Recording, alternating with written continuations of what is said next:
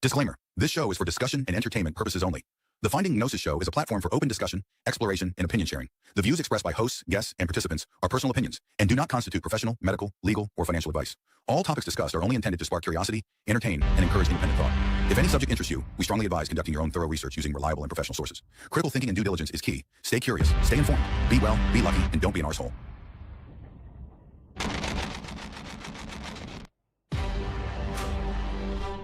Relax and take a moment to go inwards, seek inspiration from what is going on inside your mind. Allow thoughts and feelings to marinate in your conscious awareness. What comes to the fore? Meditate on whatever signs and symbols appear in your mind's eye. Relax and meditate, and when you feel ready, when you feel compelled to say something, click on the link in the live chat to speak to us.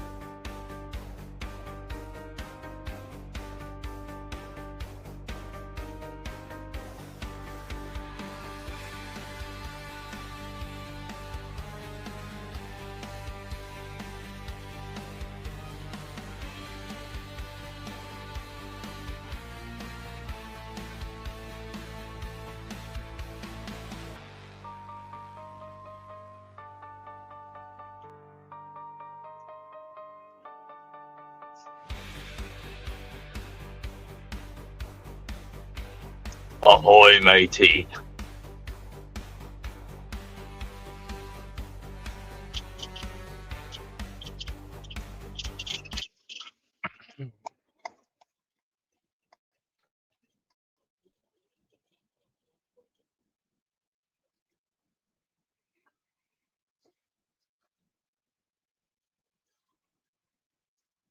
Hello, everyone.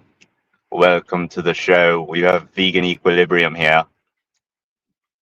Hello to Vegan Equilibrium. Welcome. This is Finding Gnosis. You are live.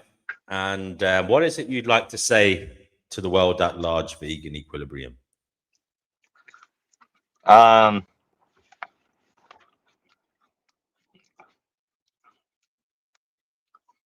I don't know. Nothing really. I was just coming here to see what you had to say, I guess. I was hoping to get some Gnosis from others, so I haven't got any today. Well,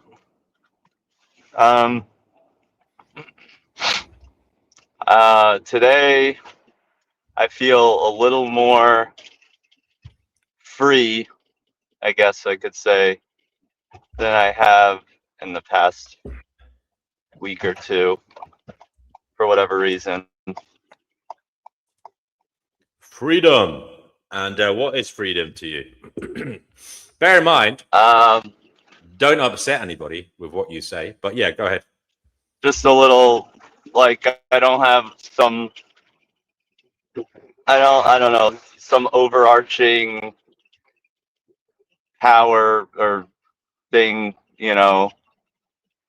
breathing down my neck, or that I have to worry about what certain people think or are gonna say or do if I, based on the way I want to live my life.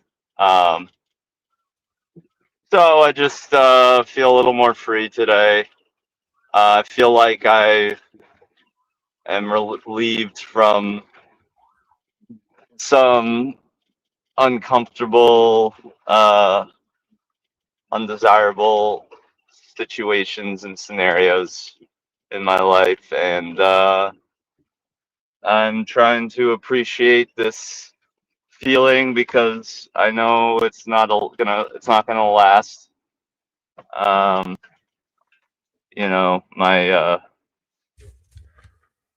My sadness and despair will return, so I'm just trying to just be grateful for the here and now. Are you one of those people who practices gratitude? Every once in a while, yeah. How do you find that? I don't know. Sometimes it doesn't really do shit for me, but sometimes it does allow me to, like, pull myself out of a loop. Yeah, I know some people swear by it. No, they get up in the morning and they write down 3 things they're thankful for. And apparently it puts them in a good mood. Well, it helps them. It just helps them set off on a better foot, you know? Do you think that, like, that's unique to humans, or do you think that animals might have they're kind of their own way of doing that? Like, some of them, maybe. That's interesting. I don't know enough about the neuroscience and neurology of animals, you know? Hmm. But, you know, my dog does have understanding of several words, you know? Yeah, And like he knows water, you know. yeah, Now he'll know when I say water, he'll go and have a drink in the kitchen or wherever I'm walking. He'll look for a place to go and drink, you know. So there might be yeah. they leave dog bowls around the place. He'll go and find it. So animals have an understanding of, you know, I'd say concepts, what things are. But the question was, do they practice gratitude? I don't know. I don't know if they'd put a word on it. You see, that's the thing here. They may have those feelings, they may have the feelings of thankfulness, but they don't have language, so they wouldn't ascribe a word to it. So they may well have those Well, wait a feelings. minute. They do actually have language. It's a different form of language than what we have. What I meant is they don't have our language. Sorry, that's what I should have said. Right. So that they may have. I mean, certainly. I'm just using my dog here. He does look thankful sometimes, you know. He looks thankful. He acts thankful. But then, you know, domesticated dogs have evolved to please their owners and to somehow communicate to us. Whether they're actually communicating to us is another matter. They may be playing along, you know. Yeah. fulfilling a role, you know. It may not be Yeah. in actual fact their true feelings. They may be just doing it to survive. I want to say hello to Disco, who says freedom's just another word for nothing left to lose. What do you think of that, vegan equilibrium? I never really like understood, you know, I never really kind of understood that. I mean, obviously, Maybe, it's just some maybe you hippie haven't. nonsense. I don't know if it is nonsense. I think maybe you just haven't hit rock bottom. Absolute rock bottom. It may be that if you bounce along enough in the pit of despair. Well, in that case, death is freedom, or death will bring you to freedom. I don't know if that's related to what Disco just said. Nothing left to Well, that's lose. the logical conclusion. If you don't have a life to lose, then you're free, right? All right, you're going there, are you? Yeah. Well, I think Disco meant it in the spirit that. Well, it's a song. It's from Yeah. what it was it Janis? No, no, it was yeah, was it Janis Joplin or was it? I think it was Janis Joplin. Freedom's just another word for nothing left to lose. Oh, thank nothing. Ain't nothing if it ain't free. Something like that. And Divine says nothing don't mean none. Nothing don't mean nothing, hon, if it ain't free. So she's continuing the sing along. Yeah, Janice. Yeah. Yeah. Okay. Well, Divine, good to see you here. Disco, do you want to come on, folks? The link is in the live chat. This is Friday on the Finding Gnosis show. It might be a long one. It might be a very long show. We might get views and opinions from all over the world in real time as to what is actually going on and what we should be concentrating on. It'd be interesting to hear from the Southerners today. Oh, why is that then? Oh, I don't know, because they're entertaining. I imagine they won't come on till much later. By the way, do you like the background? Oh yeah, what is that? I'm driving, so I can't really. All right, no worries. It's like a kind of Where's Wally-esque cartoony kind of image of Gnosticism, soul trap theory, and those types of things, without the red and white stripe. Without the red and white stripes, I think it's quite cool. Yeah. Thank you, AI.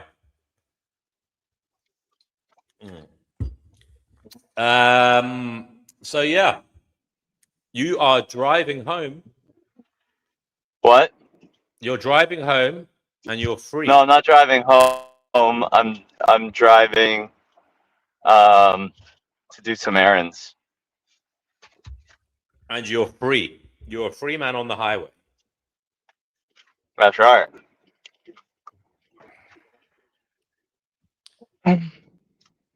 And what are you going to do with this freedom? I guess I just gotta like.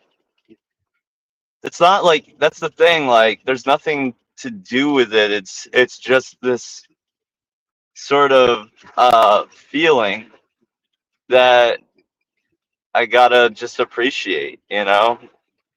I guess that's all it is. Just the try and like in my mind, I see myself just sort of smiling at the world right now, which is rare. It's a rare feeling for me. So that's fantastic. And it's very subtle. It's a subtle thing. It's not like it's not like being like high on a drug or like this extreme euphoria. It's just like this.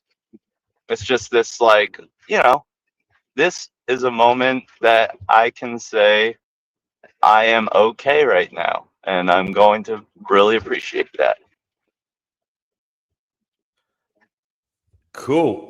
Disco says, thank you for inviting. It wants permission to record, etc. I mean, that's just to record what you say on your microphone for the audio, so that the audio comes out better, Disco. It's nothing to do with like, that's all it is. It's literally whatever you say into the microphone gets recorded. I mean, it does anyway. So it gets recorded from my side, but if you give it permission from your side, it makes the audio transmission better. That's what that's for. I can turn that off if you'd like. Do you think I should just turn that off? If What? it's annoying you?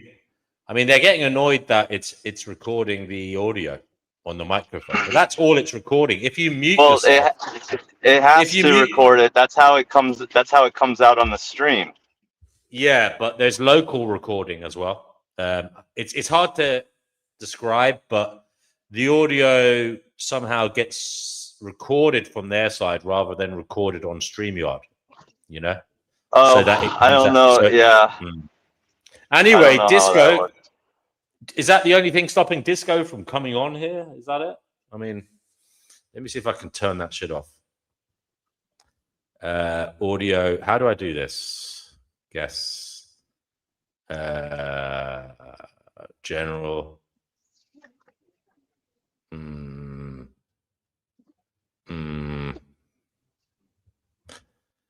I don't know. Let me see. Divine, are you coming on, darling?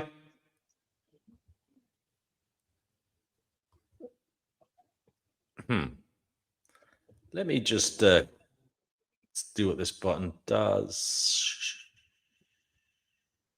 Oh, recording. Here we go. No, it's not. It's not actually ticked. The box isn't ticked. Record locally for each participant isn't ticked. So there you go. I don't know what the problem is. But Disco, I mean, where are you based, Disco? Disco is very suspicious of StreamYard. Divine's off ski for a little bit. Divine, I hope you come back as soon as possible. She says, welcome to the Finding Gnosis show. Hit the like button for the algorithm, folks. It does bring newbies here.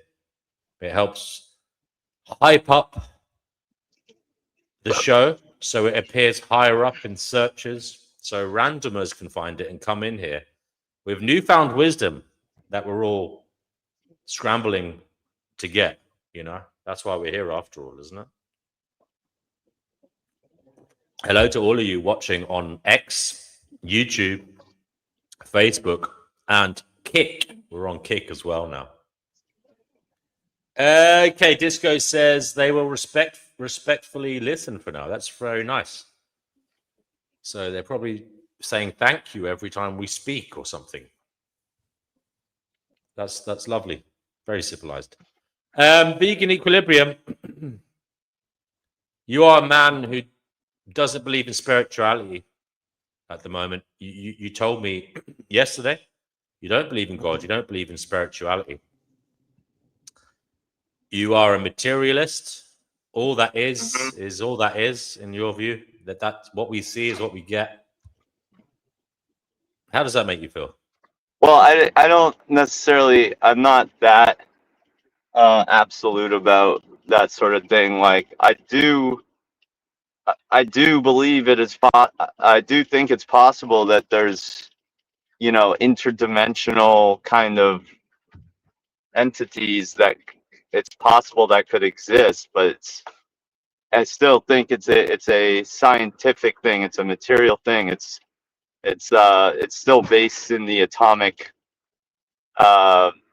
universe of existence, or however you want to put it. I just don't believe in like the metaphysical or supernatural aspect of things. I think, you know, if you see something that seems unbelievable or supernatural or metaphysical, I think there's a logical scientific explanation for it. That's my belief. Okay. When did you last? By the way, I never asked you this. When did you last have a belief in spirituality or God? That's a good question. I think that maybe Back in, I think I stopped. I think I got out of that in like 2022. I kind of just let go of all of that shit. Actually, it's possible. No, 2021. Actually, so end of 2020 into 2021, I sort of just stopped. Yeah, I stopped believing. So if I was to And speak I to had, you, and what? no, go ahead. Oh, and I was gonna say I had gone back and forth throughout my life. There's times when I was atheist, when I was younger, then I went to believing in God, then I was agnostic, then I wasn't sure, you know, so yeah. And so if we were to talk to you back in 2020, the year before you stopped believing in these things or stopped giving them thought, what might you have said if we asked you, do you believe in God or spirituality?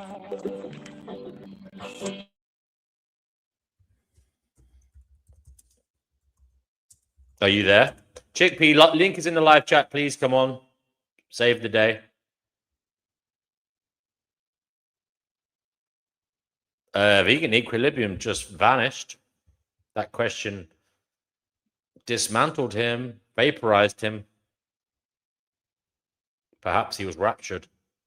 I don't know what happened to vegan equilibrium. All I know is he is not answering the question. So that means I'm left talking to myself and earnestly asking you to click on the link and come on here and support the show. We have the lady of the hour, the gracious one and only Chickpea the Talkie has come to save the day. You've come to save the day. Thank you so much. Thank you so much for coming on, Chickpea. Vegan Equilibrium has left the building. I don't know what happened. It's a mystery. Perhaps we'll never find out, but I do hope we do find out.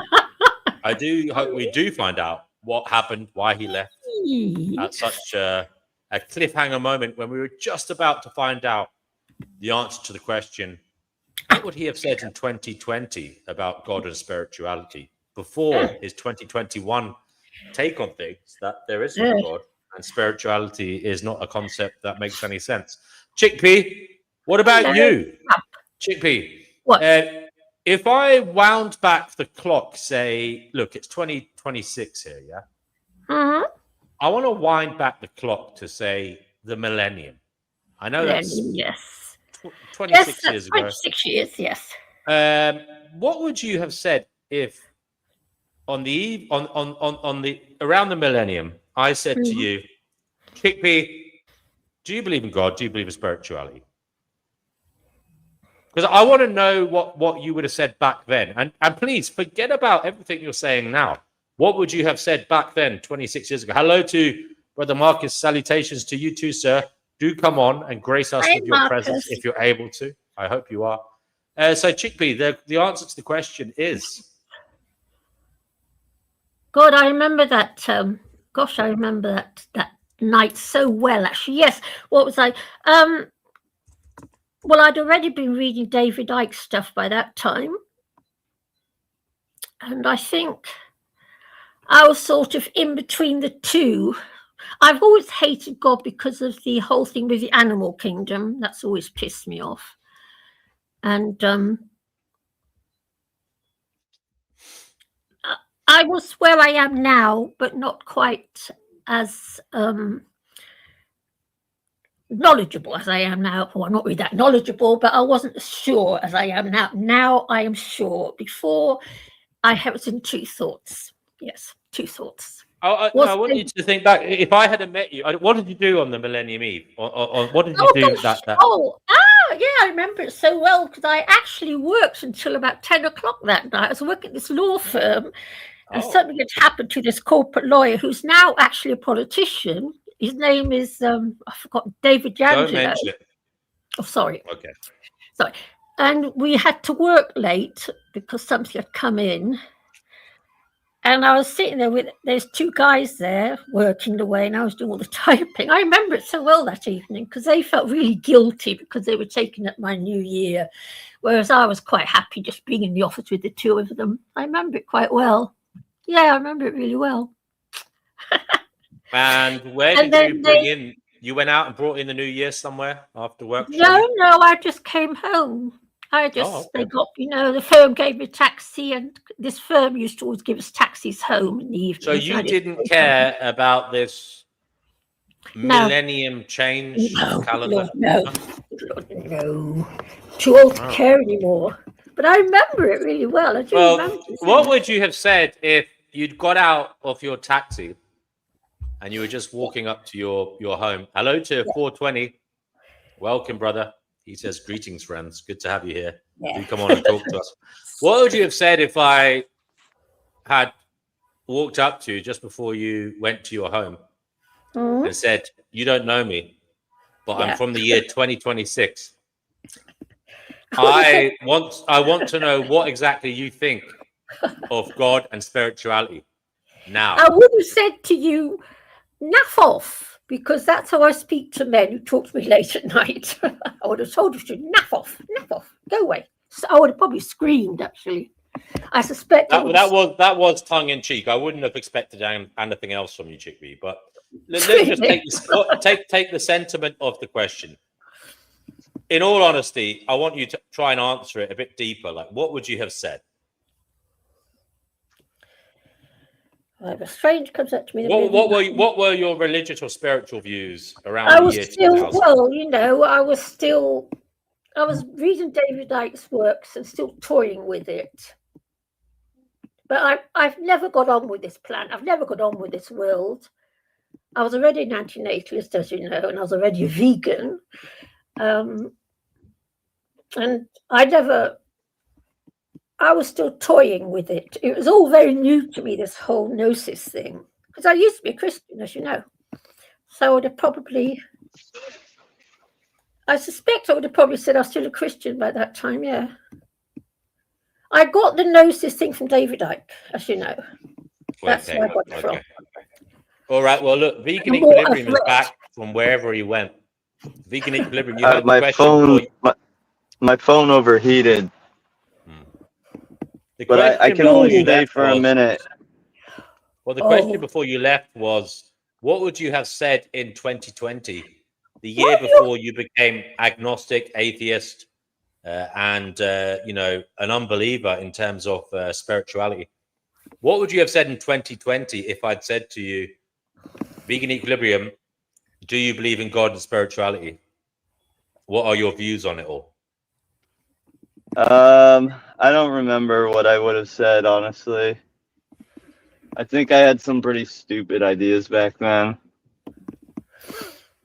I think I believed in like some notion of the brain being like a receiver of consciousness rather than the generator of consciousness.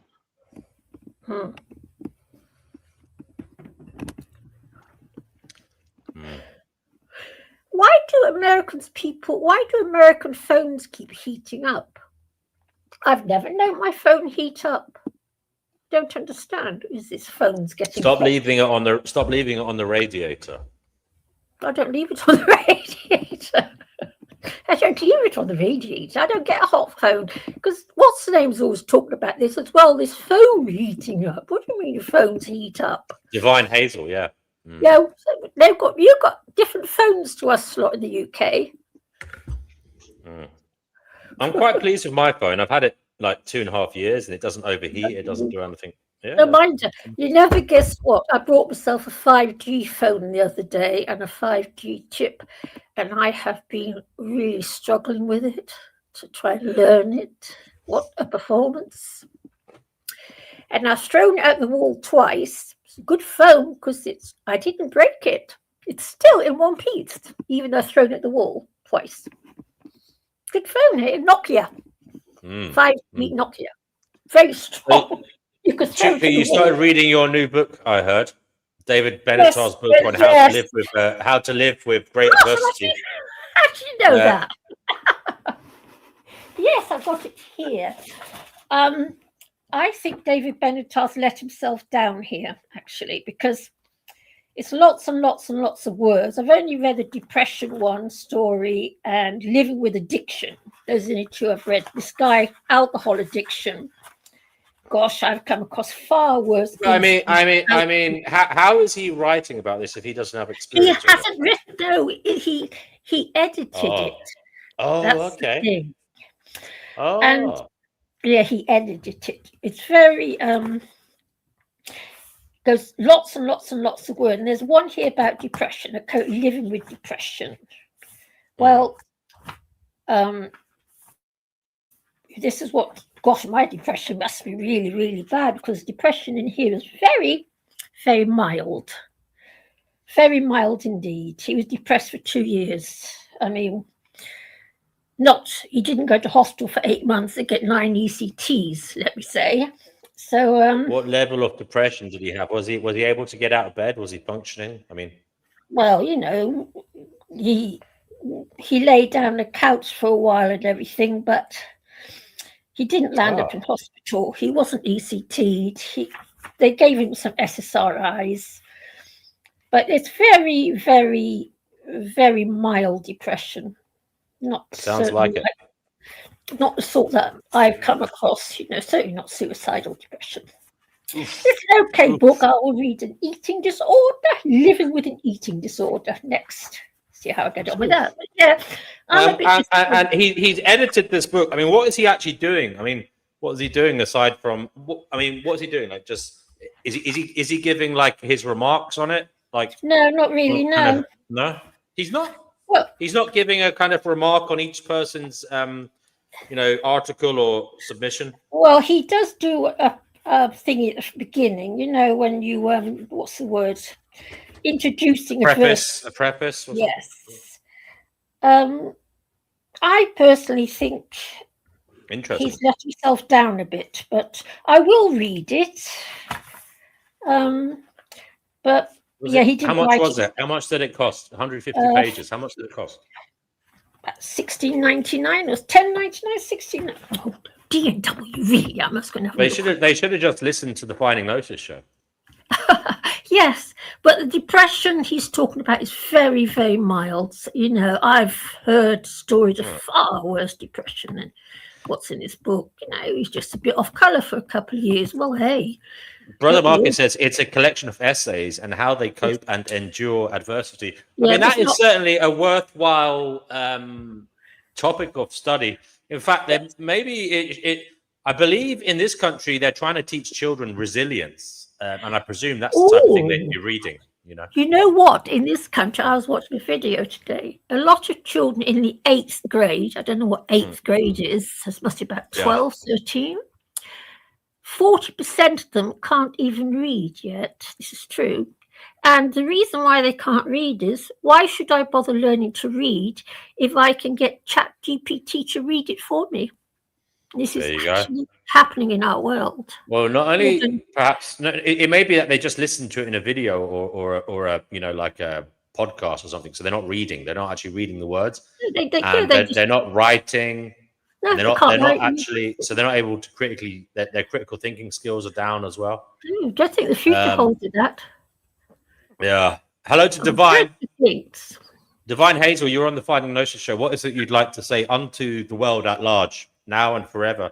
This is going out to the present moment and the future, and possibly the past in the block universe. I want to say hello to both of you. Hello. And thank you for allowing us to have this chat at this time. Beautiful. Have you, Divine, had any notions in relation to what is going on and what is important since I last spoke to you last? Hello to Sika.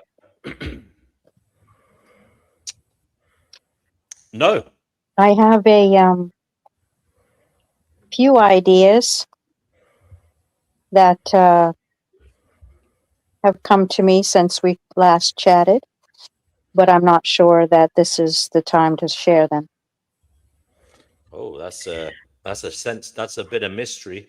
I'm going to try and get that out of you by the end of this stream, Divine. Have you watched sorry. Have you watched that video you put on your thing for us to watch about the Gnosis and the 3 different types? You know, what are they called? Oh, the one you sent me a message about that, right? Yeah. Sorry.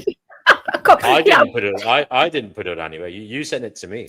I know we're all one. Okay, but it gets a bit confusing if we don't pretend to be separate entities. You know.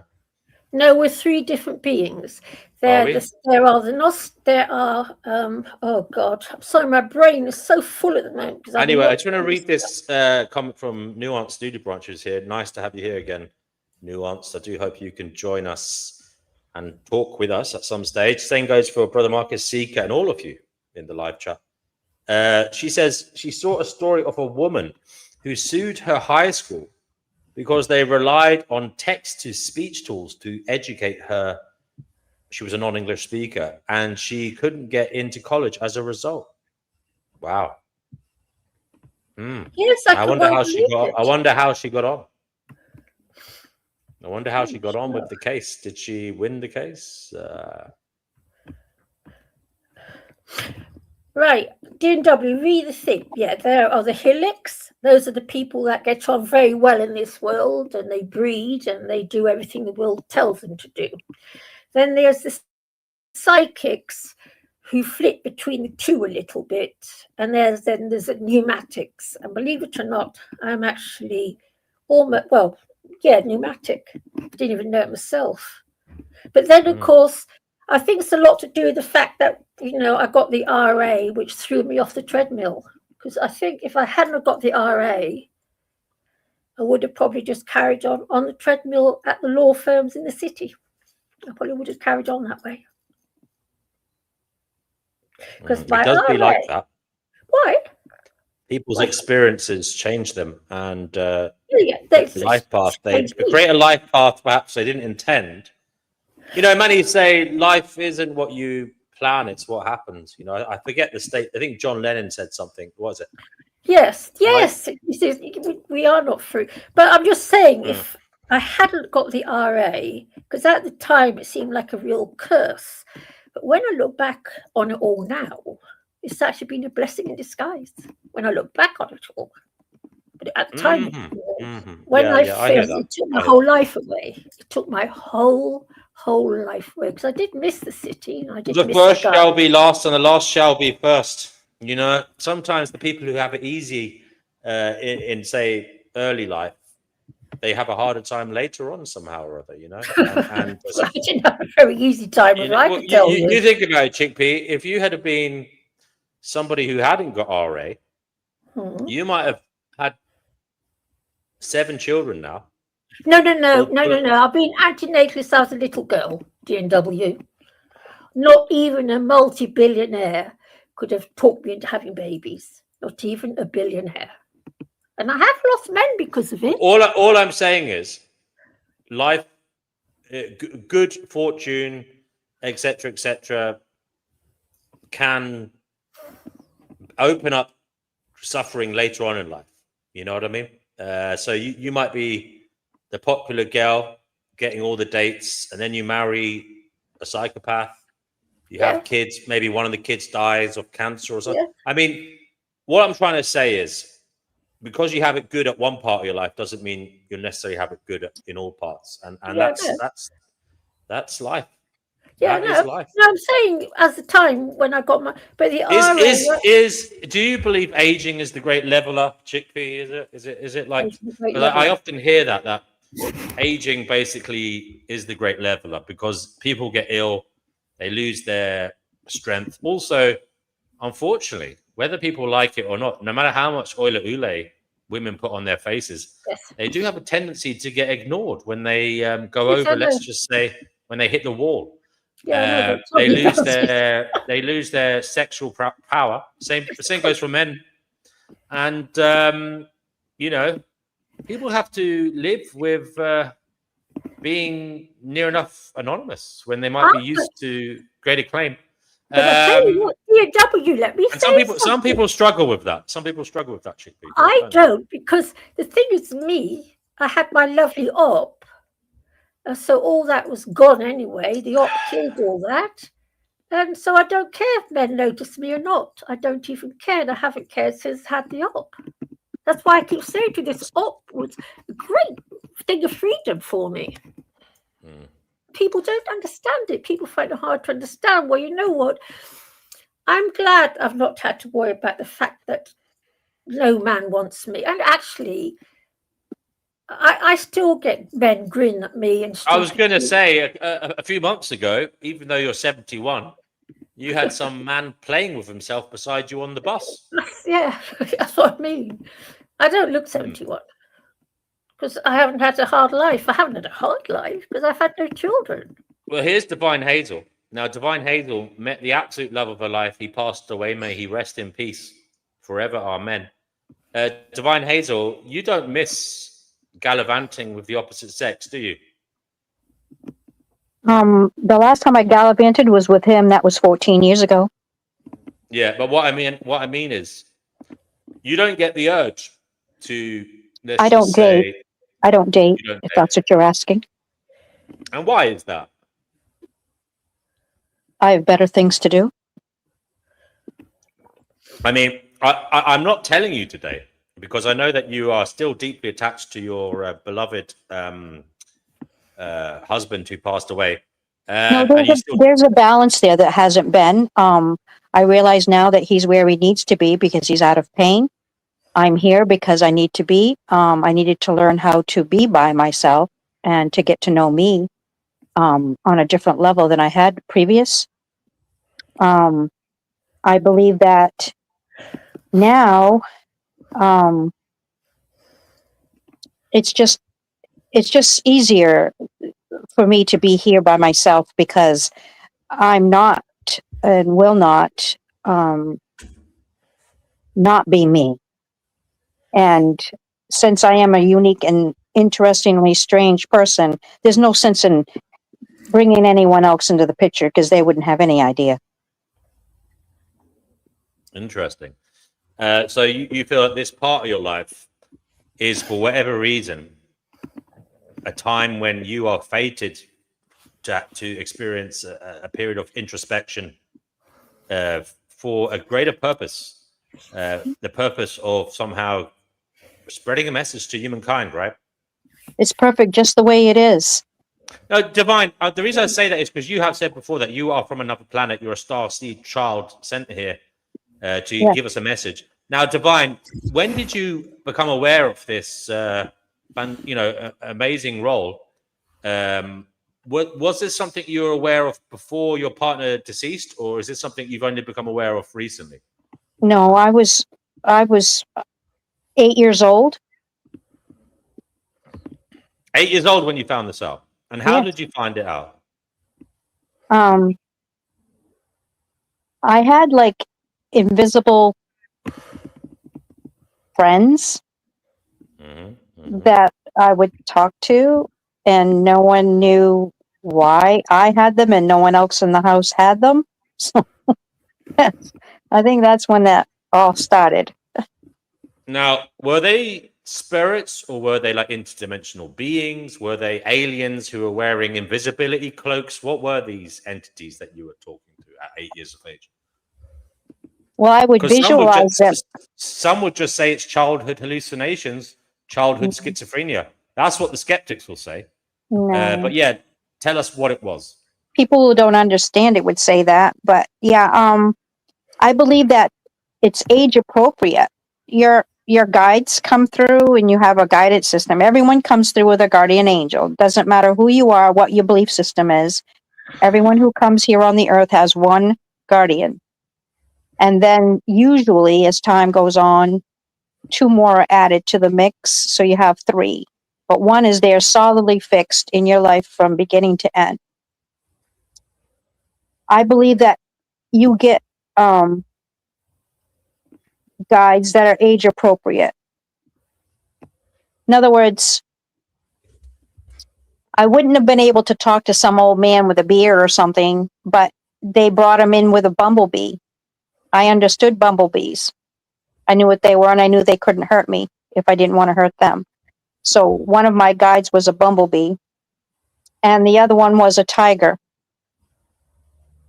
So they weren't even human; they were animals. Correct, but I would get messages from them. They would telepathically tell me things. And this bumblebee, was it like flying around the window trying to get out, or was it like landing gently on your knee or something? Like He would land in my hand. And would it stay around for long? Yeah, sometimes it would, and sometimes it wouldn't. It depends upon, what circumstances I had. Did it light up or anything? Did it emit any kind of, I don't know, No rays or anything? No, it's just a regular. No one would have been able to tell it was a bumblebee except me. What about this tiger? I mean, tigers are absolutely gigantic. I mean, did it sit under the kitchen table? I mean, where did it hang out? He would just like hang around with me, and it would come I would talk to him like he was like my sister or something. It was just so natural for that to happen around me that I didn't see him as anything fierce. I never even experienced anything fierce from him. Chickpea, what do you think of this? Divine had a spirit animal, I'll call it, spirit guide, coming to talk to her as an 8-year-old child. It was, in one instance, a tiger, and in another instance, a bumblebee. Chickpea, did you ever have any weird experiences as a child where you had invisible friends, like entities that visited you, spoke to you, that others could not see?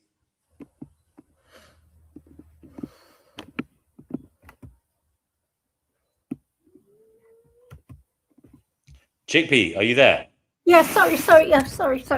What, sorry? I asked you a question. I was asking you, did you ever have any invisible friends as a child? Did you ever have any spirit guides or anything like that coming to you? No, okay. Nothing. I only had, the only thing that happened to me was the out-of-body experience. Okay. Well, I just want to go back to Divine then, Chickpea, because I was just trying to see if you had something in common, like a common experience of a shared experience. But Divine, yes. What did this tiger say to you, and what did the bumblebee say to you? I would talk to them like they were my brother and sister, or like we were having tea time or something like that. We would just chat back and forth about different things that was going on around me at the time. And it would telepathically give me answers to stuff that I needed, questions and stuff like that. It wasn't anything major. Do you remember anything in particular? I know it's a long time ago. Do you remember anything in particular that proved helpful to your life at the time? He always used to say your prayers. Say your prayers. Yes. Okay. Well, I'll tell you what. Chickpea suggested I watch this video. Now, I haven't watched it yet. It's something David Icke said.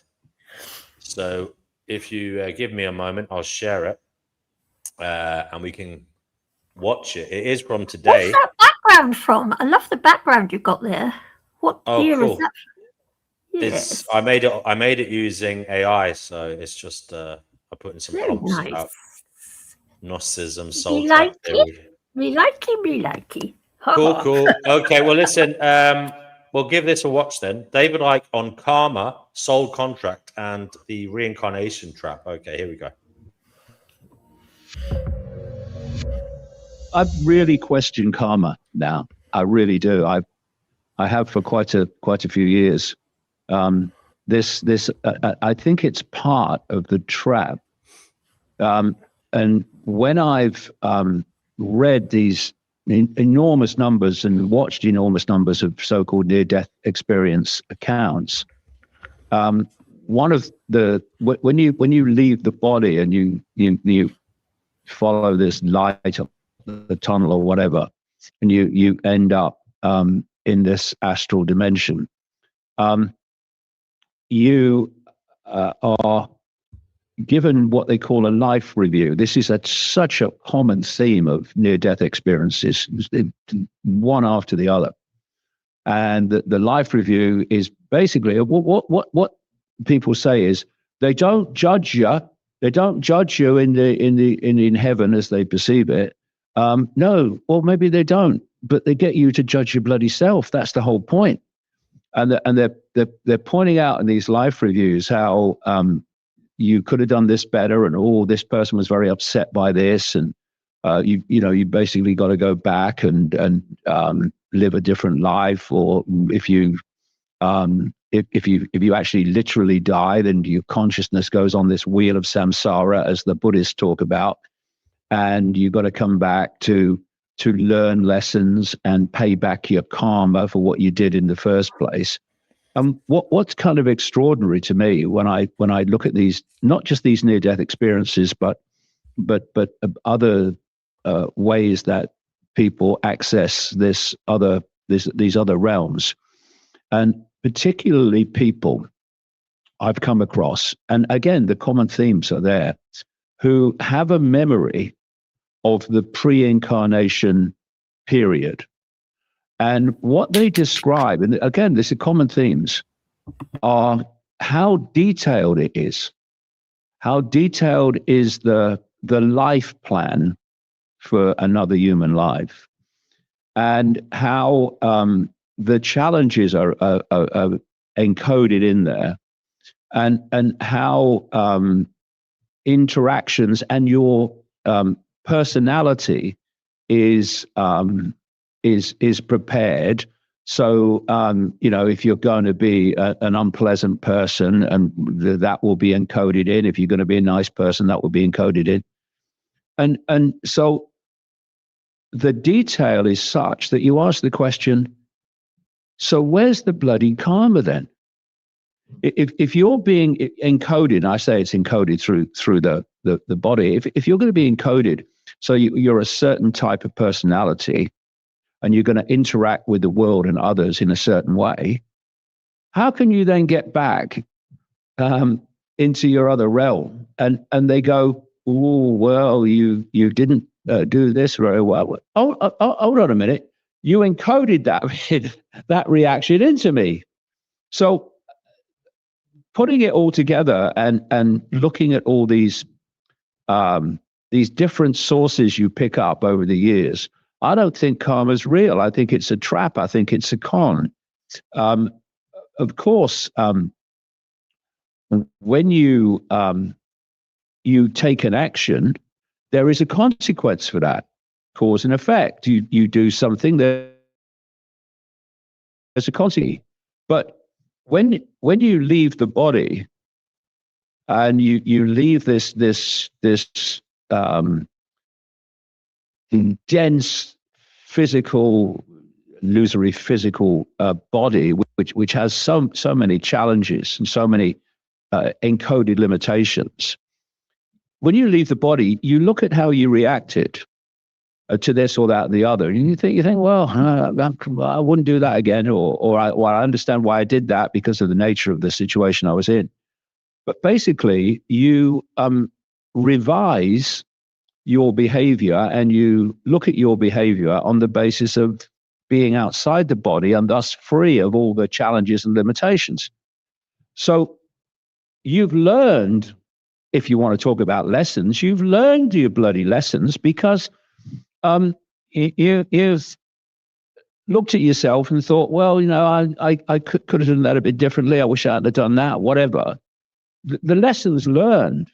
You don't have to come back into this world to then experience basically what you've made others experience. I mean, what's all that about? The wheel of samsara is based on, the whole reason for it is to keep you in the simulation trap, so you don't go beyond it and get out of here, which we can. It's to keep you in a perceptual state within this simulation. Either, I've gone to heaven, and these spirit guides and elders and God is telling me what I have to do to learn my lessons, and I have to come back and all that stuff. It makes no bloody sense. None of it makes any sense. But without the karma, without you've got to learn your lessons, and you can't evolve unless you pay back your karma. Then without the karma element, it don't work. I mean, the manipulation is nothing like as powerful. And so the idea is that you go out of the body, you got to pay back your karma. So you come in another life, and then you then accrue more karma. So then you go back out, and it's like, oh, they're still got to pay back. And it never freaking ends. This is the whole point. Massive numbers of near-death experience accounts. When they leave the body, it's like, I've never experienced anything like it before. This is amazing. This is heaven. This is fantastic, right? And you go, well, but you believe in reincarnation, right? Now, oh yeah, I do believe in reincarnation. So, well, what do you mean you've never experienced it before? Because what happens is you come in, your mind is wiped, you experience basically with a blank sheet of paper your human life, and then you leave. But when you leave, the mind wipe is still in place from the previous. So you still are experiencing something you think for the first time. I've never experienced anything like this, but actually you've done it loads and loads of times, but you can't remember. And then by the time you get back into this astral realm on the wheel of samsara, and you start to remember more, what you're told is this is God, basically a system created by God to for you to evolve as a soul. So you've got to go back and experience it again, and it's something that makes no sense at all, except as a trap, which is what it is. Now, the point being that if we can get to a level of frequency through our self-identity, like realizing the game and realizing that we're not expressions of this simulation, we're actually expressions of infinite awareness beyond the simulation. That state of being, is why they don't want us to know this, generates your frequency, your perceptual frequency, your soul frequency, if you like, to the point where that when you leave the body, you're out of here. You're out of here. You don't go on this wheel of samsara, because you're not of this world anymore in your perception of who you are, and it's that suppression of seeing and understanding the real I, the real nature of who we are, which is a state of infinite awareness.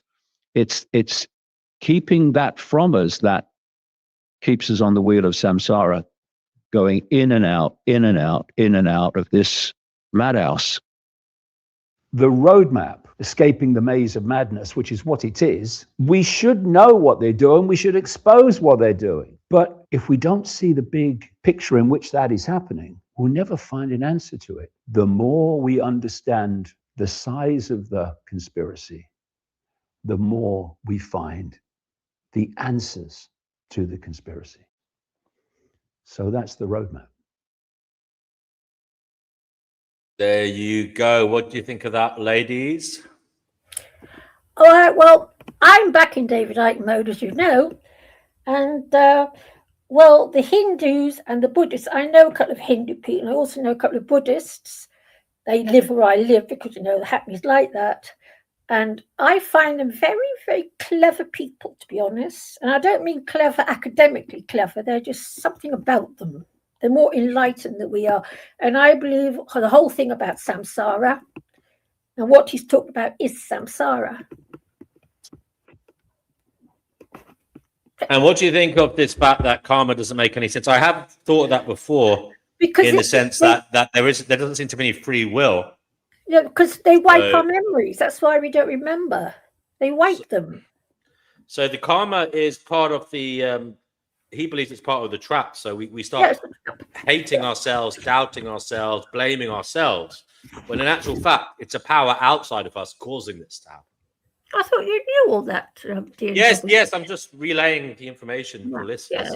it's Not that I know all that. Hold on, know all that. It's. I don't know what's going on, Chickpea. well, But, well, you know, I believe. I think that we're all little meat bags, and they're here to feed off our misery in the same way as us humans murder and scoff on 92 billion animals every year. They're doing to us via emotions what we do to animals for their flesh. We're just, in our own way, just as bad. That's what I believe. And I really Divine, believe what do you think of karma? Do you think it exists? Do you think as a concept it makes sense? Personally, my opinion, I don't believe in it. I believe most of what he said makes sense to me. But I've been trying to research a little bit deeper than that because everything's connected. And whatever it is they don't want us to know, we have to know about. So I was trying to understand what they were doing in Greenland and why they want it so bad, and why,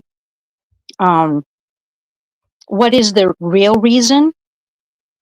Because of the man who flew over Greenland said that there were things there that perhaps the rest of the world wouldn't know about. From what I can gather, there is a resonant frequency there, an ancient frequency that is there and has been in place since the sky moved around a little bit more than it does, and the earth stood a little bit more still than it does before earthquakes and all that stuff. So I believe that there's a gateway there, not a real gate that you would open or close, but and that gateway is the knowledge that we tap into that opens that gateway to the ancient knowledge that is there. And I think they're trying to control it and manipulate it, but I think they're too late. I think there's too many people who have woken up and who are already tapping into this type of energy. Sometimes they know about it and sometimes they don't. Interesting. So you do agree though with him that karmic comeuppance, people getting their just desserts for past misdemeanors in this life or previous ones, you believe it doesn't make sense? It's like, who is it for anybody to judge us since God doesn't? The only people who judge us are us mostly. We judge ourselves more than most people around us even. I don't think God judges at all. I think that perhaps whatever's controlling this charade is probably judging us on a consistent basis. But yeah, I don't think God would do that if there is one. But I mean, just playing devil's advocate here, Divine, what about the people who do awful things and say they are reincarnated? All right. Hypothetically, let's just make pretend. God creates us all. Some of us live a very sheltered life and are very quiet, don't do any drugs, alcohol, or pretty much, stay in monogamous relationships, are honest and loyal and so forth. Then you've got the polar opposite person. He's not going to love us any less. And that can only be determined by some if you have children. Okay. I know this is a touchy subject, but I'm just going to say my opinion. I have 2 sons. They're 2 polar opposite sons. Okay. One is very physical in his job and personality type, and the other one is more educated. Thinks with his brain. He might have had his common sense taken out of him when he went to college. The only reason why I know this is because God loves them both equally. How do I know that? Because I love them both equally. I love them differently because of the different personalities they are, but I love them both equally. I don't think that people realize that there is no judgment. We are the ones that judge. That is a man-made thing. Should there be judgment? No, I mean, surely some people do deplorable things, right? I don't think anyone should be judged on their conduct. I think that, obviously we have rules. I think, it has to be played out. Lies of the World, can she come on here, please? Lies of the World, it's great to have you here. I've been waiting for you to come on for a while now. So, Lies of the World, the link is in the chat. Do come on. She believes you're wrong, Divine, on this one. Like very much. Go on then, Chickpea. She can think I'm wrong all she wants to. I say, in my opinion, she can have hers. I'm just saying my opinion, okay, on this, because tell you something, G&W, where I live, there's loads of Jehovah's Witnesses. I often get them coming up to me and saying, God, Jehovah, Jehovah, Jehovah. And I always have the same response for them. Are you a vegan? No, we're not.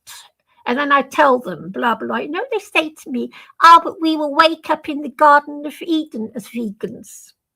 But anyway, to say that what we do to the animal kingdom is going to go unpunished, to me, is blatantly, no, that is unforgivable.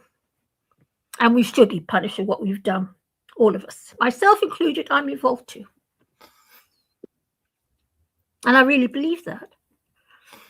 And Chickpea, what do you think of Divine's? What some might say it's an outrageous statement that nobody should judge anybody. What do you think of that?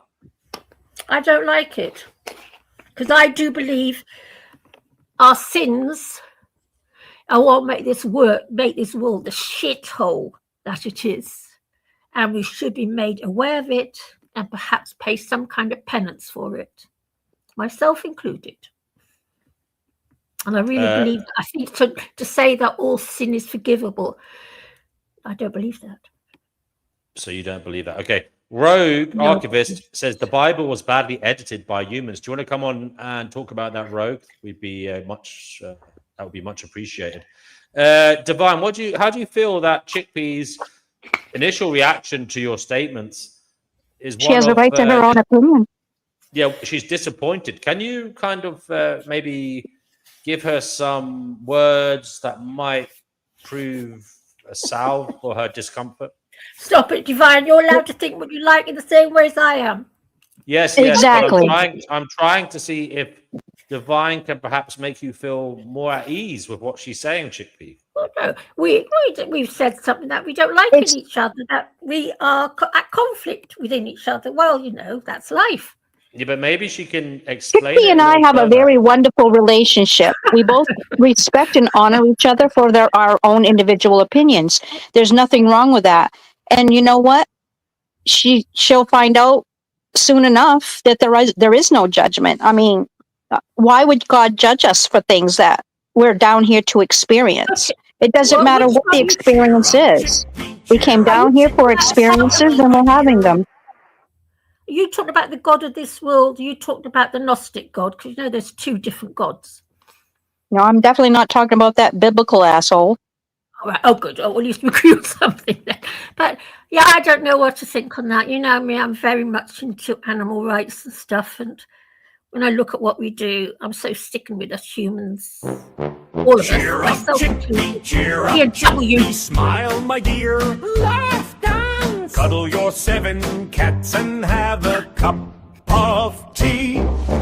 Cheer up, Chickpea, smile, my dear, let the bad days flee. Put David Icke on, nod knowingly, then laugh it off conspiratorially. Dance in your favorite hat like that, curl up tonight with your 7 cats. Cheer up, Chickpea, don't look so blue. Smile, my dear, the world needs you. Don't let the Archons get you down. They hate it when you laugh, they frown. Laugh till it echoes, dance round the flat. Fall asleep tangled in 7 warm cats. Thank you. That's lovely. I really enjoyed it. Darling, Thank you, what a Tina. treasured chickpea. You should have a copy of that at your house. You can listen to that. Gorgeous, isn't it? Yeah. It That's just really wonderful. cheers me up. Yeah, just cheer up, chickpea. Cheer up. Well, I'm quite cheerful. Well, I One thing that amazed me. Vegan Equilibrium came in here today earlier on, and I don't want you to say anything disparaging about him. I just want to relay the amazing information that he was remarkably happy and at ease with the universe today. So that was some good news. Brother Marcus is here. Brother Marcus, welcome to Finding Gnosis. I do hope you are exceedingly well, sir. What is it you'd like to say unto the world? What is it you can't wait to say? I don't know. I wish everyone has having a good had a good week. It's Friday, so happy Friday, everyone. Thank you. Happy Friday to you too, bro. Thank God it's Friday. If only everybody believed in God. If only everybody believed in God. I mean, Chickpea might well say, "Fuck God, it's Friday," but I don't know. She doesn't like. B&W, I'm not that grumpy. Well, you don't like God. I'm just saying, maybe No, I'm talking thank about God it's Friday isn't applicable in your case. I'm not talking about what's his name. I'm talking about the God of this shithole. Hold on. Yes. We have to clarify. I hate this people. You know that. There may well be a God above this creation who is worth your time, Chickpea. Have you ever considered that? Do you ever pray to the higher form of God?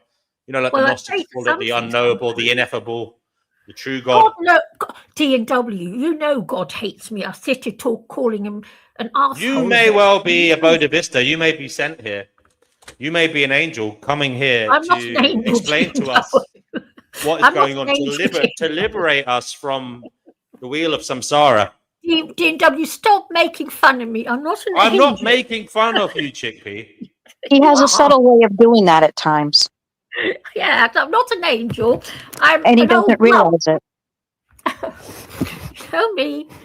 If I was an angel, I wouldn't have drank and smoked and slept around like I did when I was young. Angels don't do that sort of thing. If you look at yes, they do. Exactly. Thank you, Divine. When I was 7 years old, I made my first Holy Communion, and I got a book as a present of someone. I don't know who got it for me, but I savored that book. It was a book on. It was a book entitled something along the lines of my first Holy Communion book of saints, and what it was a book of short biographies of various saints, and it had a picture of them as well for each story. And you would be surprised, Chickpea. I won't say the vast majority, but there certainly were some risque characters in there in terms of what they got up to, Chickpea, in their youth. I don't know necessarily if you are a saint, but you may well have, let's just say, clambered aboard a saint in your years of debauchery. I don't know. It's not my fault. It was alcohol made me do it. It's the alcohol. Sometimes people change their ways, Chickpea. That's all I'm saying. Yeah, I changed my ways when I had my op, and I just stopped everything. You know that about me. The religiously minded would say that was God's work, changing your ways to make you a conduit for his ways. I want to welcome to the show the one and only American Zombie, who is here. Tea. Okay. American Zombie, you are on the show, brother. American Zombie, what would you like to say unto the world? Hi, how you doing? I think the world already knows who I am, basically. You know. Okay, brother. Have you got any interesting thoughts you'd like to share with us about what might be going on, what you think is going on, and any newfound wisdom that you've come across since we last spoke, which was I don't know, a couple of months ago? I would say, you know, the experiment is still going forward. That's basically what society seems to be. And just moving forward, chains getting a little tighter. I guess we'll see what's going to happen as the next few months roll by with the whole world show, I guess world circus. Not really sure what to call it. Now, you are in America. Like, we've spoken a little bit about some of the craziness that's been happening there.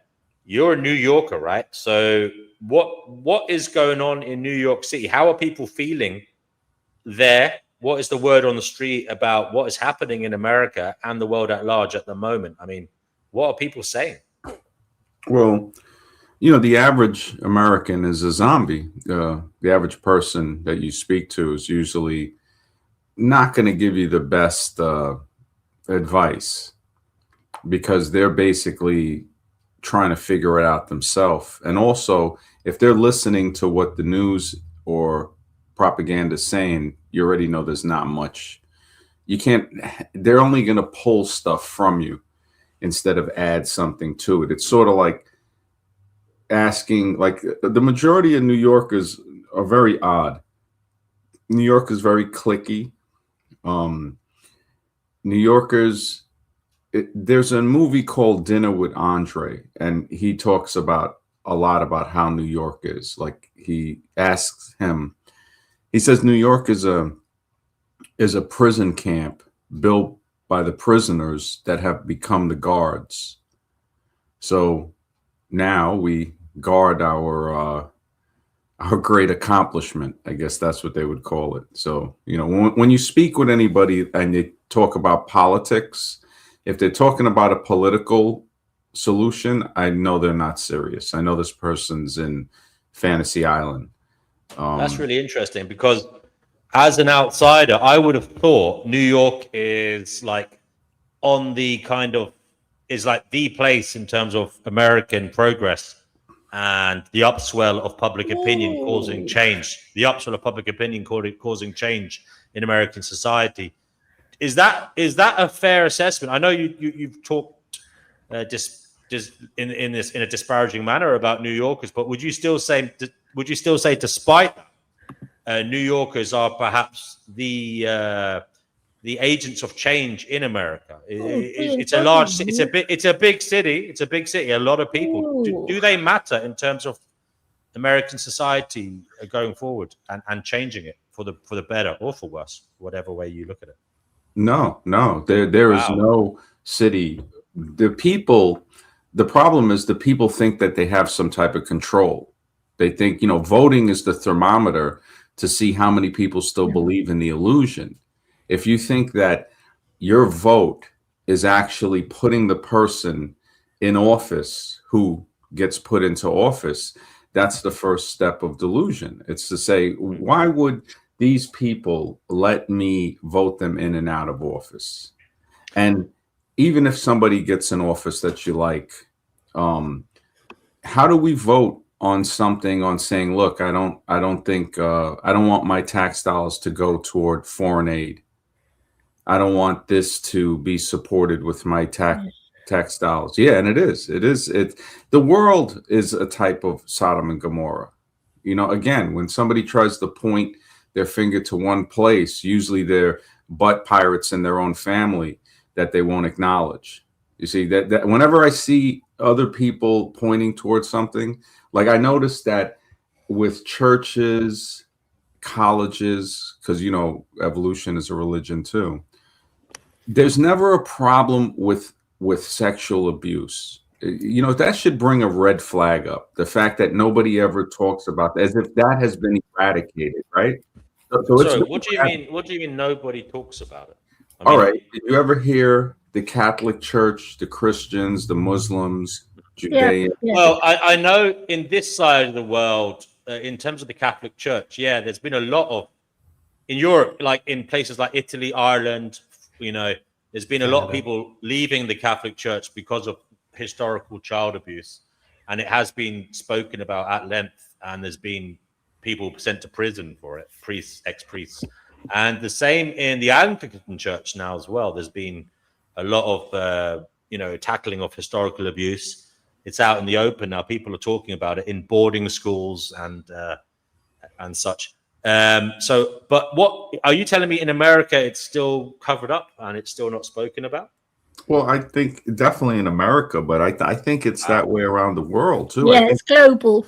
yeah, It does still happen. I mean, I was reading today about some church. I won't name the name in case I get it wrong, but there's some kind of church operating worldwide. Now they have a base in London and Edinburgh, and basically what they do is they recruit youngsters in universities and they get them to live in shared houses, and they basically make them financial slaves to the church. They take a tithe, a large amount of their income, and they kind of brainwash the youngsters into becoming agents for the church, recruitment agents, and also, as I said, literally going to work for the church.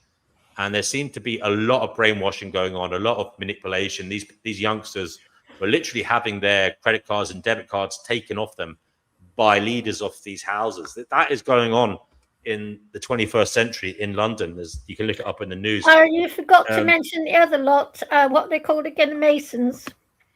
The Freemasons. Yeah, right. That's bad in the city. I know for a fact that the Freemasons. Anybody can go to the site of George Washington's grave, right? On the grave, it says first president and Freemason. So it's like, it's not really hidden. It's just that a person, when you see people still arguing over this, it tells you the level of mentality they're at, because anybody can type in the picture and see it. George Washington, 99% of the presidents. Freemasonry is a well-known, established organization. I don't know how deep it goes. They say it goes very deep, but it's real. So when people say, "Oh, that Freemason conspiracy," you realize, like, wait a minute, have you ever looked at the tombstone of some of these presidents that it's clearly marked on there, Freemason?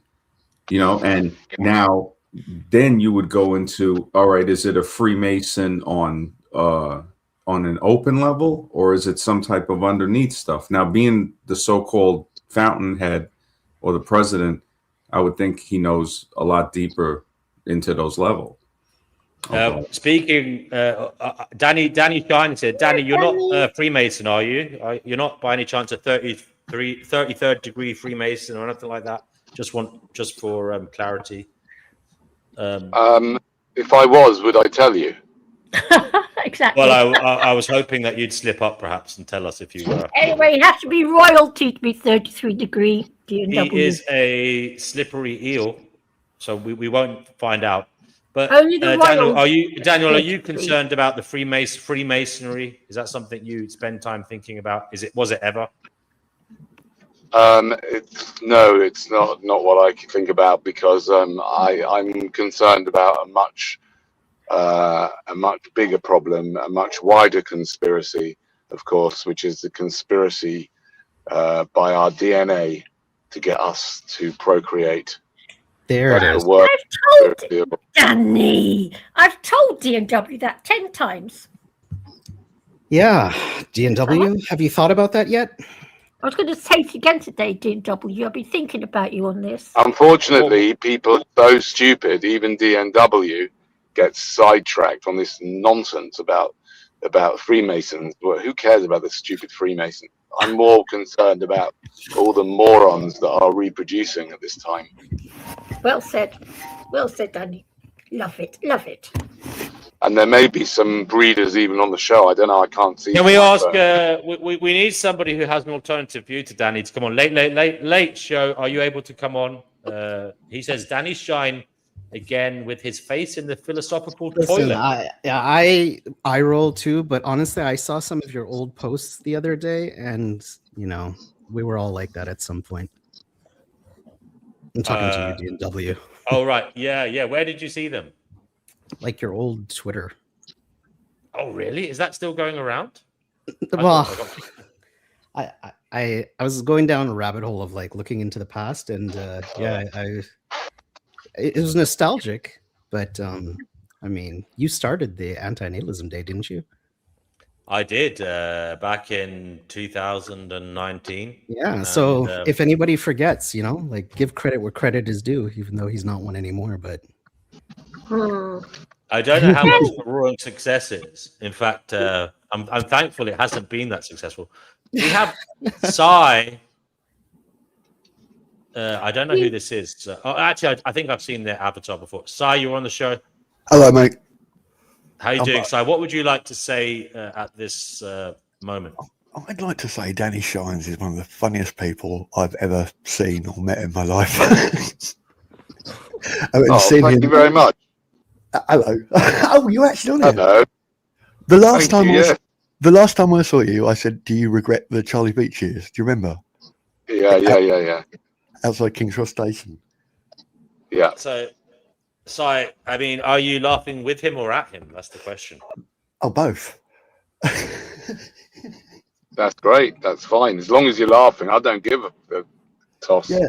Do you remember? As long as you're laughing, I'm happy.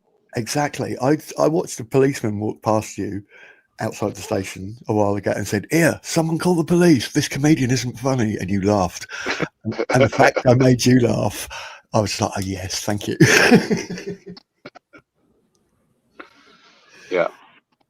What do you think about Gnosticism? About narcissism?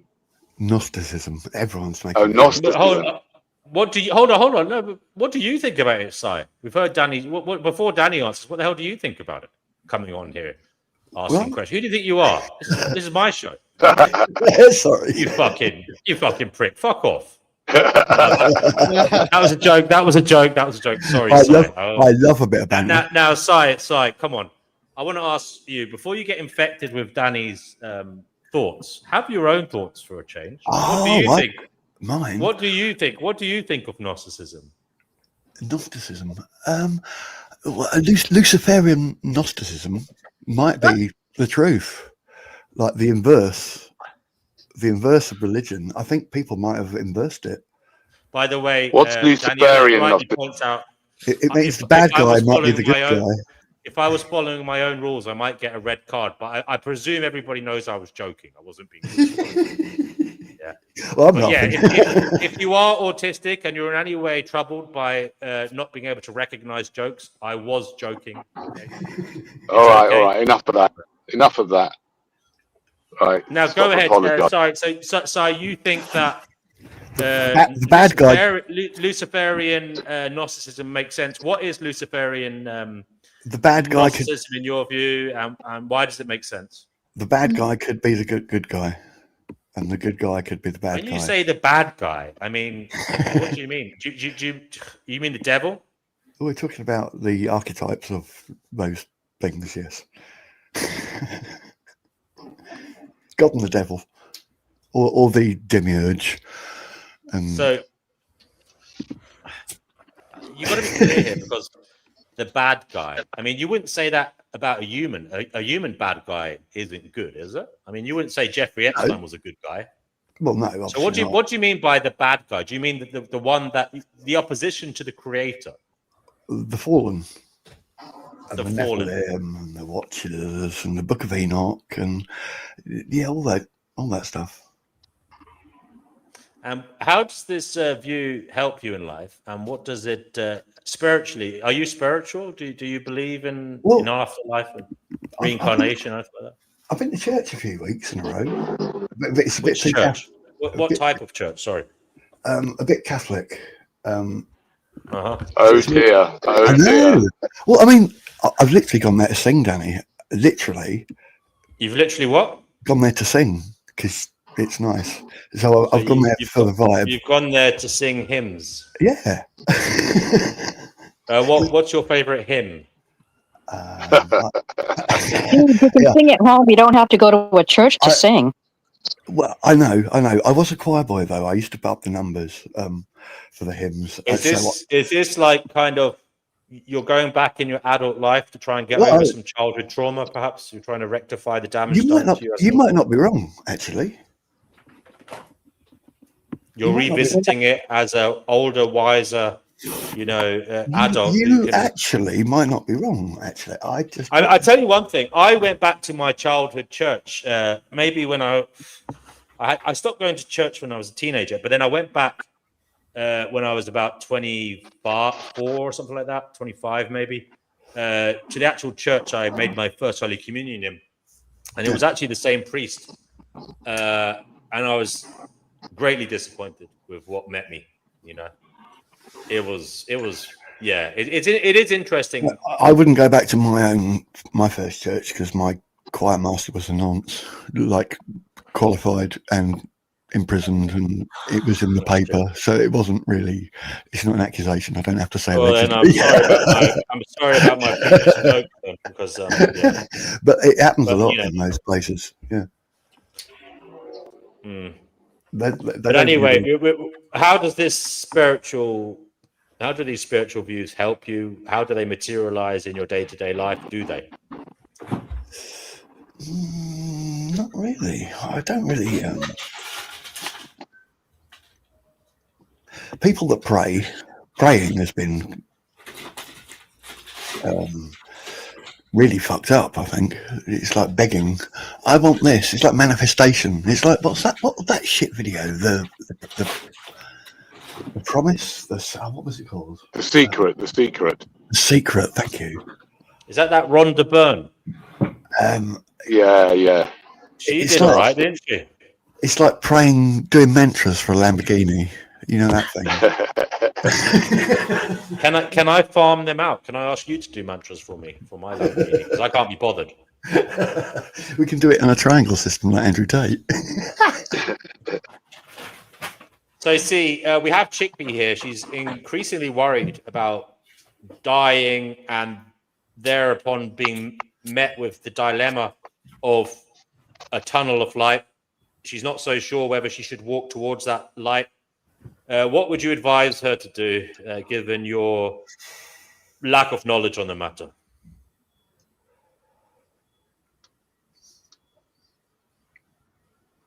I'd wander around in the void for a bit. I think that's the wisest thing I can think of.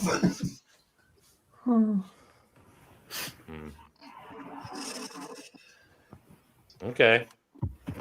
So, did you hear that, Chickpea? Yes, I heard it. Yes. Well, I will be going into the void, even though I'm terrified of it. Mind you, I'll probably be here another 30 years anyway, no my luck. I'm going to do my best. I've been told by my doctors I've got loads more life in me yet. Oh, fucking hell. As soon as... I'm sorry to hear that. I know. So sorry to hear that. Chickpea, I'm going to do a crowdfund to get you immortality, you know, as soon as it comes out. Danny, I must tell you, I was at my GP's last week, actually, and I was talking about going to Switzerland, you know, in a few years' time once, you know, not blah, blah, blah. And he said to me, you've got plenty more years in you yet. Yeah, we'll have suicide. Booths. We'll have suicide booths over here first. What did she say? What did she say? You've got what? Many more years in me yet. Many more years. Oh, God. Yeah, but see, my doctor said to me last March I'd only got a few months to live. So I've now written to him and made a complaint. He's gone and built me up. Yes. He's gone and built me up like that, and now what am I meant to do? I'm still here. Danny, has it coming ever, on? My life is so dull. My life is so dull. I've had to resort to come onto this dream.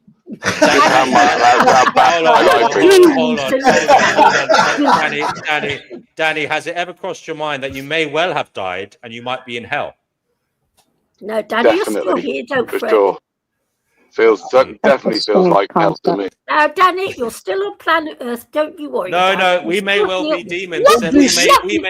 We may well be his demons sent to torment him. This could be the web archive of reality. We could just be playing back on God's computer. Brother Marcus says, wait, is that true? He only has a few. No, he was told back then. He's obviously had a miracle. You know, God has favored him, chosen him to live on. It is a miracle. It is a miracle. God has punished me. God has punished me with more life. Yeah, I tell you, that's what he does. Entraps you inside your meat bag. Dear Prophet can't help. He comes on here all the time and says this, Danny. He points out that you are a hypocrite. He says Danny's complaining about life. He's got children and everything. and then fighting tooth and nail for it. He said you're a hypocrite and a coward. Well, I mean, that's a bit harsh, but that is not true. I don't think he's a coward. Yeah, no, I don't take anything breeders say seriously. A bunch of morons. He could come on Absolute here. moron. You're right there. He could come on here and talk to us. I know Ricardo what, says Danny, it's I'm all so- about love. Global solidarity says love. Yeah, okay. If someone asked me to do a public speech, can you do public speaking? I'd be like, oh no, fuck that. But I can. But if you actually asked me to think about it, I couldn't. But what Danny does and just confronts entire crowds. It is remarkable in many ways. It's my it's my penchant, isn't it? Really? It's not a fetish. It's just dirty. Well, it is kind of. He has been told that he should be institutionalized recently by many times. mental health. Many times. I've only been told that once, so you know. Because he is not following orders. He is in many ways taboo. What he is doing is considered a social taboo. He is not singing off the script. He is not doing what is to be expected. No, it's crowd work. That is viewed as callous disregard for normality. Well, I mean, it's crowd work. Some people don't like it. Some people just do not like it. I mean, Danny, what is the most? You must have people in your face, like really. No, he has. I've seen. He makes people angry. I've seen the videos where they go, "Oh, mate, who do you think you are? Who do you think you are?" I mean, you've had a lot of that, and that's why it's all the more remarkable that you keep going out there doing it. But I do think Danny is whatever you think of what he says. I think most of us, if we did that, we'd probably have our head taken. We'd probably be physically attacked. Danny, for whatever reason, is able to work with the crowd. Yeah, and that I find that remarkable. Yeah, I mean, today I was doing some stuff at Kingston, and there was a lot of kids from school, so I had to kind of stop. I didn't know what to do, but there was a nasty masked kid who didn't even speak English, who was coming up to me close and trying to get clever. I think he was trying to. He's trying to nick my bag. I've had a couple of phones nicked at Danny recently by going out and wandering, because I'll talk to anyone. Like I'll wander up to you and talk to you. I've had a couple of phones. Fuck you. Here was I thinking you were happy to be here, and you're talking to anyone. You conversational slut. I'll take that. D Prophet says Danny has earned his ire. That means anger. He says he has zero respect for you. I'm curious. There you go. Don't worry, Danny, I love you. D Prophet. That's fine. Don't worry. I love everyone. I wouldn't want a breeder to have any respect for me. I'm not interested. I don't have any respect or interest in what. I've no interest in what breeders think at all. Thing is, I mean, I wish I had kids. I'm a gay man. Well, then you're an even bigger moron. Then.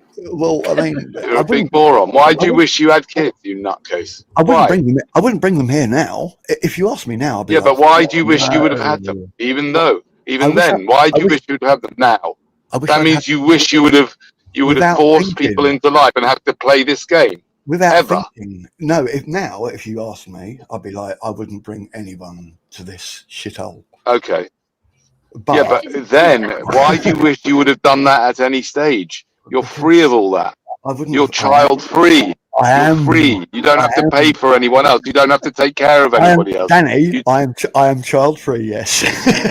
Yes, you lucky bastard. You should be damn celebrating, mate. But part of me, I don't know if he is child free. Actually, I mean, you seem to have the mental capacity of a toddler, so you might well be struggling with a child every day. The inner child. Only myself. Yeah. The inner child. I'm only joking. But Sai, you are a gay man. I would say some might say that should stop you from having kids. I mean, some might. Well, I mean, 70-20, 30. What do you think of two dads? Is two dads better than one? Well, I know one couple that adopted a pair of Syrian twins, and they keep having physical fights. And the older one can't accept two dads, the older child, and they. Oh, it might be better now. I'm talking historically, and I shouldn't really talk about anyone else's family. But I know it didn't work. I know a gay couple that adopted a pair of Syrian refugee twins, and yeah, it didn't go well. It didn't go easily. Ricardo says No dad are better than one. No dad and no mums. Danny. I agree with you. There aren't many things you can pick up with after that. You know what, Danny? I look at this shithole and it amazes me that people don't see it. It never ceases to amaze me how they don't see what a shithole it is. Although I have to admit, Smile, my dear, laugh, dance. Cuddle your 7 cats and have a cup of tea. Not one. Cheer up, chickpea, cheer up, chickpea. Smile, my dear, let the bad days I want you to be a cat lady. Hike them not knowingly, then laugh it off conspiratorially. Dancing. That's nice. W. I like it. Yes. When people make songs about you, you know. Yeah, it's the first time in my life that I've had a song made up about me. And I was Ricardo says he's an unrepentant breeder. Fight me. He also says he wants to further his genetic line. He says it's healthy. What's wrong with that? Oh, God. Healthy? His genetic line? No, it's not healthy. It's fucking human. It's human. It's not healthy. Ricardo, would you like to come on and tell us about the stock that you come from and what is so good about it? Everyone has a right to do what they choose. Maybe I could. No, they do not have a right to do what they choose. Rubbish. They do not have a right to do what they choose. What right has anybody got to choose to bring someone into existence? No one's got a right to do that. Where's that? How can that be right? How on earth can that be right? Excuse me, when you come here, you have the right to do whatever you choose to do in your life. It doesn't matter what it is, whether you want to rob banks or have children. No. In that case, you and I have a different idea of what you mean by has the right. To me, someone having a right means someone does is right, not wrong. No one has the right to go up to someone and blow their face out. Right? No one has the right to do that, and therefore nobody has the right to start somebody else's life. Keep your dick in your pants. Keep your dick in your pants, guys. Just get a vasectomy, Daniel. Just tell him to get a vasectomy. All right, get a vasectomy if you can't keep it in your pants. Well, do you know what? For the first time ever, never mind no dick, whatever it is, last year I had sex once. In the year of our Lord, 2025, I had sex exactly once. And obviously, I can have sex a lot more than that. And I just chose not to. Sorry. We don't want to hear about. I know. Sex with anyone. I'm not really joking. I don't want to hear about it. To be quite frank, I was raised Catholic. That stuff was to be kept in the seminary and not to be out and about. I didn't have sex with anyone. What's wrong with us saying that? No, there's nothing wrong with you saying that at all. Well done. So, can I ask, why did you have sex? You had it once. Why did you bother? Because you've gone so long. I can't explain if you just. Was it worth it? Let's be honest. What was it worth it? He overheard me on the phone. Did it come out green or yellow? Clearly you hadn't used it in a long time, so. Yeah, no, he approached me and said, "You're moving like a madman." Said what? Sorry. You're moving like a madman, is what he said. Were you having an epileptic seizure at the time, Morris? No, I was on the phone to my mate outside King's Cross Station. You were outside King's Cross Station and you got proposition. Now, this is the problem. What age are you now? 52. I'll be 53 in June. Straight men can't really do that at your age. We can't walk up to women that much. Well, you can.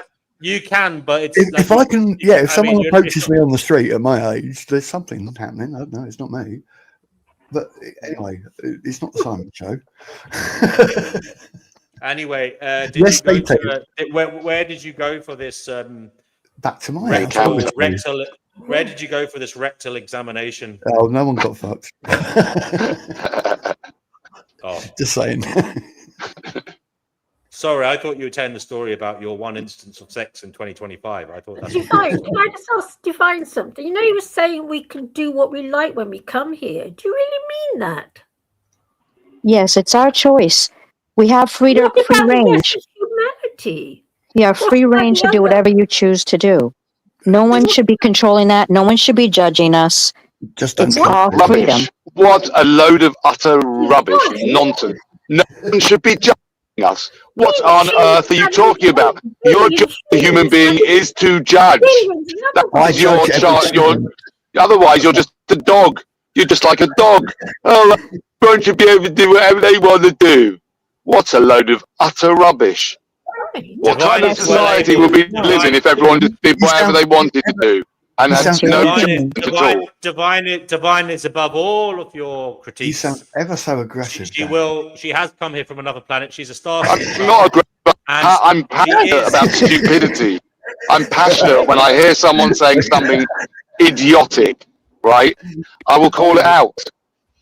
No, it's your opinion, sir. You should be able to do whatever you like.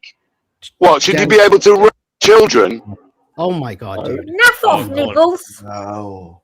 You little spastic. Or should you be able to on this channel? That's should you be yellow able card. to just kill people? Should you be able to kill people just whenever you like? Is that what you should be doing? And you shouldn't judge anyone. If someone goes up to someone with a gun, shoots them in the head, should you say, "Oh, that's fine"? Don't judge him. Don't judge the poor guy. He's shooting someone in the head. He's fully right to. He's got a right to shoot someone in the head. Is that what you're saying? Danny, oh my god, dude, chill the fuck out. Damn. No, I won't chill the fuck out. You fuck off. You chill the fuck out. No, I won't fuck. Oh, Cheek. You're coming after me now? Wow. Tell me what to do. Chill the fuck out. I'm not chilling the fuck out. Someone's just said. Excuse me. Someone's just said. Excuse me. Someone just said that everyone should be doing whatever they want to do, and nobody should be judging. What are you talking about? Sorry, I disagree with you totally here. I've been interrupted a number of times, and I'm not going to sit here and argue with anyone. I'm just going to say that it doesn't make sense to me in my brain that you guys sit here and you judge people according to their behaviors when you don't even look at your own behaviors. There's a nice way to say that, sir, and you're not saying it nicely. You're being extremely rude. There is a form of decorum. There is a form of decorum that you use in public. No, I'm not saying anything about poor old me. I'm saying that there's a way to say your opinion without being quite so rude. All right. So you're trying to control the conversation. Here you go. To a woman. Here comes a woman trying to control. A woman, and you should not be talking to women like that. I am talking to a woman in the wrong way. And this is how we have to talk to women when they say stupid things like that. You just said something absolutely ridiculous and obnoxious. It's an obnoxious thing to say. It's an obnoxious thing to say. Sorry. It's an obnoxious thing to say. One second. Just do what you want, and nobody should be judging. I'm sorry, I don't agree with that. If someone's graping someone or killing someone or injuring someone or screaming at someone or hurting someone, right?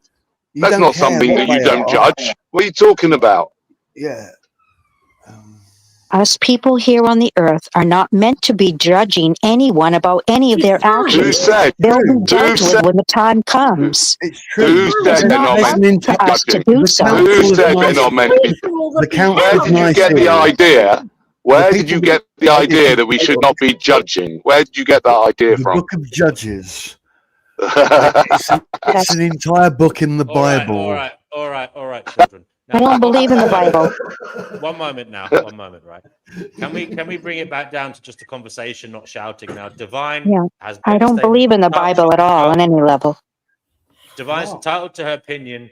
Danny, you got very irate. You've already said you find it. Someone's left there. I don't know who that was, but you find it insufferable that she is saying these things. Can you clarify exactly, calmly, why you believe she's wrong? Why humans should judge each other? Well, because you know, I mean, we have to obviously agree with, if I'm calm about it, we have to agree with what terms mean, right? So my first objection is to say that everyone's got the right to do whatever they want, right? And nobody should be judging them. Yeah. So the right, to me, the word "the right" to do something, that means it has to be right. If it doesn't, people do not have, as far as I'm concerned, I don't understand. As far as I'm concerned, nobody has the right to come up to me and stab me in the face, right? Nobody, and therefore, given that nobody has the right to initiate violence against anybody else, therefore, I would say that 100 times worse than that is initiating a human being's life, which is a cascade. Is going to be a cascade of violence, starting with the birth itself, and nobody has a right to do that, and therefore. And not only do I have the right to judge someone, I must judge someone's behavior. If I'm going to be a human, I must judge everything that goes around me and think about that. And think if someone's doing something outrageous and terrible, I will judge that. Well said. All right. Now, please don't speak until Divine has finished her say. Fine, I'll turn my microphone off. I'll turn my microphone off until you tell me to turn it on again. All right, bro. Divine, Divine, can you get to the crux of the matter? Why shouldn't humans judge each other? Just explain it as deeply as possible for anybody listening. Each person, when they come here, is allowed to do and be who they want to do and be. We are not to judge them because it's not our position to. We're not gods. We wouldn't want anyone judging us according to what we're doing. I'm not saying that I'm giving people permission to rob banks, to rape people, to do other sordid things. I'm saying that just because they're doing those things, that's their business that they're doing those things. Who are we to sit there and point fingers at other people at what they're doing when we have three pointed back at us, realizing that we make just as many mistakes? All I'm saying is there's no reason to say anything. It's not our business to be knowing what everyone else is doing. Pay attention to your own shit, and you'll be fine. So what would you do, Divine, if someone threw a load of acid in one of your son's faces? Is that okay, is it? It's not okay, but I'm not going to judge the person because they did it. Oh, God, I can't believe you're saying this. I cannot even believe it. I can't believe you're saying that. I think you definitely have an opinion. Everyone has a different opinion. You know what? I led a very clean, sheltered life. And because I have, there's going to be... Sorry, this is not... I don't have to worry about any of what other people are worried about. It's just each person does things differently. Each person comes down here with a sacred contract that they do on their own. It has nothing to do with anyone else. A lot of people will win an argument by deferring to a hypothetical child and going, well, I'm protecting the X, Y, or Z. And I don't have that to fall back on. So, do you understand? A lot of people default to an argument. That's the whole point. Everyone's sitting here judging me because of what I'm saying. Why do you think I don't come on here and express my opinions? Because I don't judge anyone here for anything they're saying, no matter what it is they're saying. But I'll be goddamned if I'm going to come down on this chat and sit here and be persecuted for my opinion. I've never heard your voice before, and I have no opinion of you. So I'm not judging you. It's irritating to sit here and listen to people argue when there's so many positive things to be talking about and so many wonderful things that we can share experiences about without talking about shitty things like this. I mean, we're a bunch of adults, and what are we doing? Arguing? That doesn't make sense to me. I have no comprehension of it. I agree with everything you said, yeah. You're taking the piss. I'm done. Sometimes speaking just helps. You have to just... I can't believe I'm hearing this. I'm sorry. We agree, we disagree. You're judging me. Enjoy I'm not it. judging you. Yes, you are. It's wrong, okay? I think that is wrong. Personally, So what? Why are you being There's no need for it. It's just a meat sack, just like everybody else. That is hard enough. Oh, he's judging me. Oh, boo-hoo. Somebody's judging me. There's no Boo-hoo. need of it. Oh, It's you. not necessary. You should be a singer in a band. You should be a singer in a band. You should. This world I is a am. shit house. Well, I used to be, Even with yes. the legal system is still a shit house. God doesn't be like everyone could do the hell they pleased. It's already bad enough. And I'm only talking about what humans do to each other. Never mind about the 92 billion animals that we bloody well slaughter every year. Look, let's get back to that thing again. Divine. The humans. Have you committed the ultimate crime? Yes or no?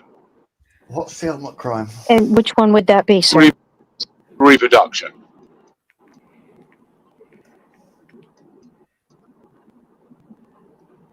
Oh, great. I get to get my head held. You've got...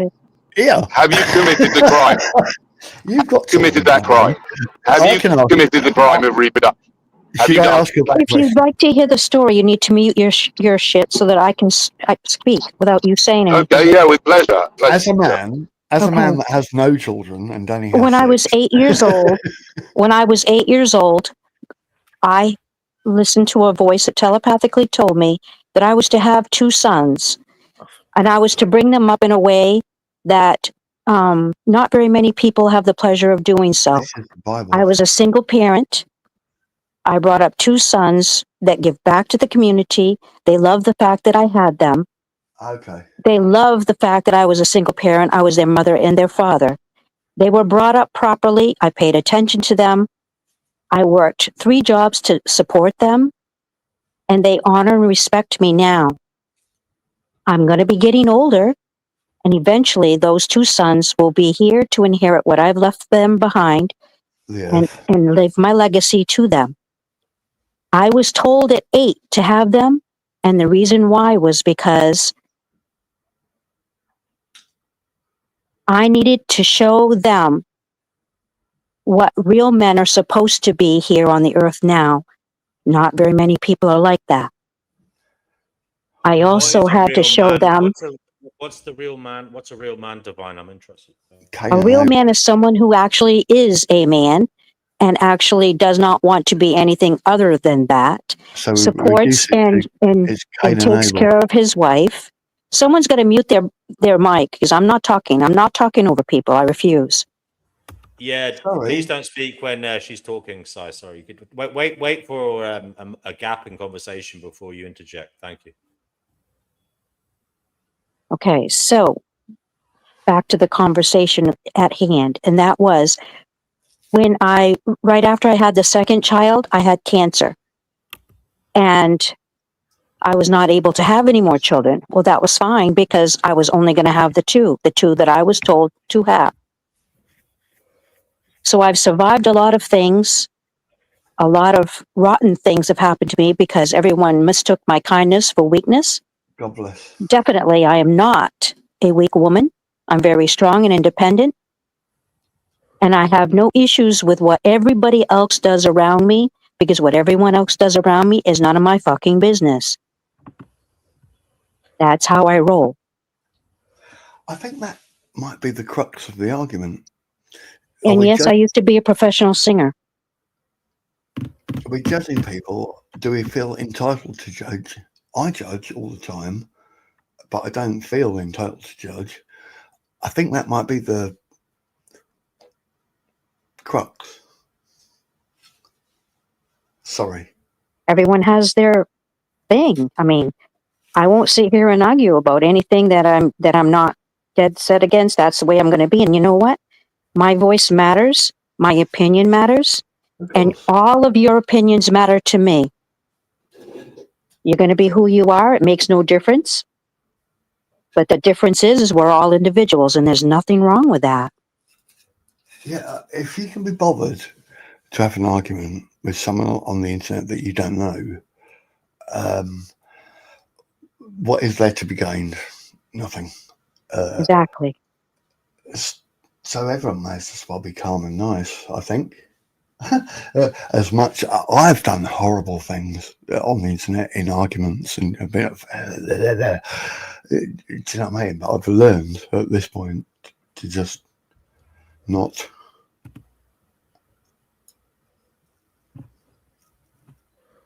We've got more to learn from each other than. Yeah, so why argue? That's the whole beautiful point of all this. Why argue about it? And don't get me wrong, if someone sparks me off the wrong way, I could spiral into a whole bunch of things I didn't mean to say. Well, that's when you need to take a deep breath and realize that, whatever these people are saying to you, we can learn more by people educating us than we can with people hollering at us. Okay. I am a proponent of conversations, quality conversations. Last I knew I was in a room full of adults and not children. Children argue because they don't have the understanding that adults have. If we're all adults, why are we arguing our points? Why are we not speaking our points? I don't have any, but I treat everyone like children. I would just like to say, Hello. if we lived in a world where everyone was free to do what they'd like to do, it would be an absolute bloodbath. What a It's mess. bad enough. Let me finish. Sorry. It's an absolute bloodbath. It's a stinking shithouse. This Can planet. I just say something here? And It'll be even worse. Divine, forgive me if I got it wrong. Just because she says we shouldn't judge people doesn't mean she's not about preventing harm or punishing people to rectify or rehabilitate them. Oh, that's correct. I was never asked that. This is that's a different question. And I think I can somehow understand that, because as someone who doesn't necessarily believe in free will, I can in some way realize people aren't in charge of who they are, and they can be harmful, cause problems. Yeah. So the kind of judging them for being a bad person in that sense. Who's entitled? If either one of my sons decided to do something inappropriate and get themselves in a situation where they had to go to jail or prison, I would say to them, "You reap what you sow. Look what you've done.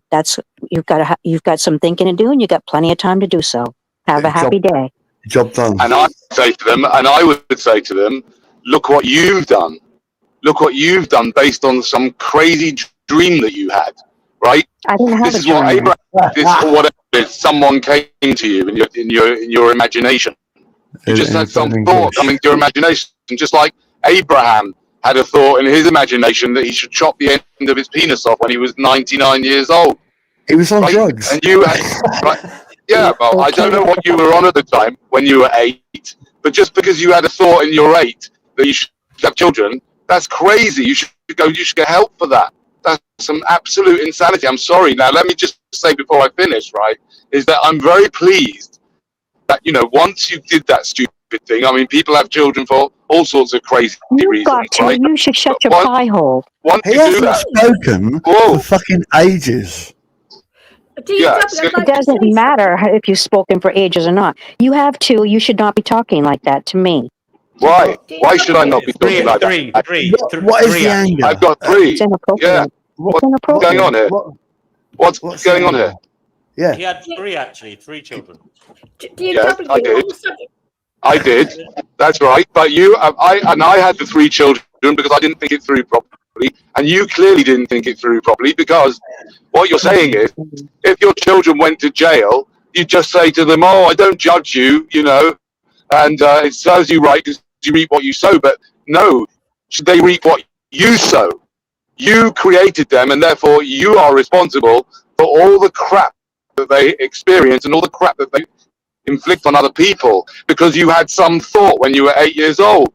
They're adults now. I have no control over what my Let me finish without interrupting. Let me finish without interrupting. So I've got some nice stuff to say as well, which is that you're clearly a woman with a heart, and you clearly did your best to bring them up, even though you had to do it as a single mum, which is terribly difficult, right? And even though you had cancer, which is also awful for you and for them, right? And you did the best you can, and that's very good, and they turned out all right, which I'm very pleased for you, just like my kids didn't turn out too badly, and they're sort of managing-ish in the world, right? But that doesn't excuse you for what you've done, which is you created 2 human lives, you've created billions of pain receptors, right? And you forced them into existence, and you forced them into what could be into old age. God only knows how they're going to die, whether they're going to get dementia, or God only knows whether they're going to even get that far.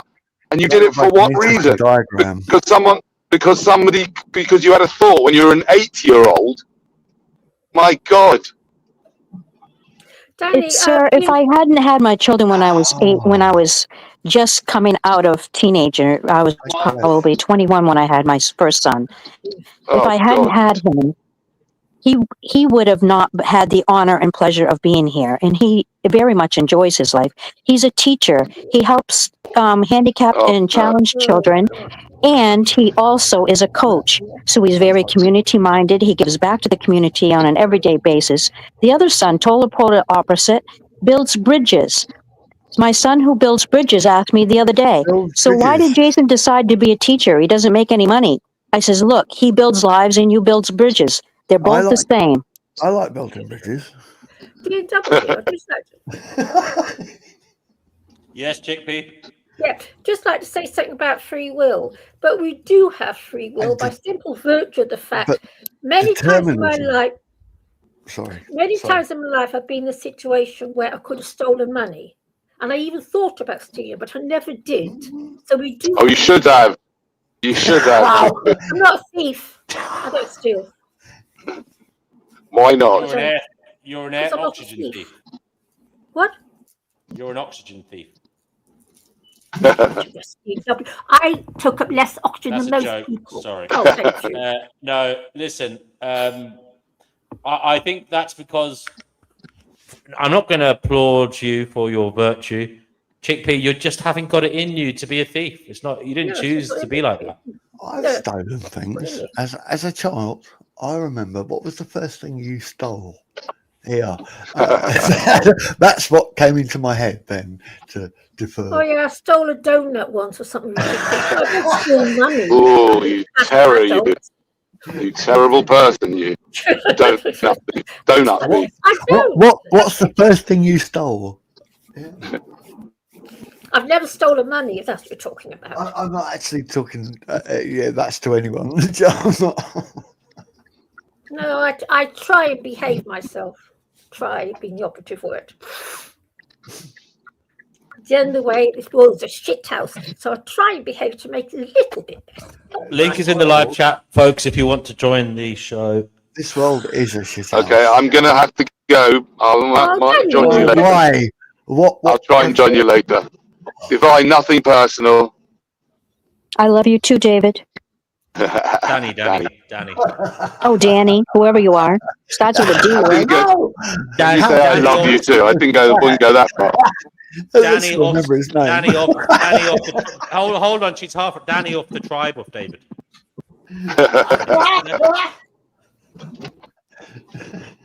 Yeah. He's gone. Okay, I was going to ask him who's there. Danny, you're still here. Is that someone laughing in the background with you? No. Danny, did you tie the comfrey, Danny? Comfrey? Herbs. Remember I said to buy some comfrey. Are you into herbs? Yes, I'm into herbs. Danny, I'm talking to you. Obviously not listening. Where did LA go? And Divine, thanks for being here, darling. I hope you're recuperating well. Comfrey makes a good rub. Good, isn't it? No, it's really good stuff, you know. Wow. Very, very good stuff, comfrey. I've only discovered it just this summer gone. Fabulous. People take cancer treatment seriously, but everything is derivative from plant. Oh. Everything. From aspirin to everything. Yeah, aspirin comes from a tree, but where's aspirin come from again? I know paracetamol comes from a tree, doesn't it? Everything comes from DMT comes from acacia. I'm talking about. I've only discovered it very late in life, just how beneficial everything. Like most people, I'm completely sucked in by the corporate system. The blueprints are in the plants. Yeah, I know. I've only just found out. This is a talk show. If you would like to join the conversation, please feel welcome to come on and talk right now. The link is available in the live chat on YouTube. I told Daddy to buy himself some comfrey, and I was asking if it had worked. Obviously, he did. Well, you just rub it in. And yes, I know, but I didn't ask him if it worked. Don't laugh. It's actually he's got quite a lot of trouble with a broken foot or something, or had pain in his foot or something. I know how he feels. I'm going to make myself a cup of tea. My nerves are frayed. Yeah. We'll be back in a minute. Right, 2 sugars.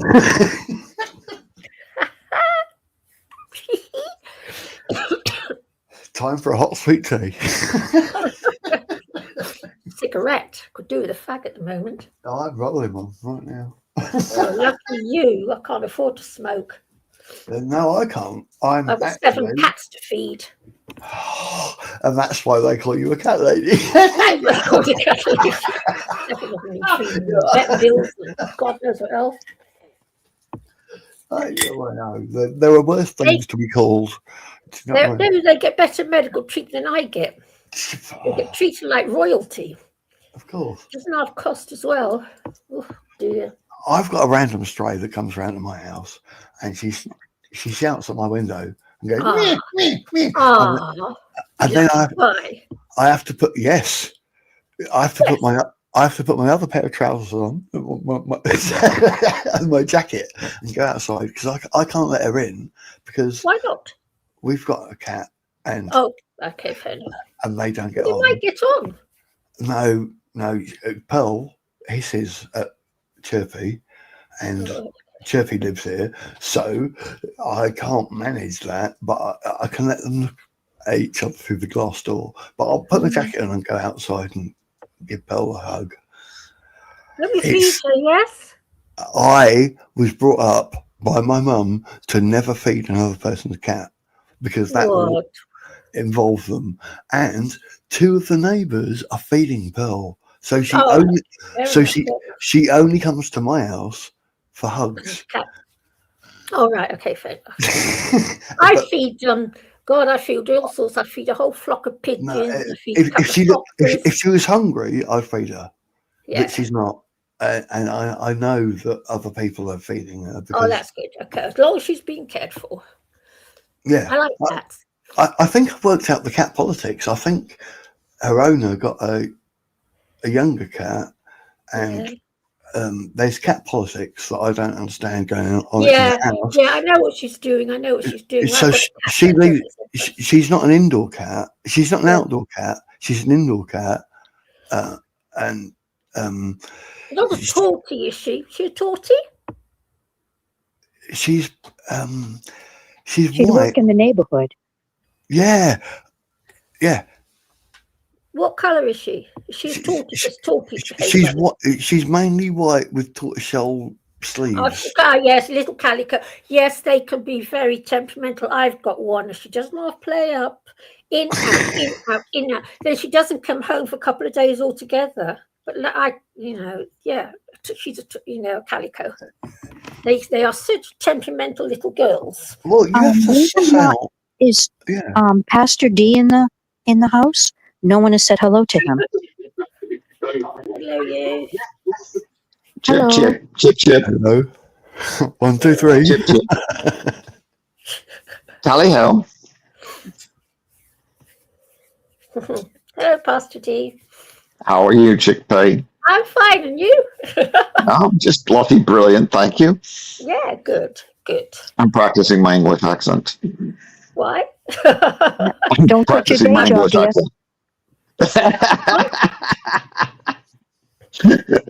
Yeah, I need elocution lessons. I really do. No, your accent is brilliant. I love it. Yeah, don't change it. I just can't. Some words I can't quite make out, but most of it I think it's great. Think of a proper old English lady having her tea. I'm Dutch, actually. I'm actually Dutch. Yeah, well, you told me that's where you get the unique accent. Yes. There's a touch of Dutch in there still. Yeah. I can understand Danny and DNW and all the English people on here, but sometimes some of the words you say I can't quite get. Yes, it's the Dutch still comes through, yeah. It's brilliant. I wish I had your problem, Pastor D. I understand her all too well. Ooh, yeah, well, I know she's a regular on your show, yeah. You guys should co-sponsor. We have live abolitionism here. Oh, yay. He sounds like an extremist to me. I wish Danny was still here because I'm just as passionate as he is about anti-nihilism, but I think we really need to focus on rights than just the ethics of procreation. We're not going to convince everybody to agree with us. The only thing we can agree with you. We can only help those who are already here. No one should be forced to agree with anyone. Yeah, I agree with that. Life abolitionism. What about the view that you're just not pragmatic? You're flogging. You're selling something people don't want. Get with the program. It's an unsavory, unpalatable notion, and you're wanking into the wind. What is unsavory? Well, I'll wank with them. I'll wank with them. Can you be specific about what is unsavory? Let's have a circle jerk. The whole, don't create life. But that's not what I'm saying, though. What I'm saying is that if those people want to continue procreating, there's nothing we can do to stop them. But for those who don't want to exist, they should not be forced to exist. But we are the co-creators of God. There's a band about this. Sorry. No, but he's talking about. I'm talking about a legal right. I'm not talking about co-creators. Yeah. So we can't right prevent anybody from procreating. So I think the focus needs to shift. We can preach to people all day long. If they don't agree with us, there's nothing we can do. So why don't we just focus on rights? Why don't we just do that? And not being shitty to other people. Yeah. Life abolitionism. What are you going to say to people who think you've got a mental pathology? And you need to be institutionalized. Now, that was said to you on this stream by those Southerners, as the Americans call them, those guys that come on here from the southern states of the USA. They didn't like what you said, and they said you were basically a loony. Now, I thought that was a bit uncalled for, as in you're entitled to express your opinion. But I mean, has any part of you realized you're in a world where you're against the grain, and in many ways, some might say, "Suck it up." That's where you're getting a problem. I can't tell everybody what to do with their lives. If they want to do stuff, I can't. But they don't have a right to tell me what to do with my life. They don't have a right to force me to exist against my will and to provide benefits to society at my expense. To maintain no, they don't have the right to do that. Preach. So if I don't want to be here, you can say your opinion without screaming. You have they do have the right to do that. They have the freedom of expression in your country. What is the basis? So they do have the right to say it, just as you have the right to reply to them. You have the right to reply to them. No, what is the basis of their right? Hold on. You said they don't have the right to say these things. I said they do in your country. No, I'm not saying that they don't have a right to say it. I'm saying they don't have the right to force me to exist against my will. Whether they say it or not is not the issue. The fact is that they're using democracy to impose their will on me through the threat of violence. Because if I don't do what they want me to do, then the state is going to inflict violence against me, and they don't have the right to do that. Well, because what they were saying is that they wanted to have me committed. They wanted to have me committed for expressing my opinion. This is what. Life abolitionism, the question does become, and whether I don't mean this in a patronizing or condescending way. I mean, have you ever thought about smoking a big blunt or doing okay, so I mean, I'm sorry if that sounds dismissive. Have you ever thought about just taking the edge of things?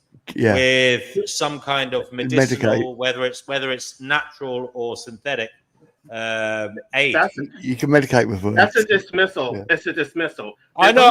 Listen, you can take it that way if you want. You can take it that way if you want life abolitionism. No, it doesn't. I'm just pointing out you are somebody, and I love you. I love you very much, but you're somebody who has your bee in the bonnet about something. To the degree that it does infuriate you, it upsets you, and you seem greatly aggrieved with matters. Now, I'm just asking you, have you ever, I'm not saying you have to, This is merely a point of interest. Well, you do know that have you ever considered taking the herb or taking some mushrooms or doing something you do medicinal know that to is try illegal. and chill out? But you're saying it's illegal because the state decides what is right and what is wrong. Sorry, I'm just listening. Sorry, go ahead. Life abolitionism. I'm not sure why you're proposing an illegal solution to a problem. Legal. What he's saying is that I should. Nothing is illegal. Nothing is legal, exactly. So anything that is enjoyable, anything that is correct is illegal. So he's proposing that I go what? I'm not even going to say it on his channel, but he knows that what he's saying is illegal. So yeah. I'm going to. All I heard was him telling you to being thrown in a prison to maintain the life that I objectively don't know you. Hold on a second. Why should I one at a time? Come on. Yeah. Why should I have to make any effort to try to maintain a life that I have objectively decided is not in my self-interest? I love you. Now, Danny, let me finish and then I'll stop. Now, there's only two approaches, right? Danny, I mean, I agree with the ethics of procreation. I would say it's unethical, but I can't judge everybody else about what they do or how they feel about their life. But if you're not going, if we can't stop everybody from procreating, the very least we owe those people who don't want to be here to not force them to continue existing. You can't have it both ways. You can't say everybody's free to do what they want, and at the same time, we're not free to do what we want. We have to be here whether we like it or not. Yep. We're here because the lust of our parents, and if we don't like it here, there's no legal, safe, effective, and painless way out. And I can't put a gun to my head. I did try swallowing pills, but I woke up in a hospital 2 times. So obviously the hospitals and the legal system. Say something, please use rhyming scheme. Okay. Well, I tried to exit twice with medication, and I woke up twice because I was pumped full of charcoal. I was barfing and shitting charcoal for 2 days. So if they have the right to procreate, why don't we have the right on the opposite side? If we're going to be subjected to their decisions, why don't we have a right to address an imposition that we never consented to in the first place? Is that the first time you've spoken? Who are you referring to? You. Pastor D? Yeah. No, I've spoken before. I've been on the show before. Yeah, no, just that one had more impact. I'm just asking. Sorry, I'm just sharing a life experience and my desires and how the legal and medical establishment treated me. And then after my little 2-night stay in the ICU, I had to spend mandatory 10 days in a psych ward, which is absolute bullshit. Well, yeah. And that's the other issue. Why should we be here to be forced to their pathologizing of? If we weren't here, we wouldn't be subject to their pathologizing. If they think they were crazy, then you don't have to deal with the crazy people anymore. If you're in an ICU with someone standing at the edge of your bed and they're monitoring you every minute, and they have to just take basically screenshots of the computer, and they're standing at the end of the bed. My husband ended up in the ICU thinking he was the subject of being an artificial intelligence trapped in a human body. They were doing experiments on him. That's what it was. Because he psychosed, because he was trapped in bed with children. I was sent down here, by a UFO to do studies on crazy humans that think it's okay to impose life without a legal and effective exit way out if they don't like it here. I want to ask you this question though. What point is it to force people to be here just so that society can say that they're crazy? Like it's almost like society is getting some sadistic pleasure out of forcing people to be here just so that they can say we're crazy, we're better than you, and we're not going to do anything to help you. As much as I would love to be responsible for children, so that we can get pleasure out of your misery. 200 years ago, life abolitionism. I just want to, again, have you ever tried to alleviate your suffering? That is illegal. What you just said.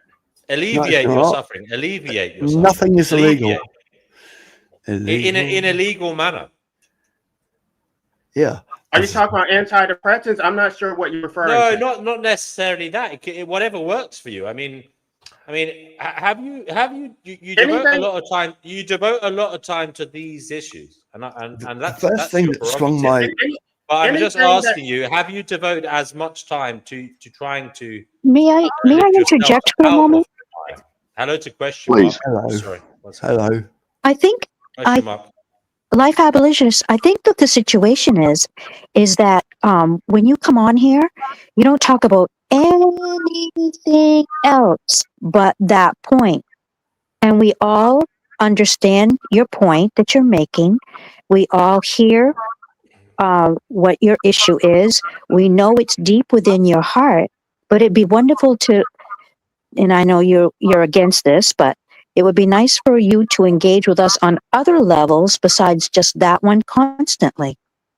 No, But he's got a new approach. He's got a new approach. He's not saying anti-natalism. He's saying give us effective exit strategy. No, I wasn't even planning on coming up here. The only reason I came up here is because I assumed that you felt attacked, and so I actually wanted to talk to Penny about a different strategy of not,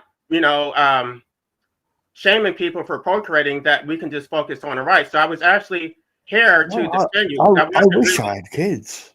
Do you know what I mean? No one should be coming up anywhere. We're all just sitting in a room somewhere. Well, let me just address what D&W said. Anything that is enjoyable about life is either illegal or unethical. So, for example, I enjoy eating steaks. You would say that is unethical. Why should I have to be forced to be here, and then I can't do anything that I enjoy? Somebody else just said that I was a butt pirate for enjoying male-to-male sex. So anything that I enjoy, I'm a butt pirate. I'll wear that hat. I'll take it one at a time, guys. So Let life finish your sentence. Either I'm a butt pirate, or I'm consuming animals, which makes me a murderer, or I'm doing something illegal. Anything that would be enjoyable about life. I've done all three of those. Do you not understand all the judgment that's happening? That is what we should not be doing. If we're all coming together, we all have our own opinions. No one should be calling anyone any of those names. Okay. I'm going to take a hypothetical person and throw them in a room. Okay. And that person, there's no exit unless they stay in that room for 80 years. And they don't like that room. They don't like the color. They don't like the smell. They don't like the temperature. They don't like anything about it. And there's no exit door until they naturally just, go under the bottom of the door and just die. Is that fair? If I did that to any one of you in this room, and I threw you in a room, and you hated every bit of that room, but you had to stay in that room for 80 years without a legal, effective, painless way to go. I would plumb the toilet and the sink together. I would flood the corridor. And meanwhile, you're saying that you're crazy for wanting to escape the room. All right, exactly, and add that to it. Add that to it. I would. And every time you try to escape the room, you wake up in a fucking psych ward. I would flood the corridor. You've been in the psych ward, Pastor D. Pastor D, you've been in the psych ward. I have twice. Yeah, I have. Oh, you've got something more in common. Have you been ECT'd? Oh, I've got a friend called Mike, who's the British representative of mine. I also don't think that we only talk about anti-natalism. We were talking about narcissistic personality disorder, schizoid personality disorder. We were talking about Trump. We talked about various subjects. The only reason that a lot of anti-natalists come to this channel is because he used to be an anti-natalist. So it's just like he has a whole following of anti-natalists, but that is not the only thing that we talk about. I don't associate Danny with any. He's just funny. He likes. No, D&W used to be an anti-natalist. He's now. I'm an anti-natalist, big time. And so am I. Veganism. Danny will argue about anything, also vegan, and still not be. Well, I mean, he can be aggressive, but he's not aggressive. But he likes taking on huge crowds of people, which I think is I love him for that. You do realize that 200 years ago, most of the world thought slavery was okay. It was okay to go to a continent Look, and take people off that continent because they were different colored skin. My grandma was a slave to Jewish people. Okay, well, that's not the point. I mean, the point is slavery is wrong. I'm just saying, most of us thought it was okay. The only people she would work for were Jewish people because they treated her nicely. And well, we're all slaves to corporations or jobs. I have a concept of Nuance Nudibrandt said something reasonable here. She says she's pro-voluntary exit with dignity, but she does believe there should be at least 3 to 6 months of screening prior to acceptance, which many pro-exit folks disagree with. Yeah. I think she's the voice of reason. I would like her to come on here if she could, actually. Yeah, that's very reasonable. Brother Marcus, is there anything you'd like to add to the conversation? I'm in Canada, so like we already support this stuff, and I've already there's nothing new here for me. No one would have to ask me if I decided to exit this world. I would just do it effectively. Okay, thank you for that. As I say, be careful what you say. That's not helpful. That's very dismissive. Maybe it's easy. I don't want to encourage that on my channel. I don't want to encourage people. No, we're not encouraging. We're discussing. We're having a normal discussion of what each one of us would do under the circumstances. If you are in any way feeling mentally perturbed, please get professional assistance, at least to try. Yes, absolutely. Telling a woman to go get professional help for having a baby. A woman should just have a baby without any medical assistance whatsoever. I've had a couple of family deaths that I wouldn't want to. But because orgasms feel so good, we can talk about those all day long. But we can't talk about the other side of the equation. I mean, it's taboo. It's ridiculous. I find that about life. And to be fair, the judgment only goes one way, because those of us who are against the imposition of life, we're judged constantly, and we're told that you have to be pro-life. It's rare that we're ever put in a position where we can actually flip the script. And I'm not saying that they should be judgmental, but we get judged constantly. We're constantly told that we're crazy, we get committed. And nobody wants to hear anything we have to say. So this is probably one of the few platforms where we get to actually express ourselves freely. And the outside world, we don't get to do that. Yeah. So you carry on, LA, you moan to your heart's content because I like hearing it. Okay? Me too. But yeah, I don't hear any grumpy men groan to your heart's content. I always listen to you. I don't hear much. Let Marcus say something. Bless your heart. To be able to express ourselves, it allows us to continue. It's like life sucks. We need to vent, and then we can go on about our day. And I'm sorry that it's I don't know. I guess it's depressing for other people. It's too dark. I don't know. Like if something hits you in a corner, it's gonna. Yeah. Sorry. Can I ask Divine something, please? Sure. Respectfully, I'm not attacking. Please don't take it as an attack. When you made your 2 children, how did you know they were going to like it here? What gave you such confidence that it was just going to be a brilliant experience for them? It was because of the way I was approached and told. See, when I was a kid, I knew I was priming myself never to have children, only because I was too different and I didn't fit in. And I knew that right from the very beginning.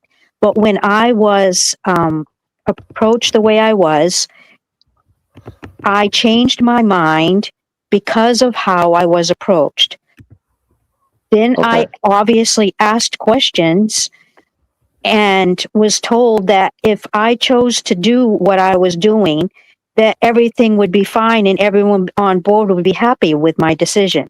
And it turned out when I asked them, as of course they're all adults now, right? Are you okay with that? Yes, I am. Would you have been okay with that if I hadn't asked you? I mean, in other words, you're not tickling my ears with anything I want to hear, right? No, Mom, we're telling you the truth. You know us, we don't lie. Both of them separately. They weren't even in the same room. I approached them both separately because I did not want them to influence. That's after the fact. That's after the fact, yes, but I still needed to know if they were okay with them being here. But the way I was approached was why I changed my mind about having children. This is a huge topic. It was not anything that I was on board for initially, but it was how I was approached, so I knew it was something I was supposed to do, and I did it. And you were approached before you had the kids with their super egos, or their super conscious? I was 8 years old when I was told I was going to have 2 sons. I'm so glad I'm gay. And sometimes it doesn't matter if you're doing or not doing what you think you should or shouldn't be doing. I still think that everybody else judges their own self when they openly do that. When they openly do that, right. They open themselves up for other people to do it on a consistent basis. I don't judge anyone. So if I'm not judging anyone, I'm certainly not open to having anyone judging me, because they don't even know who the hell I am. I'm not judging. There's a big difference. I judge myself. I understand the questions. 2 other people. Yeah, I understand the questions.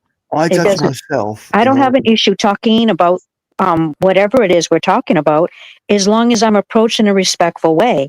That's just who I am. I'm sorry, but I'm not going to sit here and argue with a bunch of adults. It's just ridiculous. I don't see the common sense in it. I judge myself first. And I'm a non-denominational reverend. So, I'm not a square. Yeah, I'm not a square or anything. I say fuck as much as I want to. Yes. And it doesn't matter to me. Intelligent ladies say blaspheme the Lord. Yeah, right. Ladies say fuck. I do not go to a church. I am a churchless person. What? No. You can't say that to a pastor. I think people conflate the stuff that LA talks about with his personal experience. I think when it comes to medical assistance in dying, people are mostly in agreement with that. I have yet to hear objections on the panel. I agree with that. My father had a stroke when I was 3. He remained alive for about 27 years. Oh, God. Eventually, when he died, how prepared was I? Yes. No, people should be allowed to be let go. Yeah, you just can't. You cannot predict what's going to happen in those 80 years. And, we are designed with 10 trillion pain receptors for a reason. They keep saying he's going to be dead in the next 10 years, and he stayed alive till fucking forever. So, no one's done that off unless it's him. And I don't know whose sick lesson that was for. That's sad, and I'm very sorry for your loss. But you know what? And he was someone's child. That was one hell of a lesson. Time ago. Yeah, my mum's on the way up now.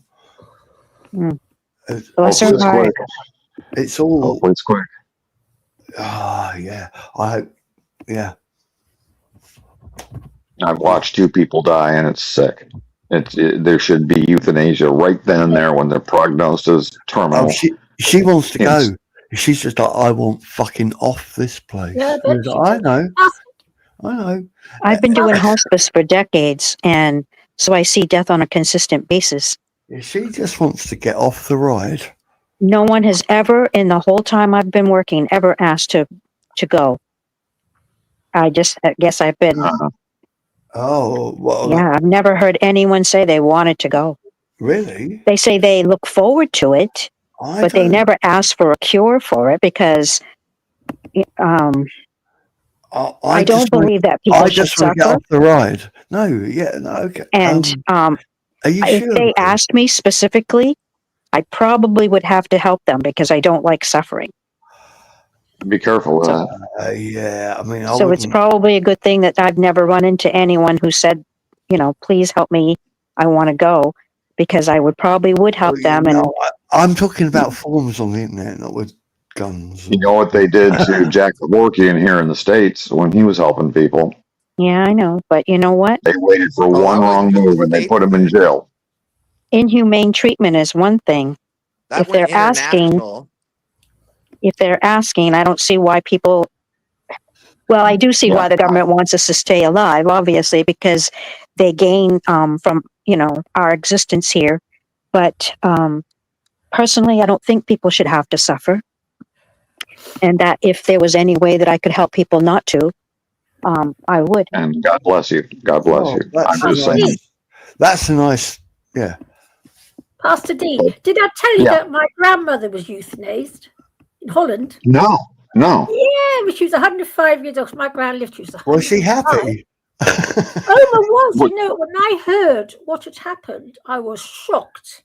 When I heard that she'd got euthanasia, I couldn't believe what I'd seen. She was such a positive person. She had 10 children through 2 world wars. She was always, and yeah, she broke her arm. She was 105 years old, and she opted for euthanasia.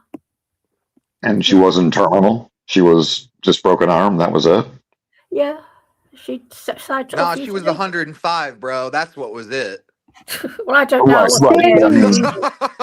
But she could have lived to 110 and been relatively healthy, other than a broken arm. Oh, I don't know. Well, I don't know, because I remember when I last saw her, she was the size of a 5-year-old toddler. She completely shrunk, and it was terrible to see, horrible to see. Why is it the Netherlands always has the most aggressive policies? The what most? The most aggressive? Yeah, right. And we have to fight here in puritanical United States. Yeah, Holland's very much for freedom of as much freedom as is possible for a person to have. Yes. Wait a minute, you're switching between Netherlands and Holland. What? You're switching between the Netherlands and Holland. Switzerland is next to Germany on the Holland and Switzerland not together. No. Yeah, that's what I was just saying. But euthanasia in Holland's free. They don't charge you for it if you're. Wow. Oh, so they must have those programs in a few European countries. Is that what you're saying? It's not just like the Netherlands or something. No, it's only the Netherlands. You can go to Switzerland. Switzerland have got a thing called Dignitas. Anyone in the world can go to Dignitas, but only the Dutch people with a Dutch passport can use the Dutch system for euthanasia, because I'd go there, but if I wanted to go back, I'd have to go live there for 5 years first before they allow me to use the system. So always a catch. What? Yes, there's a catch. Always for a me. catch. A catch for me, yes, because I've given up my Dutch nationality. You're not allowed to have dual nationality in Holland. So I had to they're cutting down on the dual citizenship worldwide right now. Worldwide, Yeah, it's really fucked up, man. All the weak ass countries are showing how fucking weak they are. It's fucking sad. Holland's not a weak. A whole bunch of countries trying to exit themselves. Holland's not a weak ass country. It's a fine nation. Well, a lot of European countries do well, but a lot of European countries are getting fucked too, and it's all over the board. Yeah, well, might doesn't necessarily make right. Exactly. What's going on with Look at the USA. What's going on with the UK with privacy and the surveillance stuff? Like, are you guys, is there protests about it? Legislation changes? What's going on? No, AI, they want to have, what's going to happen is in the UK, we're going to get artificial intelligence on our phones. If you want to work, use a bank account, pay your taxes or do whatever, you've got to have this AI on your 5G phone. UK is going 5G. You're not talking about the digital ID, right? Yeah. Well, they shut down the digital ID. No, they haven't. They backtracked on it a lot, GP. They backtracked. Okay, if you are somebody who's living in the country and you've got your own this, your own that, your own everything, maybe you would be able to get away with it for a while. But someone like me, living in the middle of the city, they've got me. And they have. They've got all of us, whether we agree to it or not. I mean, they've got me next 2 years. The others might be another 10 years yet, but people like myself, they've got me already. I will have to succumb to digital ID. And I've actually brought myself a lovely, lovely 5G phone so that I learn how to use a phone before the digital ID starts. And you know what? That phone is a pain in the neck. It's horrible. I hate it. So I think I will probably become a recluse when 5G comes into being, and I will just shop on my laptop and do everything. Okay, so there's been updates, right? So you said it's been rolled back. Yeah, it's been rolled back. Anyone who wants to work or do this, use the NHS or whatever, all the necessary things, has to have digital ID. You've got no choice. Okay, but someone said it got held back. It got held back. It's come back through again. They'll do it. Yeah, they'll do it. It's more efficient. And is there any politicians or parties that are opposing this? Is there any? Sorry, they are banning. They're trying to ban social media for. They're trying to ban social media for anybody under 16. That's the new thing. That's what they're trying to do. For the rest of us, that wouldn't be a bad thing. For the rest of us who are going to be people like me and D&W, of course, we will be monitored 24/7 with our mobile, lovely 5G. Well, what that means is you'll have to verify your identity to get on social media, basically. Yeah, and are they using the same systems as Australia? I presume so. Yeah. Okay. I'm really fed up about it because I tell you, I don't want to go out carrying a mobile phone. I'm not doing it, so I'll have to just live indoors. And is there any opposition? Too late. Huh? What? It's too late. I've already downloaded you on my RoboVac. No, but seriously, that phone terrifying. You know what? Walking out, so many people get mugged for their mobile phones, and I've been threatened twice on my mobile phone. I'm literally too scared to go outside anymore. It's that bad in London now, and it's not being talked about. Yeah, London's becoming quite. Did you hear about that thing that happened today with that march was banned? Did you hear about that? Oh, well, it's in you'll have to Google it. I can't say it on here. You'll have to Google it. They banned a march in Whitechapel for people like us. Marching for what?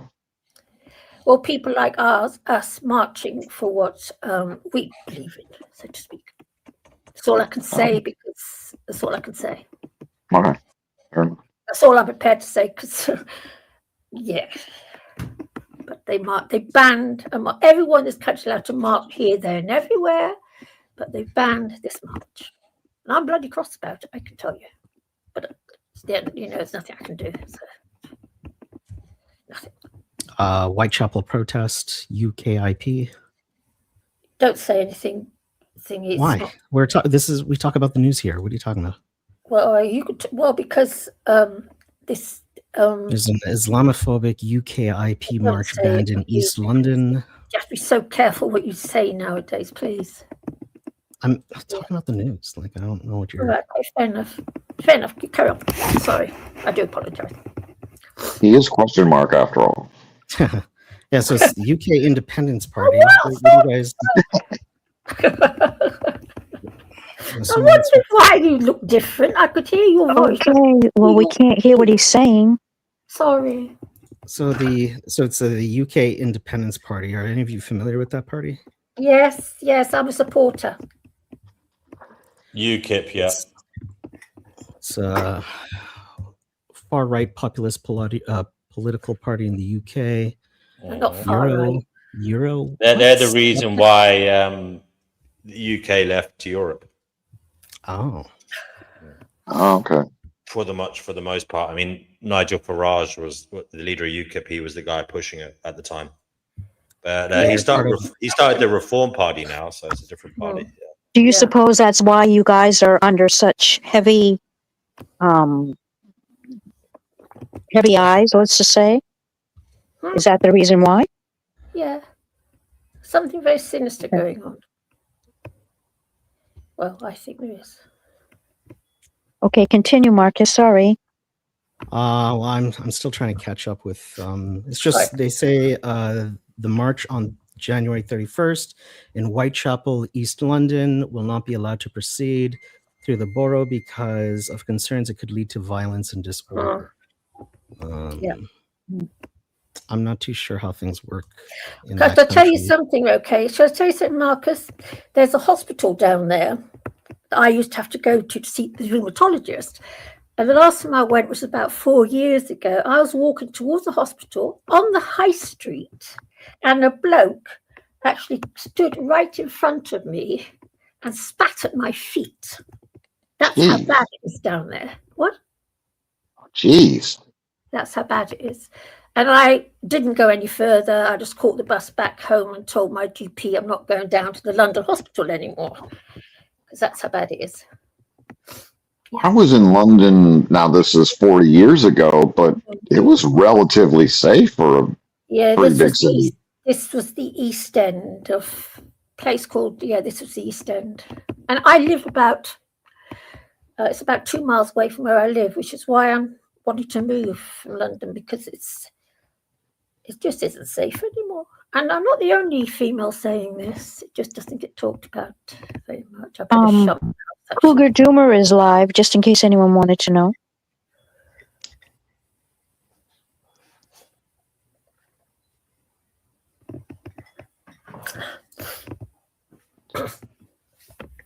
Well, Chickpea, I see you in a little thatched cottage with a straw roof. Oh, I wish. With the little fence around it, and cats hanging off all the fences and in the yard. Love it. Yeah, a load of chickens in the backyard because I love chickens, not to eat as pets. Chickens and goats and pigs. No pigs. They're a bit too heavy duty for me. Okay, horses. Hens and horses. Oh, I wish. I wish. Yeah. I wouldn't mind doing that in my 20s and 30s, but I worry as I get older, like I want to be around like places in case emergencies happen. Yeah. That makes sense. Because the idea of being, in a remote area sounds lovely, peaceful, but I'd be worried if emergencies happened. Well, I think, I don't know. Yes. I don't know what to do for the best anymore. Like I'm moving, but unfortunately I can't find a place where I can take my 7 cats, and I'm not separating from them. So I'll see how it all goes. Sorry to witch run about my cat. Well, if you're wise, having a remote situation is probably better than the city, because in the city they can trap you. Whereas if you're on your own property, they would have a bit of a situation with that. Well, for now, but that's not going to last. That won't last. Yes. For now, it's okay. Yeah, for the next 10 years, I suspect, yes. They'll get everyone eventually, and they will do it. I don't think you guys have the full realm of who I am, and that's okay. You don't have to. But I definitely, some of the ideas that are said here, it's like I can see past them. All right. Well, I'm just an ordinary European female. I'm just an American dude. Did you want to say more about that? D&W guy. He's very naughty, D&W. Here, I'm going to read. You know what he did to me? I'm having audio problems with all the women in the group. I'm not hearing Chickpea or Divine. Just complete It's just silence. the women? I see their audio movement. Is your computer going, sexist? So obviously they're talking. You know So what? I'm going to rejoin on the PC, see if this bastard will work. No, the Marcus, you know what he did to me the other All right, night? see you in a few minutes. You know what he did to me the other night? He left me for 5 hours manning his show. I had to man everything. It's the Chickpea Gnosis show. Yeah. I should change the That would be easy to do. All you have to do is whip out a book and start reading. There you go. I did. Well, I had to know there was a couple of people here, but I don't want to read in public. I don't want to. Well, I if that ever happens to me, I'm prepared. I know exactly. I'm just going to read something that Hazel reads. Stuff that you guys don't read. Okay. So I've got a really nice book to read, actually, which I was going to read tonight if you did it to me. I was going to read Eating Animals by Jonathan Safran Foer. And I was going to Yummy. Stop it. I'm having cat stew for dinner tonight. What? I'm having cat stew for dinner tonight. Are you? I'm joking. But yeah, I've got this book, Eating Animals. I was going to start reading that out. Next time I will, when you start, I will just read this out to everybody. Me and my cat. Where is D&W anyway? I don't know. Yeah, he's probably gone out for a drink and a cigarette. Don't Bloody host. Or maybe he's mating with his girlfriend. That, I hope not. With us in the background? Are you mating, That'd be awkward. DNW? Keep that weapon of mass infection in your pants, DNW. Yes, it's supposed to. DNW, you mating? If I find out you squeeze me through your penis into life, I'll kick you, you know where. You'll never make another one. I tell you, Pastor, I'm so glad to have lived in a time where I didn't have to do it. Oh, I can't imagine being a woman and pushing a baby out of my... No, I couldn't do it. I can't imagine anything worse. Anything worse. And I really feel for women who are forced to give birth against their will. Yes, right. I really feel for them. And you know what amazes me is America, there's places where you can't have abortions. No. And There's Donald 13 Trump states. is anti-abortion, this stupid man. Yeah, and he takes full credit for it, and he still won the election. I just don't get it. Yeah, I don't get it. I don't get it. You know, what they're not looking at is the fact that if you make women's health care restrictive, women aren't going to get pregnant. If they know they can die or have absolutely horrific childbirth, yeah, I wouldn't let a weapon of mass infection anywhere near me if I were a woman. No. I'm glad I don't live in America, actually. I've never been there. You also have to remember that anyone that you're with, you have to be mindful of who they've been with and who they haven't, Yes, I know, 'cause whether the they've DNA been and everything, whether I they've know. had a shot or not. Because if they've had a shot, that means that anything that is also in the person who's been non-vaccinated. So you have to be really, really mindful of it. And how do you know that the person's telling you the truth? You know, they're going to have to come up with some very public records if they want to engage with me. What about I'm not. STDs? Well, obviously, I mean, hello. But If some of them if you someone can't tell. all of a sudden decided they wanted to date me, I would say, I need public record of whether you've been vaccinated or not, and I need to have tests done as to whether you have STDs or not. And I says, I have not been with anyone for 14 years, but that doesn't mean that I don't need to be tested to prove to you that I'm not the type of person. So I would also do it too. I've beaten you. I've been celibate for 30 years. Ha ha. Me too. Me too. Well, I'm Yeah, not I mean, really, really. I'm not that old yet. Yet. Earlier, how many? 19. You did tell me. I've forgotten it. But yeah, I've been celibate for 30 years. And you get to the point where, you know, you've been programmed when you're young. You got to have a lover, got to have a partner. Yeah. And then you, after like 10 years, it's like, you know what? Every time I've attempted it, it never works out, or it's a pain in the ass, and you just get more comfortable by yourself. I'm not judging people who do get married and have partners. I think it's wonderful if you can make it work. But after you've lived by yourself for a while, I envy them, yeah. Yeah, I do envy them. I couldn't. I'm too radical a vegan. I was married for a couple of years, but I'm such a radical vegan that I can't have a non-vegan in my life. I can't deal with it. Just can't deal with it. I'm a negotiator. When Clint and I first got together, and I decided that I was going to allow him to stop chasing me and that we were going to be a couple, we sat down and we negotiated every aspect of our relationship. Because I told him, look, I don't have time to clean up after someone. If you're going to help me make the mess, you're going to help me clean it. I said, just as well as anything else. So we sat down and we talked about it. He said he would clean the bathroom. And I said, okay, I'll do the laundry. And he said, okay. He said, oh, I'll cook. And I said, great, I'll clean. And then I said, how about vacuuming? He goes, I'll vacuum. I said, okay, you vacuum, I'll wash the floors. So we negotiated every aspect of it. And never once in all the years we were together did we vacillate from that. And on occasion when he would leave, he would, go out with his friends, or he would go shopping with his best friend, or whatever he was doing.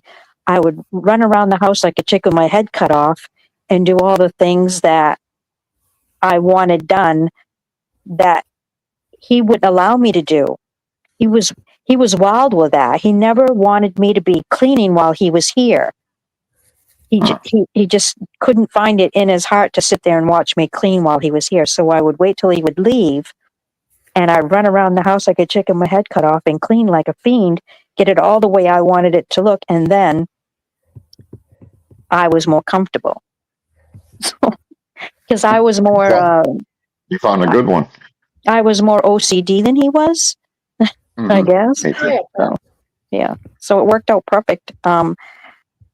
I know that he could never be replaced, so that's not my ulterior motive. My ulterior motive is to live my life as long and happy as I possibly can, and that does not include a partner. That just includes just me being who I am and doing what I need to do. Well, sounds like you know yourself. That's good. Yeah, you get to know yourself if you're there, if you're open to it. So, yeah. And then you're like, Chippy and myself. I'm sorry, go ahead, Chippy. Yeah, I was only married for 2 years. It was my husband. I was working full time in the city, but he still expected me to do everything around the house. He did sod all. I could cope with all that, so I can deal with that. But he wouldn't. It was a whole meat issue that broke us up. Yeah, it finished us. One day he brought home a leg of lamb, cooked it, didn't clean up, and the marriage was over. Finished. Yeah. That was the end of that. Well, I think Chickpea and Life Abolitionists should probably get together. This would be a good couple. Yes, we got a lot in common. Absolutely. Yeah, well, so have you and me, Pastor D. You know, That's true. Yeah. Well, but you wouldn't like the fact that I still eat meat. Oh, yeah. I don't have an issue. I don't have an issue with what you eat. If that's what you want to eat, you have what you want. Because guess what? Everyone thinks it's a matter of choice, but they don't realize that certain blood types have to have certain types of food, or else their health is diminished. And I don't care how many supplements you have out there, your health is diminished if you're not eating the way that your body needs to eat. So you can have anything you desire, and I'm all for it. And that's Even also because I've taken nutrition classes. Yes, I've taken nutrition classes, and I realized that there's absolutely no way you can get around that, even if you wanted to. All right, I'm having kitty pot pie. Have whatever you desire. Okay. Do you know where I can get 7 cats? Chickpea has a couple. You know I'm joking, right? Yeah, she knows everyone's joking. She's not, wasn't born yesterday, that's for sure. I have a Portuguese water dog and a cockapoo, and I could never eat them. Yeah, someone was saying, it was kind of like grotesque when they were saying it, and I'm not even sure if it's the truth, but some were saying that some people eat their animals when desperate situations happen. Well, they did in Russia when Stalingrad, when the Germans were attacking Stalingrad, they ate people too. There was cannibalism. They ate horses. They ate dogs. They ate cats. They ate rats. That's a little because Hitler was disgusting. trying to starve Stalingrad. He cut off the food supply. Okay. Yeah, wow. Now, there's some parts in Asia where they eat dog as a delicatessen. It's a delicacy. Yeah. Well, I have to be honest with you. If it came down to that, I would definitely make sure that I was no longer here to be able to have to endure that, because there's no way that I could do that. Animals are not to be. Ew, no, you don't do that. That's not nice. Well, it's nature. I mean, I don't agree with it, but it's nature. So we're part of nature, right? Well, they would say it's an appeal to nature, but they make appeals against nature. It's incessant, gratuitous appeals against nature and appeals to ethics, which I call decadence, because I did this whole video talking about Nietzsche's position on it. and they took that out of context. I didn't say that you need blood to survive, but what I was saying is that they're naive to think that life can exist without bloodshed. Like, people have to die in order for others to survive. That's how life works. Yep. Even if you're vegan, think of the insects that you're killing with the DNT and all the chemicals they use to keep the bugs off the crops. No, I know. I do know all that. Yeah, but I mean, it's more humane. It's more humane to be vegan. It's more humane. I try and be as good as I can in this respect. Right. But they think they're just going to get rid of all the carnivores on the planet. They're going to get rid of the lions, the bears, I want to get rid of all the carnivores. Oh yeah, those vegan. They can't do that. And they want to get rid of the humans who don't want to go vegan. So it's based on violence. They don't really care about consent. But yet at the same time, they still want to procreate. They want to create human beings to go against their nature and then shame them for being omnivores. It makes no sense. Yeah, they're really sick. You know what? Right, I tell you, they've been giving me a hard time because my cats, I feed them on fish, and they've really been laying into me, and I'm so cross about it. Oh boy, here comes Noodles. Oh boy, it's gonna if it stays now, they're around, I just clear off because I can't take it. Yeah, I won't be here either. I can't handle it. And he's listening in the background, so he's probably accomplishing that. I like Noodles, but his vegan thing just gets too much. Yeah, he's I respect it. Too strong about it. The way you guys are turned off by him, I think he's turned off by me for whatever reason. Whatever I say triggers him. He can't take it. So I'm not trying to attack him right now, but he says he doesn't want to talk to me. So I don't know exactly what I said, but it really goes both ways because whatever he's saying is offending people too. I think it's because when you have an opinion, and it's against what he thinks and feels, that he has a hard time listening to it. And you obviously are a person that he can't argue with, and that's why he doesn't want to engage. Which is wonderful because as long as you're on, we may not be infiltrated, and that would be a wonderful thing. Right, that's probably true. He's listening. They want to kill off all the polar bears, all the They lions. can't do that. They can't. Those are not ours to kill. That's not. Yes, that's what. But you do realize for every 80 million people net we add every year, which is about that number, we deforest an area the size of South Carolina in the States. I don't know what it'd be in actually Europe. Believe the stuff that they tell you? Yes. I don't. You cannot sustain There's more nothing that they life. say that I'll ever believe. But There's they think nothing. that's a good thing. They think that's I a don't good think thing it might because be half of it actually. they want to get rid of wildlife because the more civilization we have, like the fewer animals will be harmed to wildlife. So they want to deforest the world, have lab-grown meat and fake food, and it's going to be a dystopian nightmare. But this is their paradise. No, I don't believe that they can get away with that. You have to remember that. I mean, I don't even know this for sure, okay? Because every once in a great while, I get to the point where I barely believe in the fact that we have a creator of all that is. But I know we have something based upon feelings that I have. I can't be wrong in everything. Especially when it comes to me. I mean, I'm not talking about mine when I talk to others. I mean, I believe what I believe, but My I can't statistics believe come that. from. I'm sorry. My statistics come from.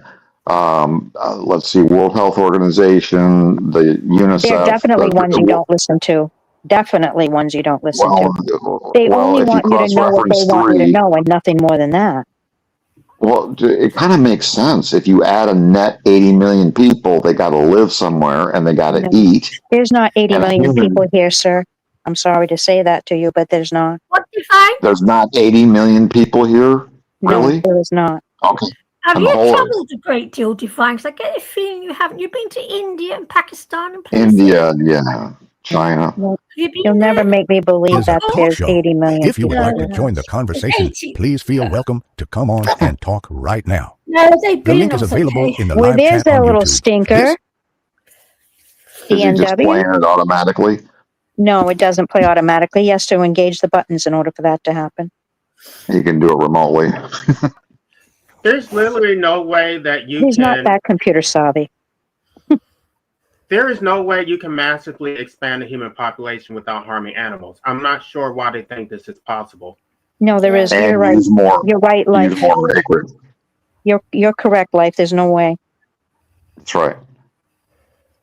But anyway, yeah, they want to get rid of all the carnivore animals, and they're even bullying this guy called Dean Schneider, and he belongs to and the other guy, the lion whisperer. Both these men are being bullied by vegans for feeding their lions a meat diet. That's how bad it's getting. I think that's just hocus pocus news just to give people heart attacks, let's just say. Life, what was you saying about that? I think the whole thing is ridiculous, and I mean, I actually would like to debate Noodles on it, but for whatever reason, he gets triggered, and so it's like, I don't understand why some people get to say whatever they want, but then when you respond to it, it's like, oh, you hurt my feelings. Like, I'm responding to what you said. I would like, actually, I don't know, maybe I can debate another vegan who's not. I think it's because you could feels debate like you me, guys have but gone in circles. Like, is there any arguments that you feel like you haven't addressed already with him? No, it's not that. What he's okay. So he thinks that I mischaracterized his position, but when he actually restates it, it's exactly what I said, except he adds additional context. But the conclusion is exactly what I said, and it's just like, yeah, you can add all the context to it, but I'm not arguing about the context. I'm arguing your conclusion. But he doesn't see things shoot at their bitter end, because he's been giving me a hard time because my ginger Tom goes out hunting mice, but he forgets that mice that my tomcat kills eat sparrows' eggs and sometimes sparrows' babies. So Dave is inadvertently saving the bird kingdom, but he doesn't do his research. Noodles, no, just goes crackers. I'm the big bad. But if you save the bird kingdom, if you save the bird kingdom, you're probably destroying the worm and the insect kingdom. Right. There's not a single animal. There's not a single animal on the planet that is a pure herbivore. So, if you want to get rid of predation, you would basically have to be an extinctionist. You'd have to be an extinctionist, literally. Yep. Which I am. I really dislike that term that's gotten perpetuated, extinctionist, because there's different types of extinction. Saying extinctionist doesn't specify what type of extinction you're talking about. I don't know how that got popularized.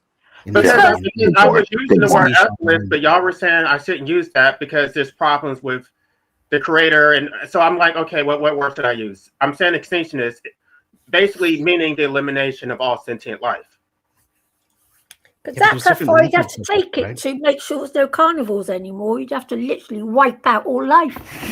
Well, see, there's a dying out extinction if people voluntarily don't choose to procreate. Like, there's different ways of going about it. So when someone says they're pro-extinction or they say they're an extinctionist, it doesn't specify what type of extinction that you're advocating. They want to kill. And I think that type of rhetoric Brother Marcus, they want to kill. Conversation when someone says that, like, I don't advocate and I don't support, I oppose intervening or forcing extinction on other people. So then they would say, I'm not an extinctionist, but that's not true. I am. I'm a voluntary dying out extinction. But via antinatalism, if you could. I'm traditional. They want to destroy all carnivorous life, i.e., all carnivorous animal life. That's what they want to destroy, in hope that we'll have a planet of herbivores. Well, I'd love to see them try. I hope they do. But the point is if they want to eliminate all carnivores, then by definition they are extinctionists, and they're disclaiming that title, even though that is definitionally what they are. Not necessarily, according to what Marcus just got done reading to us. Right, but we're talking in the real world. If if you eliminated certain species, you would create all kinds of problems for other species. It's such a eco balance. It's a chain reaction. No, but Yeah.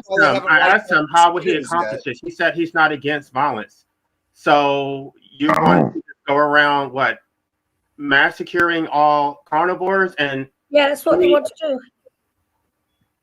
That's what they want to do. Do you think, with all the nuclear bombs we have,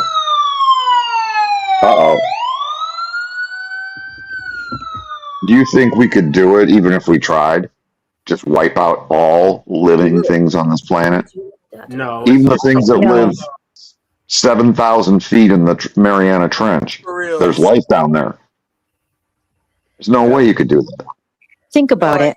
There's this freaking bacteria surviving off the fucking chemistry of the heat vents down at the bottom of the ocean. You know, they don't even survive off the sunlight. You know, no photosynthesis involved. It's all chemistry-based life. Yep. And that would evolve. Starve anyway. If they weren't kept in check, they would just reproduce out of control and eat all the plants, and then they would eventually starve. So I don't think this is well thought out. But you can't do it. There are certain species of people that live down in there, underneath the ocean as well. Underneath the ocean? Yes. Oh, okay. I didn't know that. Yeah, we were just talking about that. It's making me vibe back to the old days of the History Channel with that fucking mermaid special. Oh, I'm not talking mermaids, darling. No, I know you're not. I'm just, Okay. it's just taking me back to that memory, man. Oh, okay. History Channel got the whole world believing that there were mermaids and shit. It was crazy. It's absolutely spectacular to hear your voice. I'm glad you're here. Yeah. Thank you. I like mermaids. They don't have vaginas. How do you know? They probably have what's it called? The shit the birds have. They probably have the same thing, you know, that where it's like everything comes out of one hole. Oh my goodness. For reals. So they eat and they shit and they reproduce out of their mouths? Yeah, it's called a cloaca. Oh, I like it. Yep, eggs and mermaid poop. It all comes out the same. Oh my goodness. I'm sorry, ladies, if we're offending you. Let's have a look at Lala, everyone. I'll show you my little Lala. Hello, little Lala. Look at my laptop, Lala. Look, here's Lala. Hello, Lala. Lala. Hey, cat. She's the most gorgeous. It's not a cat, it's a Lala. Lala. She's the sweetest little girl. Oh, did I tell you what my stray cat did? So I order my groceries from Walmart, and because I was doing a live stream, I didn't pick up my groceries right away. The cat, I was going to do what you said, Chickpea, about the peanut butter toast. Yeah.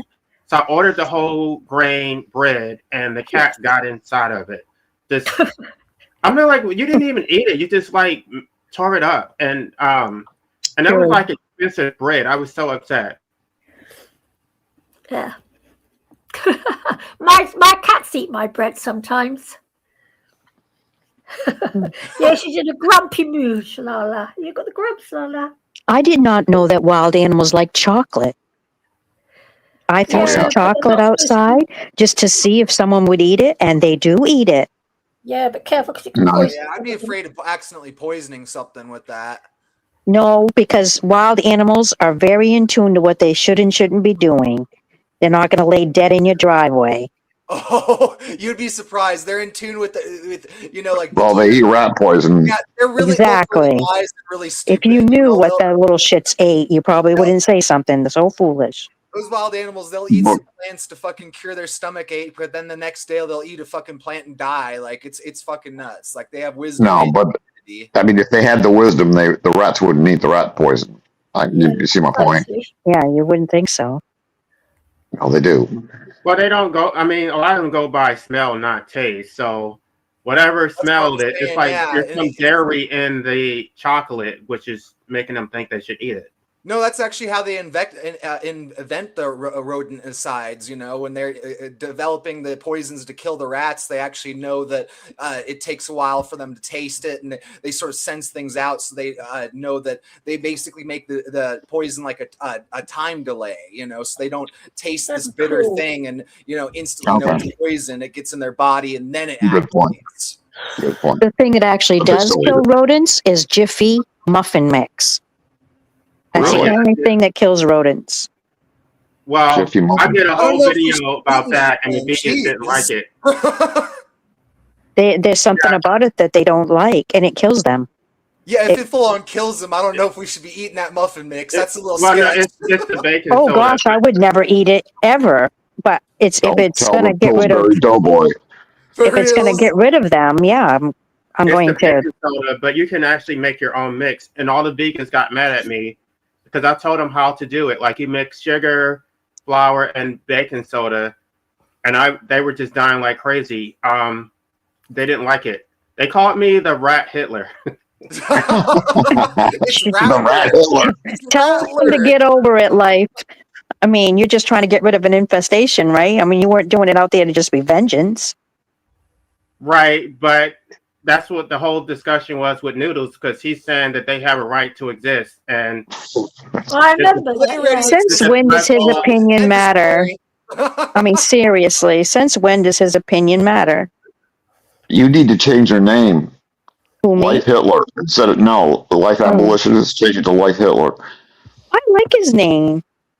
I do too, but I'm just saying.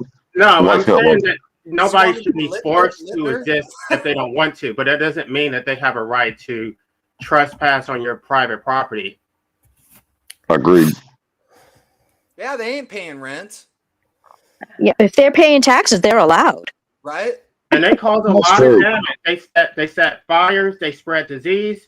And I don't think that we should just go along with it because of some virtue ethics that, oh, you should never harm an animal. Like, what about the animals that are harming humans? For sure. And do I have to send them to school? Monks learned about germ theory. They were out killing fucking rodents. You know, it wasn't the whole fucking monotheist, the whole fucking monk world. You know, no, we're not going to kill these things. The second they learned germ theory, they were fucking being aware of where the rodents were. Are they getting into our grain storehouse? Do we need to, create some baits? Do we need to, create physical barriers? You know, they were thinking about those things the second they learned about it. That's what cats are for. But they don't even cats. Why do you think the gypsies love cats so much? Right, there you go. Bring your cats inside so that they can just...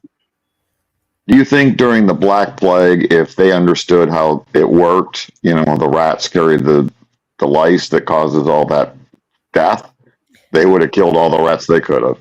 No, that's what they told me. That's what my whole content was about. They didn't care about the Black Plague. They said, so what? Humans spread disease too.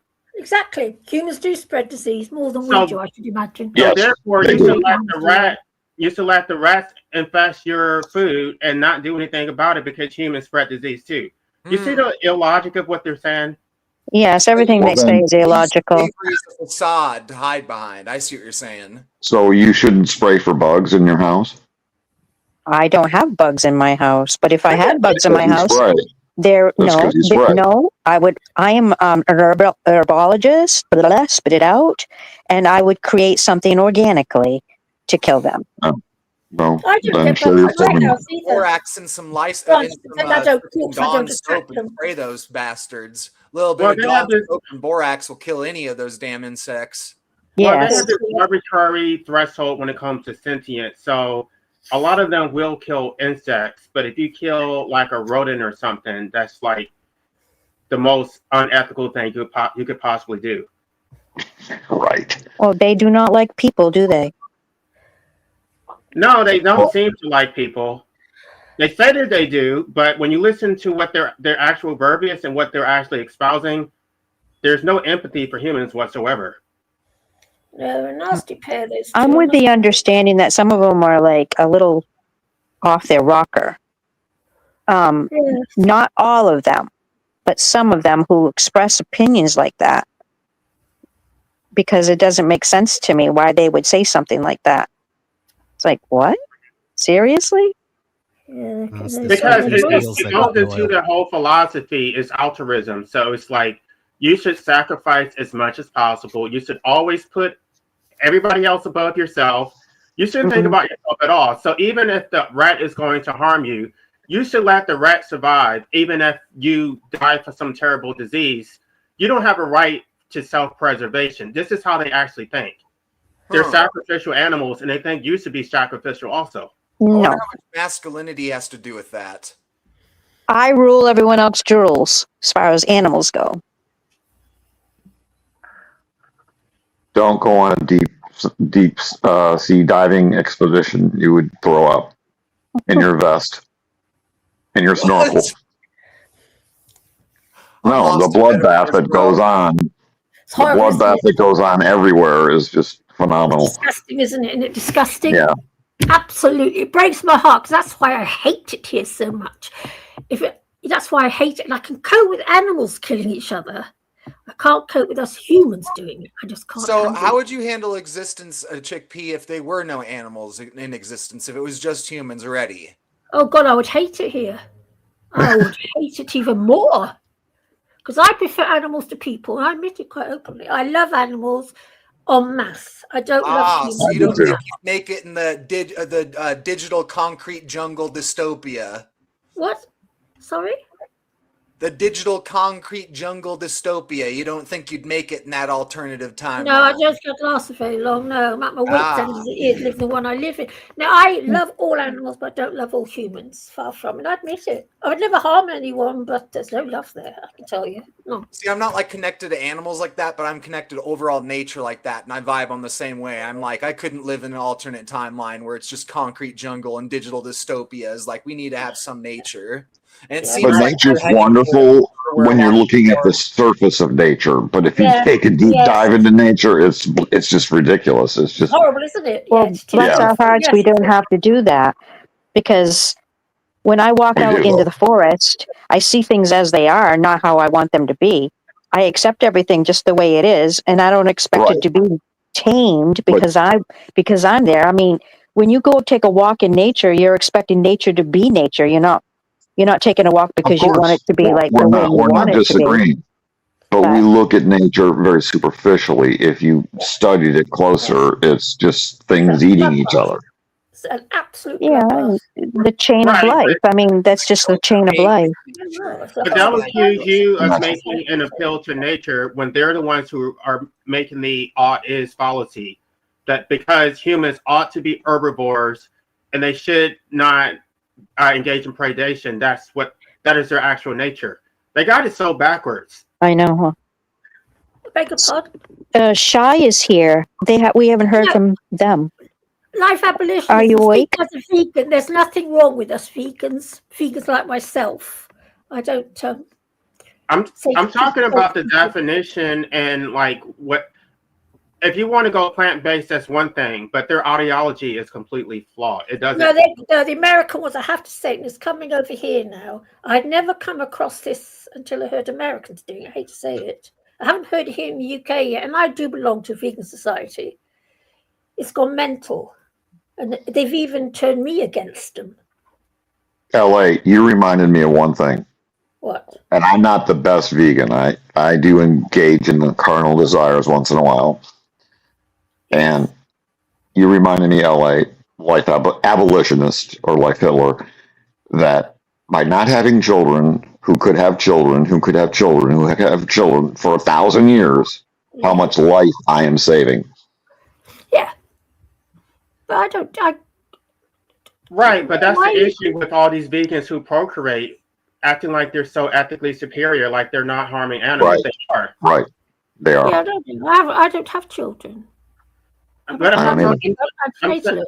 There's millions of vegans going around with 2-3 children, and then they're condemning people who consume animal products. Oh, and then they indoctrinate their children, not realizing that shit doesn't work for the Christians. Do you think it's going to work for you? Right. And a lot of these children have developmental problems. Their growth is stunted. They said it. A vegan diet is appropriate for all stages of life. Okay, you're going to see a lot of malnutrition in the future. No, that's not entirely true. You're saying the LA, because I remember very young starting my nonsense. And I haven't eaten meat since I was 7 years old, apart from what my mother forced me to eat. I'm now 71. I'm still here. I started very young. Okay, but a lot of them will do stuff like they will just pick up some grass from their backyard in a blender and feed it to their babies. Like, they don't know anything about nutrition. They literally think that we're the same as cows and deer, and we can just consume grass. And the grass is full of fucking pesticides because they just sprayed it the other fucking day. They're poisoning themselves, but it's nature. It's all healthy and clean. I remember when I was a child, I had some sort of a health disorder, and they were force feeding me beef liver. And I was so sick. I was more sick of what they were doing to me than actually what I was sick for. Yeah. Ridiculous. That's just lazy and unethical. They couldn't fucking dry it out and powderize it, put it in a fucking pill. Jeez. No, it was unadulterated torture. Ugh, horrible. Just force feeding you to eat organ meat. That's not fun. There was a time where because she didn't honor who I was, and it was my body, and that I didn't want to partake of it. She force fed me because a doctor told her to do so. That's how dumb. Don't get to is a lot of meat eaters are not, or at least in America, don't eat a lot of organ meat. You know, like that's sort of a generational thing too. You know, like it was disgusting. I do. Liver. I mean, I don't like the taste of it, but I occasionally eat beef liver, even though I don't like the taste of it, just for the health benefits. Yuck. I think I'd rather just... That's a good thing if you enjoy it.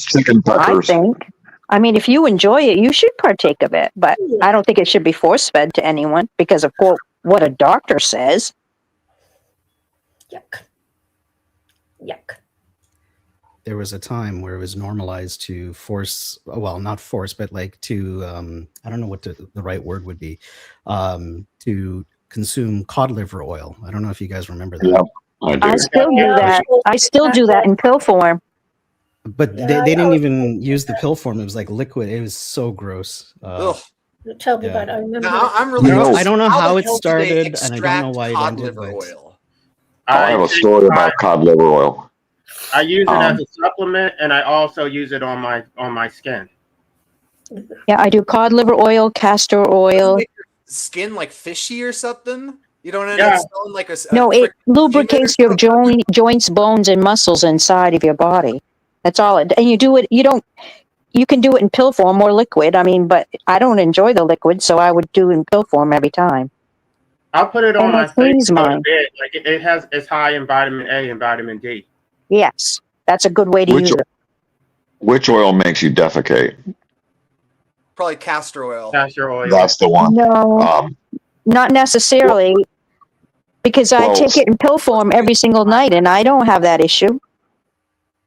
Well, I watched a documentary where Stalin, when he captured German soldiers, he'd march them down the street of Moscow, and he'd make them take one of these oils, and it would make them, they couldn't control themselves. And they'd soil themselves in front of all the spectators as the German prisoners were being marched down some main street in Russia, just to humiliate them. Certain forms of magnesium can do that was too, just a different way to use it, I guess. And maybe he was overdoing it instead of just pill form. Probably. He probably straight down their gut. Straight shots, yeah. Well, it's the difference between using a laxative as a laxative and using it as a stool softener. You know, you can use it either way.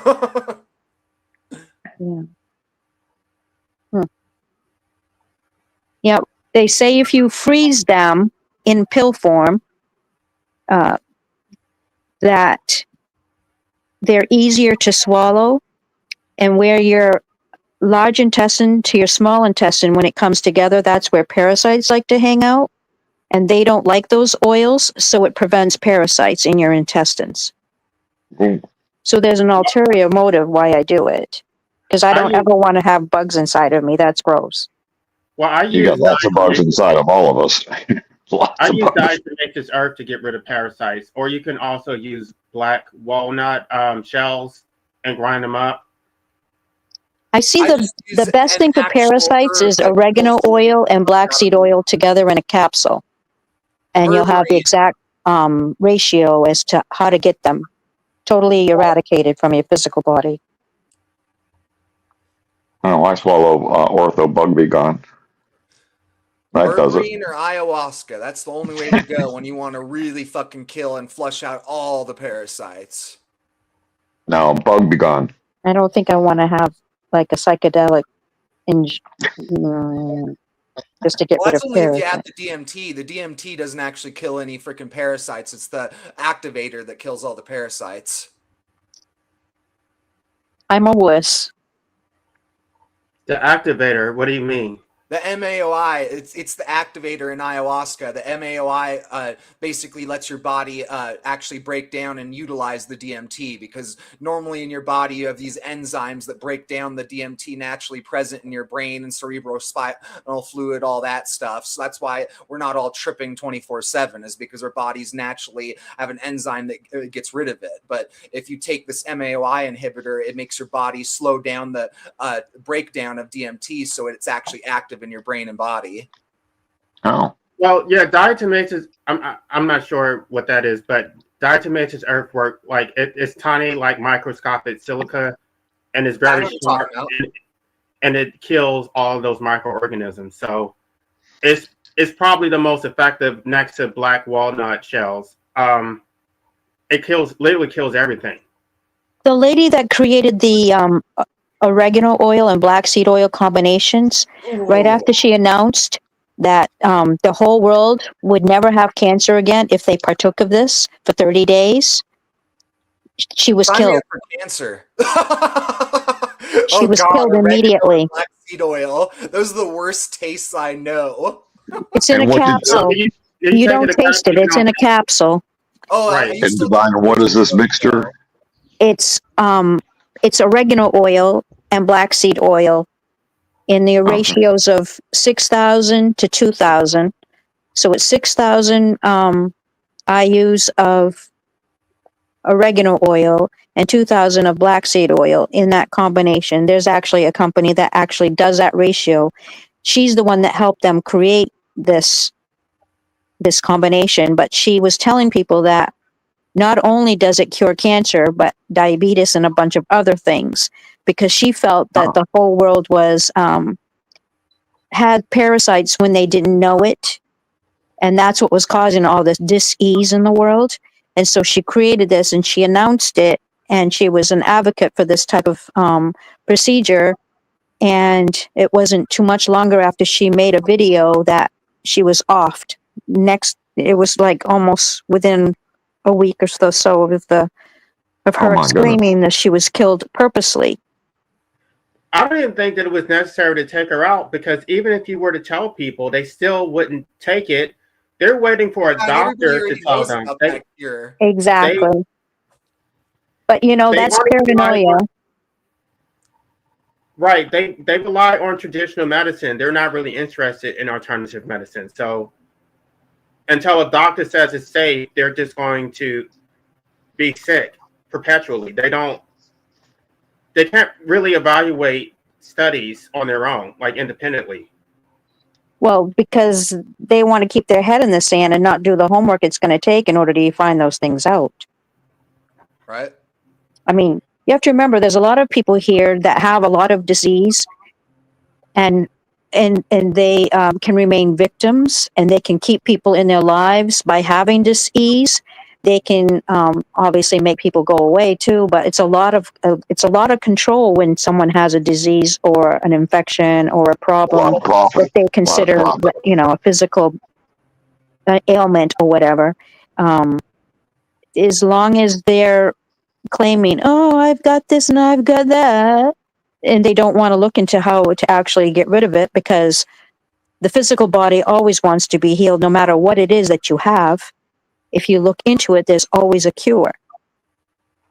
Some people just don't want to do the work. Well, I did the work for my father. I literally did all the research. I printed everything for him. I bought him the supplements.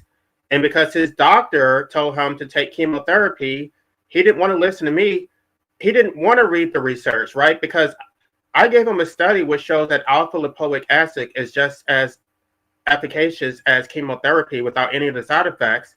But he didn't want to read the study. He took chemotherapy, and like everybody else, or at least most people, he just wasted away and died. So, and he disliked you for that? He got mad at me because he said that I thought I was smarter than him. Like because you were in that moment, you were actually trying to save him, and you know what? He underestimated who you were. But you know what? I'll bet you right now, if he came back down here and sat right beside you, he'd apologize, because now he knows that you were trying to save him and keep his life extended. And I can't believe, I mean, it would be wonderful if you could have a run-in with someone who actually could read the other side like some people can. I'm not able to do that yet. But yeah, I look forward to the day that I can, because I would never charge anyone. I would say, hey, guess what? Your dad's here and he's saying da da da da da. And or your mother or your grandmother's here, and I would tell him. I would never charge for that. You know why? Because people can actually heal from hearing their relatives on the other side apologize to them for not understanding what they were trying to do in that moment. Because I've been a hospice worker for a long time, and you would not be surprised what people do for people that can't speak for themselves because they have power of attorney or whatever, and they get away with doing a lot. Oh yeah. Oh, I know what you're talking about. I mean, I feel like he was my father. He said, he lashed out and said, "This is my damn body." I'm like, yeah, but we're having a discussion. We're having a discussion as a family, and you wanted my opinion. So am I supposed to just sit back and watch you die? And so we got into this stupid argument, and that's why we became estranged. That was like the second argument, because I had already been estranged from him before. But the last time, it was because I was trying to help him with his cancer treatment. And he felt it. He thought it was insulting. And I'm like, I'm not saying that I'm smarter than you. Like, we can talk about this and try to figure this out together. But he just basically wanted me to shut up and not have any opinion about it. Why would someone get angry for someone trying to help? That's what I don't get. Yeah, exactly. Because he was a narcissist. He didn't see it as help. He just thought he was smart enough to figure it out on his own. And I wasn't there to help him figure it out. I was there he thought he was going to milk me for narcissistic supply. Like, I'm sick. Now you have to do whatever I say. Like he was going to throw himself a pity party when he had effectively given up. So I wasn't really interested in that. I was interested in saving him, but not to be, blackmailed because he had cancer. And he was pretty nasty, like at the end of his life, to everybody. And that's uncalled for. It's ridiculous. Yeah, it's sad that you had to be a victim of that, because if he only could share with you what he knows now, I mean, it would be such a beautiful thing to witness. I don't think he even realized that. Like, of course, I didn't want to say I told you so, but I knew that was going to happen. It's like everybody I've seen who's taking chemo. It's like they lose their appetite, they waste away, and then it's like, I knew this was going to happen. This is what I was trying to avoid. So I don't think he ever got it. Even like at the end, he told my brother, like probably just like 6 months before he died, that I thought I was smarter than him. Because you were, hon. He was insulted by the fact that you were. How old was he? 67. It's relatively younger. My partner died at 57. Oh, I'm sorry. Yeah. Fucking little shit. Well, we tend to do that. Yeah, boy, oh boy. But yeah, your father was like, you were honoring him by trying to save him. And I know that if he could come back here and tell you just what he was thinking and feeling now that he's been on the other side, that he would say, hey, you were right the whole time. But I think people are not being honest with themselves, because I even asked him, like, are you ready to go or do you want to fight? He said he wanted to fight, but based on his actions, he was ready to go. Like, and so I'm trying to say, his actions spoke louder than his words. You're correct. Not only did he want to go, but he wanted to suffer, and he wanted everybody to see him suffer so that he could make us pay for whatever slights were made against him. Like yeah. he didn't take the pain medication. And I'm just like, I think he did a lot of that stuff on purpose. Yeah, he was doing that victim thing. Right, he wanted us to have the guilt that he suffered, and because we didn't yield to his every desire, and he rang his bell and we just jumped like that. I think that's what he wanted. You know what I'd like to do right now? I'd like to thank each and every one of you guys for being here on this chat, because you're actually helping me. I'm going to tell you what the situation is. We have weather that's going to be going down into the 20s or 30s below zero tonight. Oh. And I'm scared shitless, okay? Jeez. Even though I have my temperature up the way it's supposed to be and everything's fine here, I am beyond ridiculously nervous for all the elderly people, for all the animals that are left outside, and all the people who don't have enough oil in their tanks to run them at the temperature they need to run them at. It's just going to be such a sad situation in the United States in the next 3 days. Yeah, I heard that about that. I really wanted to say thank you, because you're distracting me from being all whacked out and nervous. Well, I'm sending you some spiritual warmth, Hazel. Stay warm, girl. Oh, yeah. There you go.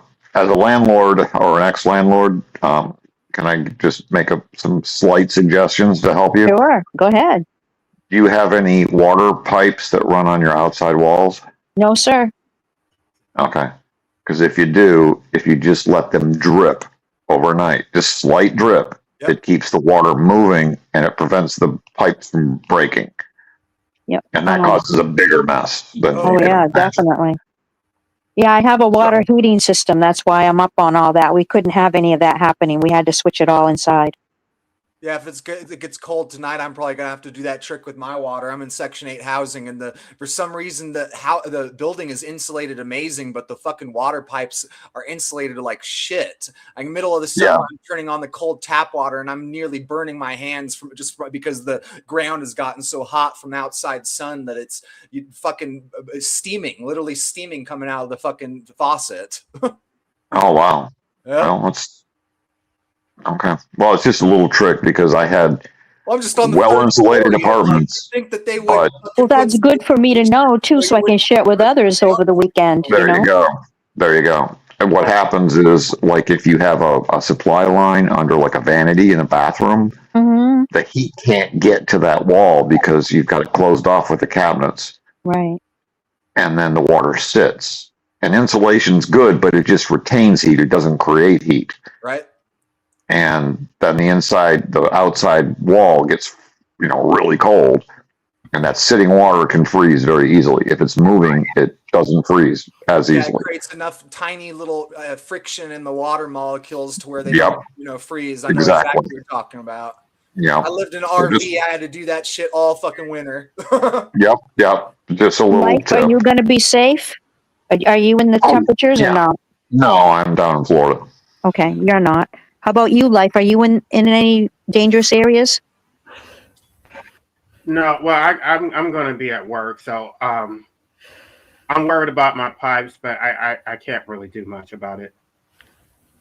Oh, okay. But make sure you keep your temperature up past where you normally would keep them, so that you don't have the issue when you come back home. Right. Be nice for you to be safe too. Because coming back home to something that all your stuff in your apartment all yucky is just as bad as actually, It's worse. Yeah, because you have no place to put it. It's all getting wet, and people don't normally care about your stuff like you do. So just make sure you have your temperature up way past you would normally keep it. It's like I sent emails out to everybody I knew that was in the area, and half of them weren't even reading them. I had to call them after. Excuse me, but, is your temperature still on 63? Excuse me, but you need to turn it up 10 degrees. Why? Because you need to have it 10 degrees more than what you normally would. Plus, it's going to be 20 or 30 below, so you're kind of making up for that difference and a little then some. I had to tell everybody to turn up their freaking heat. They didn't even, I mean, it's like they weren't even reading the message I was giving. Yeah. Like, oh my goodness. You can lead a horse to water. I know, eh? Sad. Oh, I hear a little Canadian. Oh, I'm a Canadian freak, dude. I mean, if I could live there, I would. Well, you're either really, really northern U.S. or I'm somewhere in Maine. Canada. Yeah, I'm Maine. Okay, I picked up the Canadian A. I love Canada. Oh, just be I glad do you're not in too. the South, Hazel. Holy crap. Nashville's going to get hit hard. Really hard. Yeah. It's the central United States is really going to get hammered. Washington, D.C., Tennessee, Pennsylvania, all those areas. Absolutely. They're be calling FEMA after this. And they have, not only have they got, like, I guess, anywhere between 10 and 14 inches of snow coming down, but they also have precipitation like water, raining. So they got that slushy stuff plus all that snow, and people down there don't even know how to drive. So you don't I used to wanna live be in on the South road. Carolina, and the big problem we had in South Carolina was ice. Not so much snow, because snow would melt pretty quick, but it would get not cold enough for snow, but cold enough for ice, and everything would ice over. Ice rink. Whole city's ice rink. Yeah, it's sad. And it's awesome too because we have like 300,000 influx of Californians here that have no fucking clue how to drive when there's so much as a speckle of fucking snow. So it's really not fun when it gets this. Like my family just doesn't drive when the fucking snow comes nowadays. They're like too many crazies on the road that nobody knows how to drive. We're just have to wait a few days. Dude, those are the NPCs that relocated to your area. That's all that is. Millions of them, Hazel. Millions of them. Oh yeah. My place is the best on that anyway. You're gonna become a libtard area. Oh, God forbid. Oh my goodness. No, everybody No, when I come into some money, I'm going to lend it to him so he can have all his own property somewhere and won't have to live in Section 8 anymore. So this is the thing about Nevada. Everybody in Nevada shits on California and none of them have a fucking clue why. I literally see people that move here from California a week ago and they start shitting on California. And it's like, and they say that they're fucking Nevadans. And it's like, shut the fuck up, dude. I know you're not native, but you're not even in Nevada. You've been here for one fucking week and you're already shitting where you lived on. You're just but that's why you move, right? You're just bringing that shit over here. Now we're going to be shitting on you or our place because you're here. Great. You know what you need to do there, Mr. Nevada? You need to get a bumper sticker. Welcome to Nevada. Now go home. It's like they do in California. I used to live in California. It's nice there. Sound like Or it used to be. Yeah, I kind of had no choice. My dad was stationed there. I'd rather have one that says NPCs move home. Yeah, that'd be more fun. That would be a lot better. That would be like a conversational starter. Exactly, too. And it's not politicized in either direction right off the bat, you know? Yeah, because half of them don't even know what it is yet. Exactly. I'd like one that says vasectomies for all guys, but that's just me. Hey, I'll run that bumper sticker if I had a car that would run it. My car doesn't have any stickers on it at all. It's because of I don't know. I think it's tacky on a car. Yeah, it probably is, but I have to make my message. I have my little Ouroboros, my snake eating itself with a big A. Shideo, what's going on? A for what, asshole? Oh, A for asshole, that's it. Oh, okay. Shideo speak, will you, for fuck's sake? I can laugh at myself there, Miss Divine. Oh, yes, we all can. Hello, did you hear me? Let Shideo speak. We asked him to speak earlier. I didn't want to and he interrupt you didn't. guys. You guys were conversing, my bad. Oh, yeah, I might have actually been using the restroom then. We asked you to speak and you weren't answering, so we just figured you were on mute for some reason. Okay. Yeah, I was definitely in the restroom. Sorry about that. Did everything come out okay? Yeah, absolutely. Actually, you predicted it perfectly. It was a number 2. You ain't full of shit anymore, Oh, so good. you don't have to worry. There's oils. Basically, I got all the shit out of my system. There's oil for that. I was actually learning a lot from you guys, actually talking about that, honestly. Hey, you gotta have a healthy constitution, man, in mind and in body. Absolutely. Yeah. Absolutely. The stomach is your second mind, Right? if not your literal mind. But yeah. It's my only mind. It's your only mind. Well, That's it. at least Pastor D doesn't stand for that, and that's not your only mind. Well, vasectomies and a full stomach. Those are my two minds. Pastor D, the D is for doo-doo. That's it. Pastor Doo-Doo. Pastor Doo-Doo. That sounds like some like children's like fucking sing-along group or something. Pastor Yeah, like the Doo-Doo. Wiggles or something. Pastor Doo-Doo. Every Pastor kid Doo-Doo. to poo. Oh, shoot.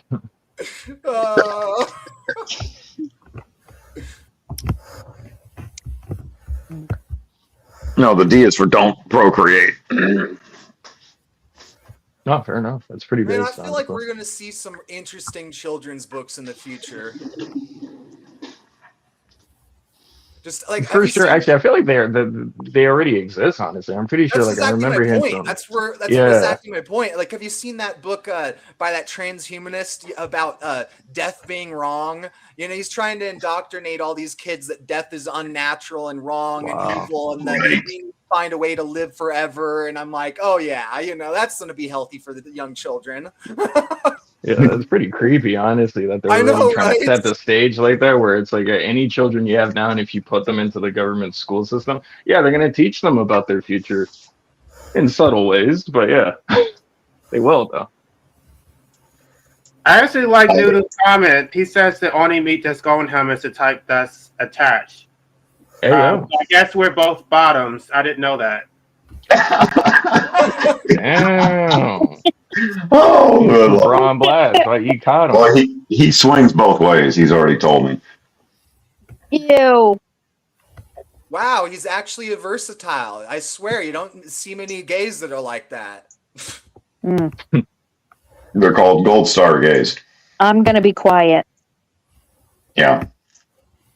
because I can't be nice, so I got to be quiet. Yeah, you got to respect that wisdom. Ooh. You do know that's nibbles. I don't care. Are you dyslexic? That's nibbles that said that. Nibbles is the female, right? I don't care who it was. All right, I've got a joke I heard. Remember in the old days, you had to explain to kids about the birds and the bees? Mm-hmm. Okay, now you have to explain about the birds and the bees that want to be birds and the birds that want to be bees. That is true. Everything's so warped these days. Many people's psychologies. It is really Debbie, sad. that's his same channel though. So when he comes on here, that's his screen name. Like he chats from that, but when he comes on, he says Noodles. It's the same channel.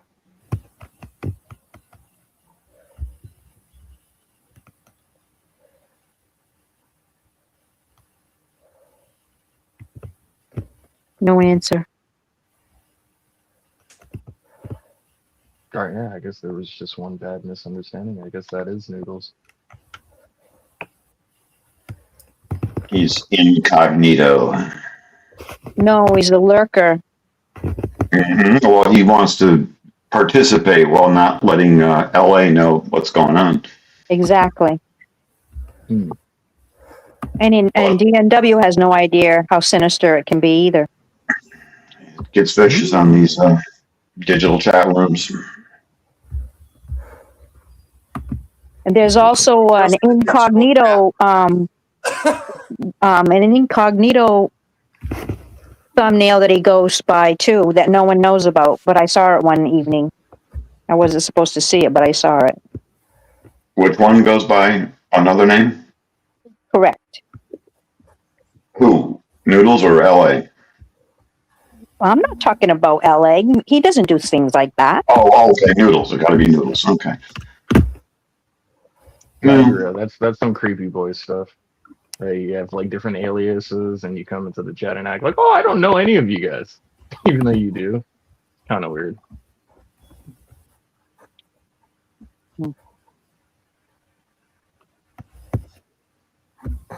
Usually, when I go on or Danny goes on, Noodles immediately comes on.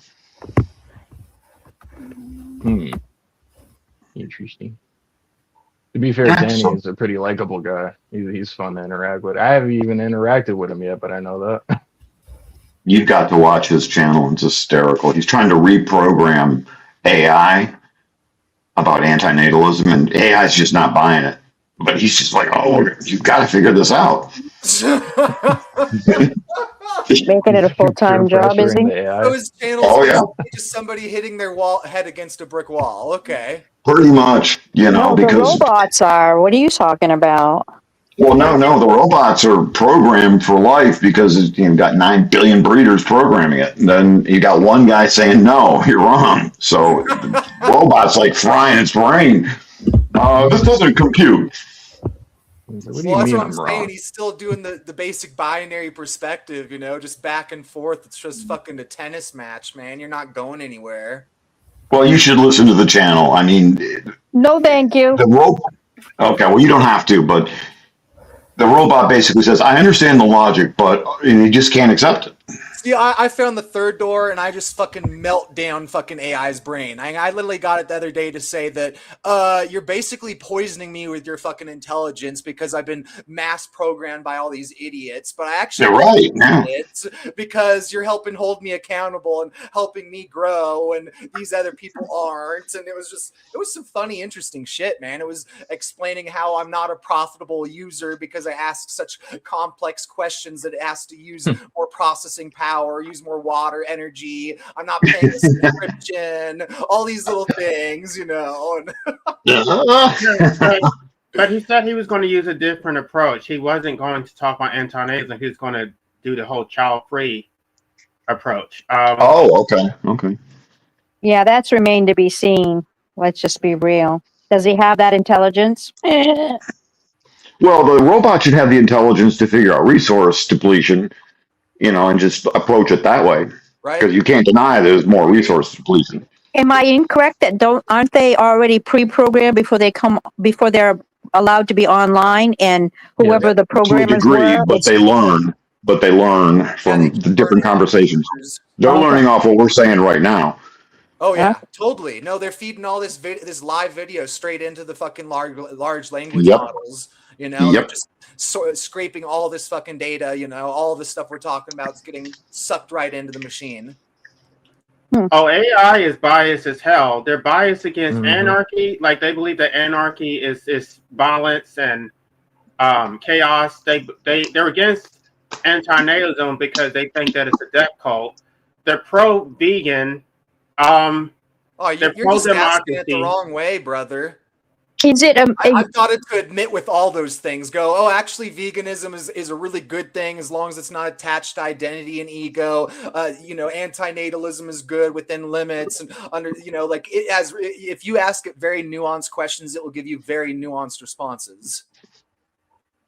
No, but I come from a different angle. Like, I will talk about how the creation of human beings harms animals.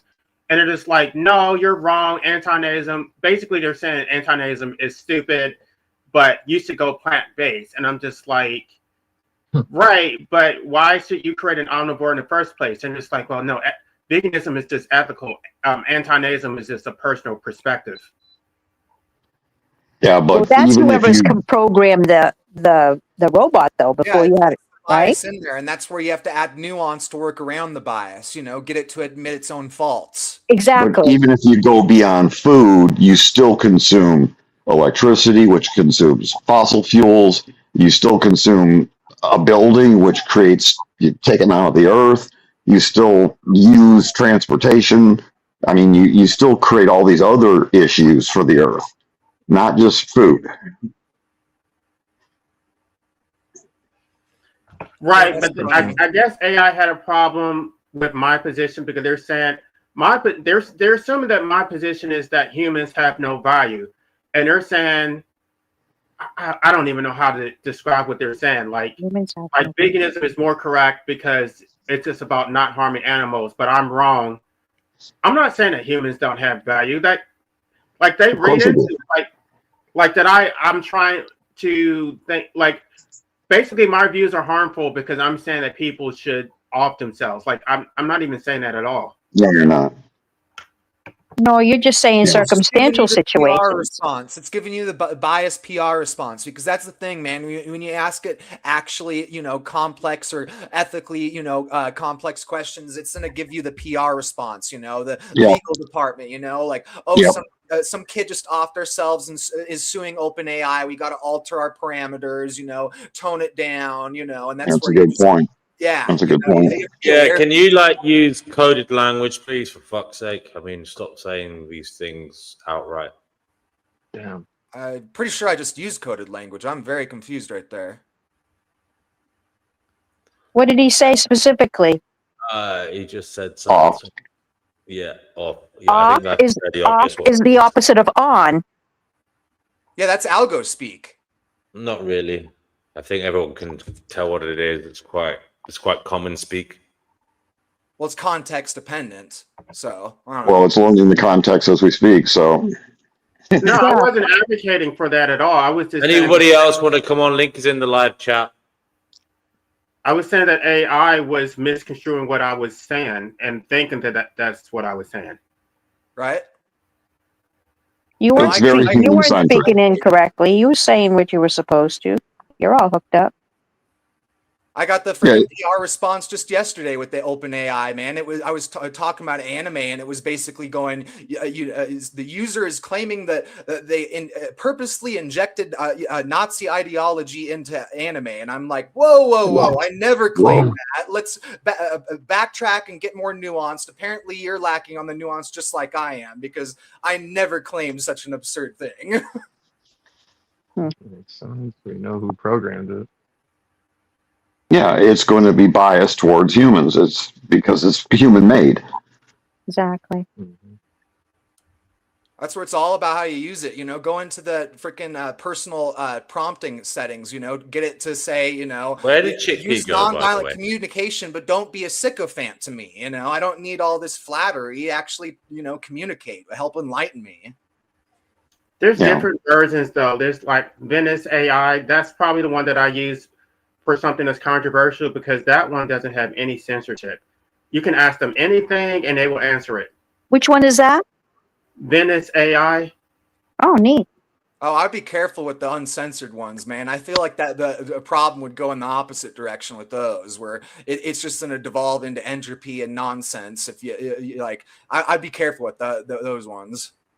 No, sometimes there's information that you need, and then AI just won't give it to you. Like this one will answer your questions. That's what I'm saying, though. I've literally never had that problem. As long as I work on the nuance and, keep communicating, altering the prompts, I'll get it to freaking admit to me about anything.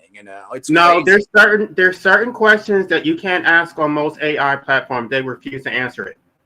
I mean, you can use your imagination, because I do know what you're saying, though, in regard to like what's it called, the DeepSeek. Like you ask DeepSeek about the Tiananmen Square thing, and it will refuse to answer anything because it's all made in China, based off China. Like they won't tell you anything about that. So I do understand where you're coming from, though, LA. I just personally have never experienced that, besides that one specific instance on DeepSeek where I did ask it about Tiananmen Square, because I was hearing that it was censored, and I was curious if I would have the same, result. Well, I think that's how my channel was taken down, because people were asking me all this information. I said, I can't answer it. Just go to that AI, and then that will tell you how to. And then shortly thereafter, my channel was taken down. So I don't know. They never gave me a specific reason. It's weird, the things that'll trigger social media. The weirdest things. Yeah, because I said some of the most benign things, and someone gets ticked off, and the other people say 10 times worse things and more insulting things, and they don't have a problem with that. I think it's because you're reported. There's a difference in the fact that what they don't want and then what you're reported on saying. So if someone misinterprets what you said, that will also cause you to get struck, because someone has reported you purposely just to watch your channel be taken down.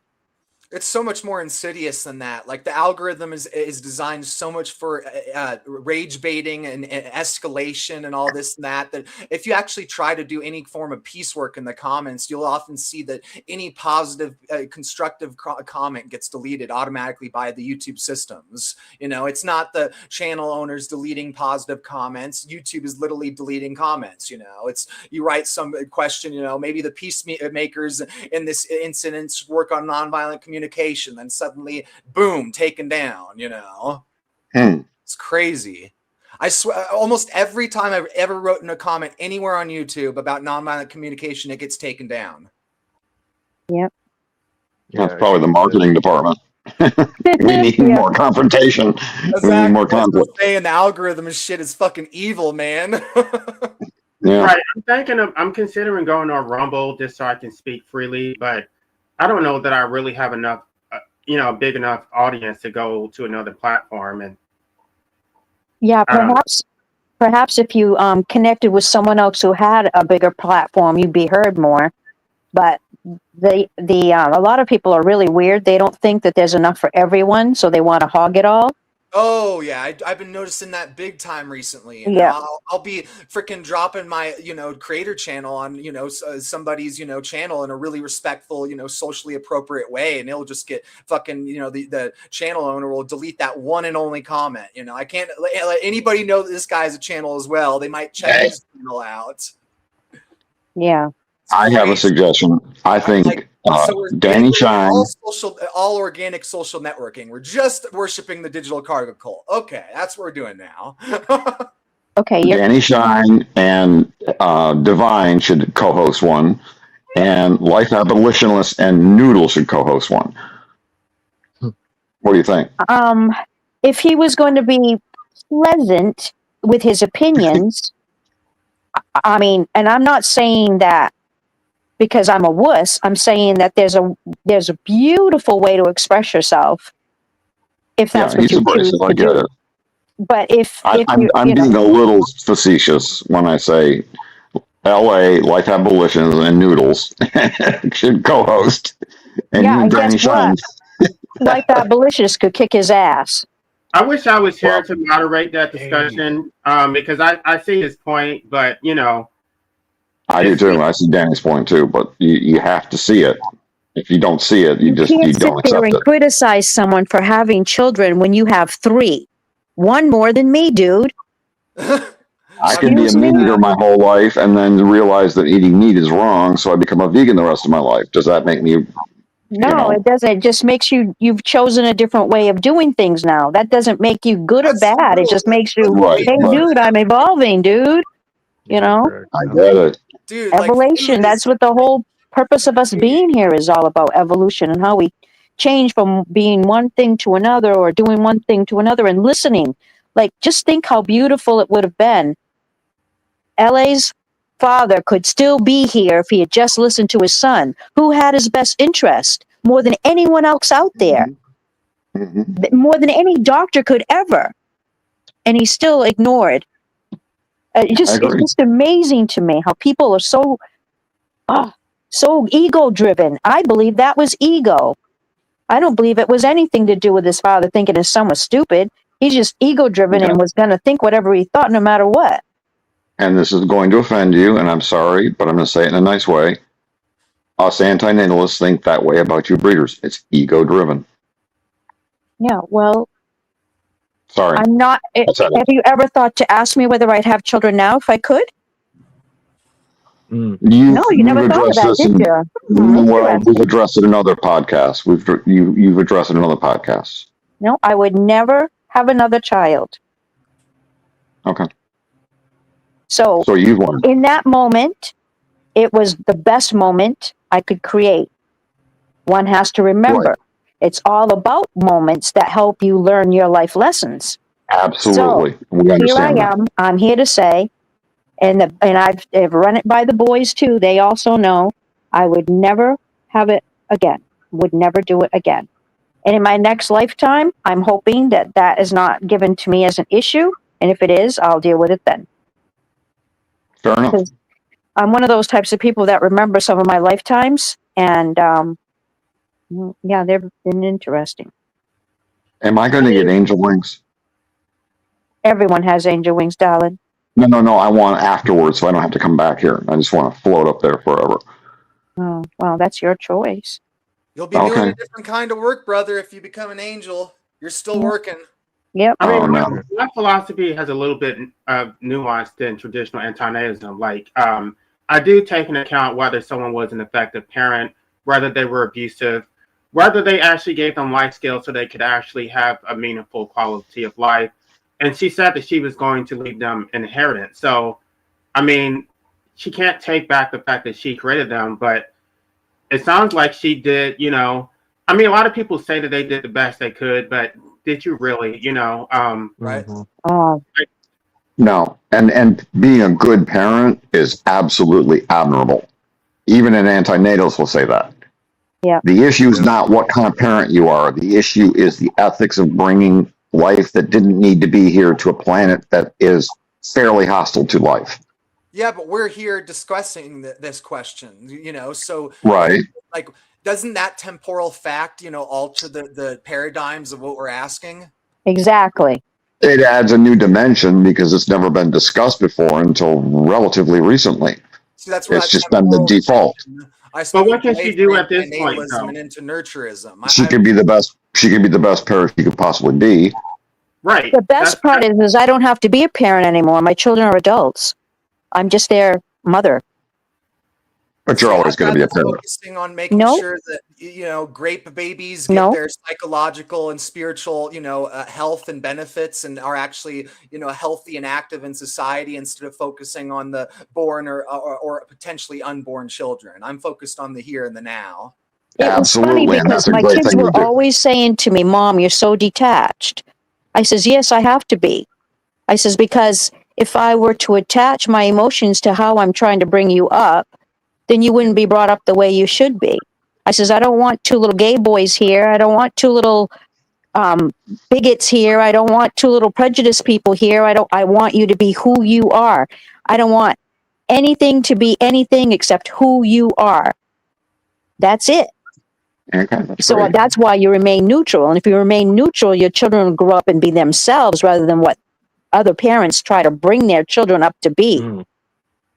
I allowed them. Okay, now I have to tell you a story. My mother was severe. I mean, I can't even, she's Lucifer's wife.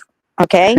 I mean, off the chart. So bad. I don't want to get into specifics because that's not fair, but I will tell you it was just over the top. But I promised myself as a kid that I would never do that. My every waking move was monitored. It was controlled. It was belittled. Physical abuse was outrageous. And I promised myself when I had sons, because I knew I was going to have two sons, and I knew their names and the whole 9 yards when I was a kid, that they were not going to be that way. I was going to be a non-controlling parent. So I was going to be there, support them in every way they wanted to, but I was also going to support them through anything that they were creating for themselves, no matter what it was across the board, which made me, it actually allowed them to be who they wanted to be and their real personalities come out. Well, one of my sons is I would say he's a savant of some sort, because that kid can do anything, and he thinks like in pictures, like almost like 50,000 pictures come to his brain instead of the words. So he's already got the suggestion solved before the problem ever gets presented. And the teachers wanted me to put him on some sort of a medicine because they couldn't stand how goddamn smart he was. And I said to them, no, I'm not doing that to my son. I want him to be who he wants to be. I want him to be real, and I don't want to curtail it. And I don't want to be the end cause of any problems that is created by the medicine. As he gets to be an adult, of course, I would be the blame, right? I'm not going there. Let's not do that. So it was just, Understand with your mother, she was a product of her parents, who were the product of their parents. Actually, I can tell you what happened to her. Something was taken from her at a very young age, and it should never have been. Don't tell And me that's her why she would, sexuality. and that's how come she was the person that she was, because she never got a chance to run it by anybody and to make everybody understand what had happened. And she never got the chance to have the freedom to say that she didn't think all her whole life, she thought she was part of it, and she never was. Jeez, When it's something wild is, that everybody processes trauma differently. yes, she had no understanding of how to process it, or who to say anything to or not because of judgment and so forth. But you know what? It wasn't until years later that her and I were able to sit down and talk about it. And she finally had the understanding, because I wanted to shine the light there. I want you to know that there's nothing that you can say or don't say that it won't be healed here. I says, because I know that all you need is just someone to listen to you. And I sat down, I listened to her, and you know what? By the time it was all finished, she was all resolved. Everything was all fine. And I got a chance to verify that for her. And my uncle was there too. So he went through the whole process himself. So it was just an absolute stunning day. I can't speak for your age. I don't know what age you are, but I It doesn't am matter. closer to Chickpea's age, being a senior. And my parents' generation, and I had my grandfather around for 30 years of my life. You don't talk about this shit. If there's something wrong, you sweep it under the rug. If someone has depression in the family, you pretend like it doesn't exist. If someone was suicidal, if someone was gay, it just never happened. And the younger generations are more right. Yeah, you don't deal with shit. You sweep it away because it looks bad. Now people are starting to become more open with one another about issues. That wasn't the case 70 years ago. Just look at the movies that they had back then. You didn't deal with half the shit that they deal with in the movies today. Oh, you just look a generation That's up, why I man. don't connect with any of them. Gen Z will I don't talk to us watch movies. millennials, and they'll be in shock hearing our upbringing on the school grounds and hearing all the gender policing and racism that we experienced. And they're like, what? That still exists? And it's like, dude, I know that you didn't experience that, but look online, talk to people. Like, yes, these problems still exist. Oh yeah, of course they do. Yep. They're a lot better, but there was no such thing as gay in the 1940s. There was, but it was never brought to the surface. It was swept aside or pushed out. It was never talked about, which is unfortunate because it doesn't validate people as they are. Right. And everyone should be validated for who they are. Transgenders back in the day, to my understanding, would just literally move to another city after their operation and just go incognito and just start a whole new life. So that issue was never brought up because it was just camouflaged. People still Depression. have to do that. It's crazy. Yeah, well, you still do to a degree. Yeah, you're right. And but then I mean, we'll have people attacking them, saying, that we're never in relationships with them, saying, that they trapped me. And it's like, dude, you weren't even in a relationship with them. It's just really crazy because when I look back in history, like during the 1920s, there was like this whole I don't know, there were like these cities that had like a thriving gay culture and especially in Europe, right? LA, especially in Europe. The United States too. Like they were doing the whole swing dancing and stuff, and they had these like parties. They had. I mean, I look at some of the pictures. Like there were like women that were in long-term relationships, and then all of a sudden, this like the culture just went ultra conservative, and then we're acting like this is something new. It's not new. It's not new. No. Definitely not. No. Well, look at Berlin in the 20s and 30s. That was a mecca of gay life. And then Hitler just swatted that down so fast. Well, here's the thing about that. They actually had a lot. They had openly gay. I don't know if I should talk about it on his channel. Yeah, it's a bit dodgy, I'll be real. I know what you mean. But suffice it to say, they weren't as homophobic as they're portrayed to be. They were forced to be homophobic. They were homophobic towards the lifestyle. They may have tolerated certain individuals, but I mean, they were the pink triangle. They were actually the life of the party back then because they partied a lot. the 20s. They partied a lot. Yeah. They The were Pink trying, Triangle, they sent 100,000 were arrested, 50,000 were incarcerated. they were trying to protect their image because they were being portrayed as weak and effeminate. There was all of this propagandist caricatures of the Nazis as being gay, and so they were basically forced to be homophobic. That was not their original position. Yeah, because that's one thing I told my sons. Anything you want to do, anything you want to be, go for it. I'm open. Let's do it. That's why they grew up so wonderful, because I allowed. It was a total allowance, because I was not allowed. Right. I was really loving of you. I mean, did you Wish see my all the parents were like that. caricatures of like Nazis and like lipstick and like high heels? Like they were trying to make fun of them. Definitely the Nazis Can you were hear gay. me? I mean, look Hugo who Boss. designed their clothes. Is this the noodle? Hugo Is this the noodle? Hugo Boss. Hugo Boss. It's been a Hugo pleasure, Boss boys and designed their girls. I clothing. love you all. Yeah, I like you. Hugo Boss, you're right. He designed the Nazi clothing. Was he gay? I don't Yeah. So, one of my friends called Matthew, who holds the license on Compton's, he got into a whole bunch of trouble because he has a fetish and he collects things and Nazi uniforms, original Nazi uniforms, and they put it in a gay fanzine. Oh my! Why do you think? Yeah. Why do you think they wore so much leather? Why do you think they wore so much leather? They had to look Domination. fabulous. Fabulous. all the leather and the zippers. Domination. Is this noodles? Oh, and yeah, and they wore the very big Yeah, there it boots. is. Yeah, Very, very big but yeah. it's so gay. It's so gay. They were super gay. That's the point. They were super gay. There was like Wow, homosexual. they were super gay. Ultra mensch. They were. I mean, I've researched this thoroughly because I used to be like this gay rights activist, and I'm the worst gay rights.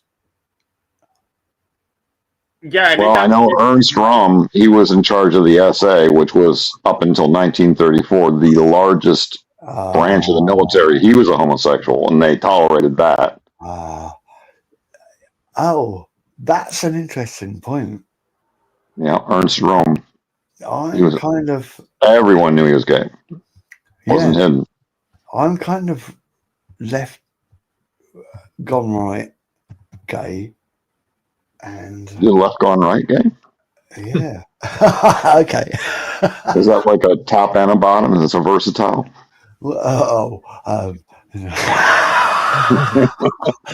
Only until 45. Okay, go on.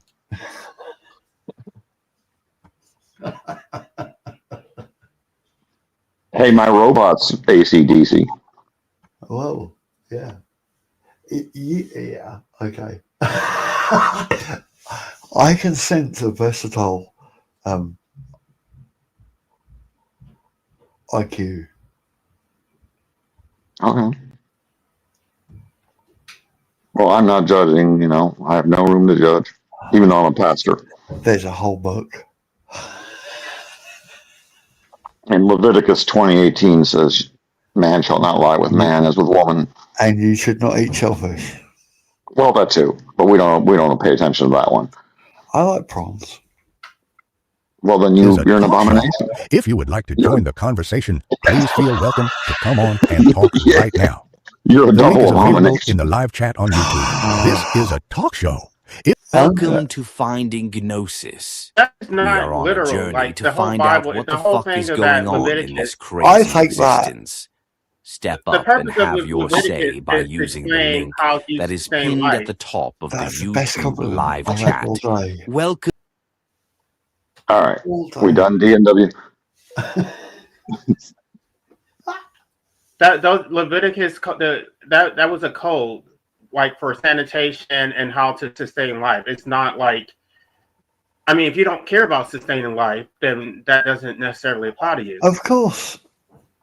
Okay, what about Corinthians and there's 3 New Testament passages that are pretty explicit. There's a couple of Okay, things. but the whole point is that the penalty for homosexuality is death. So, and that's basically saying that if you have a gay society, then society is going to die out.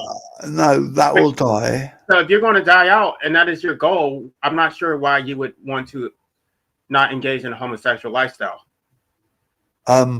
What would be the benefit of being straight? Define lifestyle, because I don't spend my days dancing under a disco ball. Do you know what I If mean? you lift your legs for Jesus, you're stoned to death. How's that there, son? You know I'm being facetious, right? I don't believe in Jesus, and even my belief in Jesus is not the traditional Christian view. I believe in the Jesus Gnostic was view. It's not literal. Like Jesus What did the not fuck die are you for our guys sins. talking about? What the hell are you talking about? Fudge pecker stuff.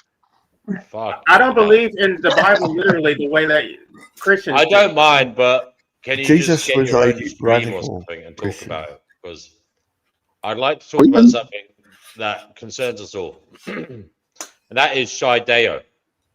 Shideo, have you ever had a strange paranormal experience? And please don't say an alien probing your fucking anus or something. Oh, yeah. Yeah. Shideo, are you there? Yep. Yes. Yes. Have you ever had a strange paranormal experience? Honestly, yeah. The one time that it like has stuck with me throughout time, there was I don't know if it was something that was necessarily put into my imagination, maybe, but I remember like my sisters growing up always talking about how, oh yeah, mom said that like there's probably like a spirit of like a man and like a little girl that lives in this home with us, and I was like, really? And there was one experience where I was sleeping, and I remember waking up because I was hearing a voice in my room, and I was like, that doesn't make sense because at this point in time, I didn't even have a TV, nothing like that in my room. So I was like, that doesn't make any sense. So I thought, oh yeah, this has got to be like my sister or something like that, right? And I wake up and I look over at my closet at the corner of it, and I do see genuinely this little girl staring back at me. And it did creep me out because I could kind of tell that like whatever happened to her, I guess she was murdered or something because there's something going on with her face and the way her head looked. But yeah, I remember just screaming, you know, typical kid stuff, screaming for my mom. They come in, they're like, well, yeah, what's going on? And I was like, yeah, there's someone in the corner. But that makes me feel weird. Just oh yeah, go ahead. I don't know. Oh, I thought you wanted to say something about that. No, but it made me feel. Yeah, no, that's basically the brunt of the story, though. It was just like a quick little thing like that. I saw it and never really saw it again. But since then, I've of course, been a little paranoid. Sometimes when I hear things when like no one else is around, and I'm like, yeah, I don't know what the hell that was. But it doesn't freak me out as much as it once did because not only have I matured, but I've grown in knowledge, so I have a better idea on what that is and what it's trying to fish out of me. So it just doesn't freak me out as much. Yeah. I have a church service in 10 minutes, so I have to check out. Sorry. I have a sermon to give. Bless your heart. Yeah. Take care, man. I like. All right, take care. More. Tally ho. Tally ho. So Take care of English. yourself.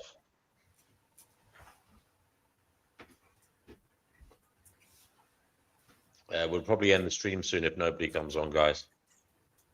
Yeah, no problem. But appreciate the Shideo, opportunity. that's the only strange, weird paranormal experience you've had. Yeah, personally, where I can legitimately remember it, and I was afraid. I saw a dead person walk past my bath once, but Say that again. I saw a dead person walk past my bath. When you were in your bath. Yeah. Okay. Can you explain that? Well, yeah. Not adequately, no. You saw a ghost walk past you when you were in the bath. If you look at it in the same way as a star, if you focus on it, it will dissolve. Mm. Mm. Okay. Have you been drinking tonight? Yes. I thought so. Fair enough. At least he was honest. Yeah. I've got nothing tied. I respect that. Shideo, what is this strange existence? Do you have any opinions on it? What's going on here? Strange Any hunch? Any hunch? I definitely do. I'll try not to be super long-winded. If it ends up happening, it is what it is. But yeah, I've come to the ultimate conclusion that I think a lot of the stuff that happens here, a lot of the divisions and issues a lot of people tend to have, like just about all of it is like by design. It's not by coincidence at all. I really don't think there's many or if any coincidences that exist within Earth, like or on Earth, because yeah, there's just so much evident evil down to the design of how certain animals operate, and just including humans and all that stuff. Or there's just natural things, even if you're not some sort of mastermind or something like this, or you're in a group of people that are trying to pull off a plan. There's still like these like levels of evil where you just wonder why certain people are the way they are. And of course, there's certain explanations and all that stuff for these things, but a lot of it is ultimately just like a big mystery. And I think for a lot of people, it scares them, which is why they try to not think about it much. But even that behavior in and of itself, I think, is by design. That once you're here and you start to acknowledge the proper horrors and unbalances here. Why by Oh, sorry. design and not just a freakish occurrence of materiality evolution? Why does that have to be a bigger meaning than that?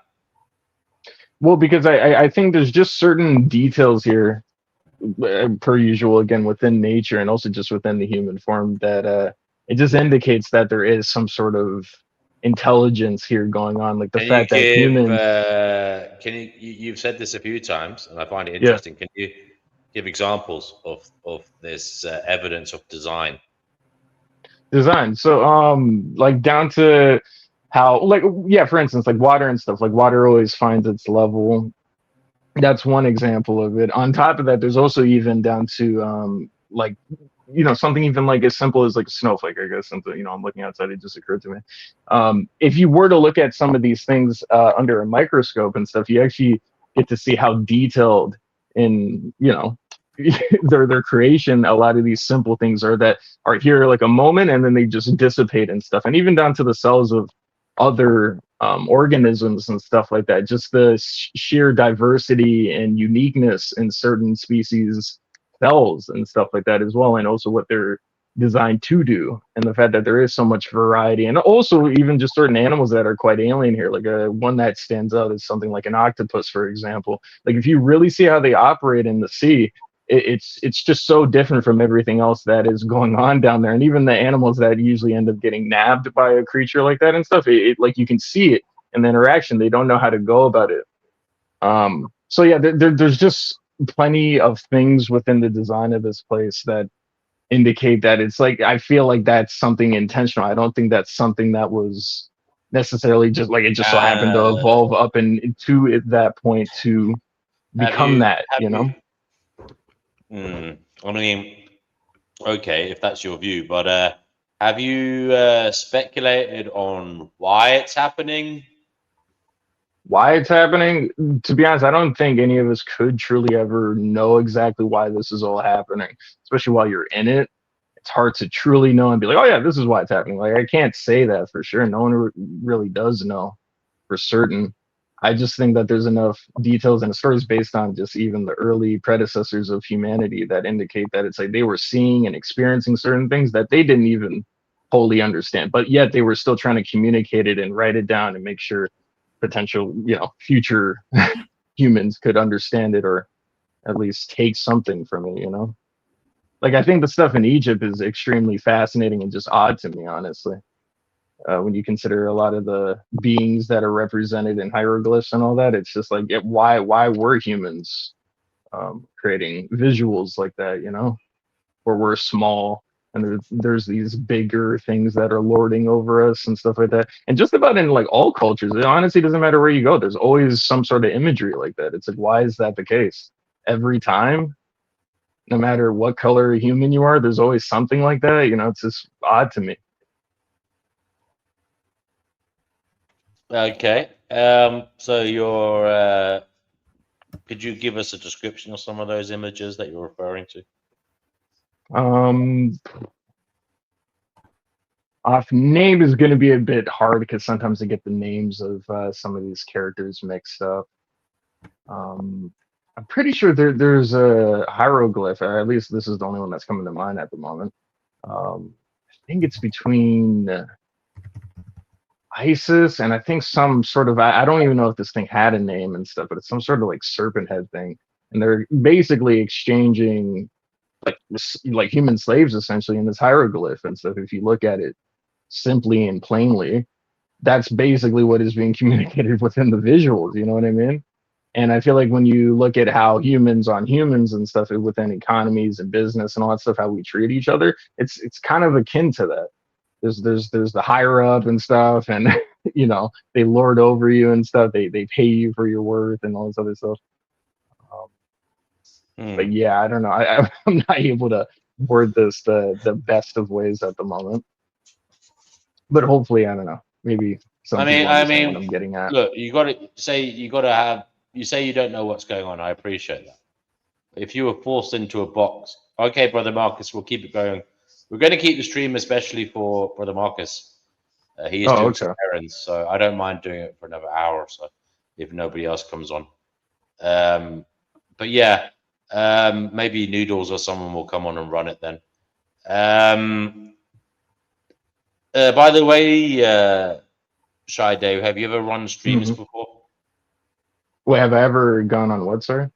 Have you ever run the stream before? StreamYard? No, I've never done that. No. Are you interested in it? Like, I mean, I could try, but I'm really new to it. Okay, well, maybe another day then.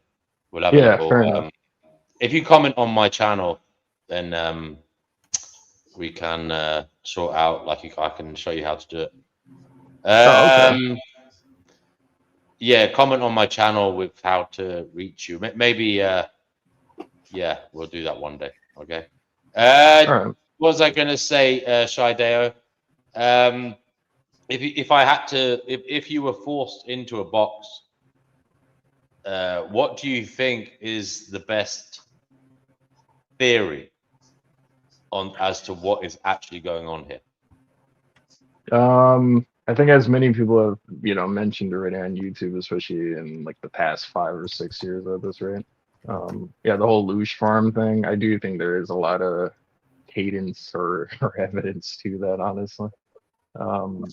Because a lot of, like, even just down to certain humans here and stuff, they do tend to feed off of, you know, social interaction. And I think all humans, obviously to a degree, are programmed to be that way and stuff. But I do think the ones that are more so than others and stuff, I feel like it's even down to how some of those people can sometimes talk to other people and stuff, either with the lack of respect or their, you know, ego or hubris or whatever. It does kind of come across as they're almost trying to like energetically like take from you, almost like a vampire in that way, as people have usually expressed before. Even though the Loosh concept and all that stuff was even a mainstream idea, at least within spaces where people think openly. But yeah, I don't know. I just think there's a lot of like different visuals and reflections, if you will, like as above, so below type beat. When it comes down to a lot of that stuff, you know, you have humans siphoning energy from one another through social interaction or even physical interactions and stuff, sexual or otherwise. You have even down to certain animals and insects, frankly, like parasites, as was mentioned earlier on the stream. Like even that, it's like a vampiric thing. It's like it's just siphoning energy from you. And not only is it siphoning energy from you, it's trying to influence what you do, what you eat, what you think, what, you know, like it's just like it's crazy that there's all these weird fucked up things in this place that are actively trying to psychologically manipulate you or even physically manipulate you, frankly. So to me, I do think this is just like an energy farm, basically. We're all cattle. There's beings here actively, the ones that own all the big corporations and businesses. They do literally view us like cattle, and they treat us as such, which is why we all know that if you go to a doctor, especially for like a mental issue or something like that, they're quick to throw just pills, medicine at you. It's no different to what they would do with a cow even, or anything like that. You know, it's like if a cow or something like that. Is it not a case they're just trying to bloody help you? Same as a veterinary, same as a vet. In some cases. Yeah, no, I think it definitely in some cases. Most certainly, like medical intervention is absolutely necessary sometimes. I'm not saying it's absolutely all bad, but I do think on average, especially if you're going to go there for like relatively minor things and stuff, it's always better to find the alternative herbal potential way to, you know, fix that problem than to go the pharmaceutical route. How do you personally orient this world, given your bleak view of it? I mean, how do you? What are your copes? What are your suggestions to others to try and get through this life? I mean, yeah. What are your methods? What's your methodology in terms of getting through, living your best life? And do you have any advice for others in that regard? I'll be honest, I don't have advice for literally everyone. I am more so of a person that is more into individuals. So if I spoke to you individually and if I heard elements of your story or character and stuff, I could probably gain intuitively certain things from you and be like, oh, maybe like try this. This could maybe benefit your life in some way or something like that. You know, like I'm not like so like on the side of like, oh yeah, I'm gonna say this one thing and this thing's gonna work for everyone. Like I can't say that for sure, because like I know that, you know, sayings like that never really worked for me when people expect certain methods to work for certain issues and it just wouldn't work for me and stuff. It's like it you know, that's what made me realize that it's more subjective when it comes to approaching issues. I think that's a very wise answer. Yeah. But what about yourself then? What works for myself, like I mean, I used to be a lot more harsh and nasty to myself, frankly, like within my head and all that.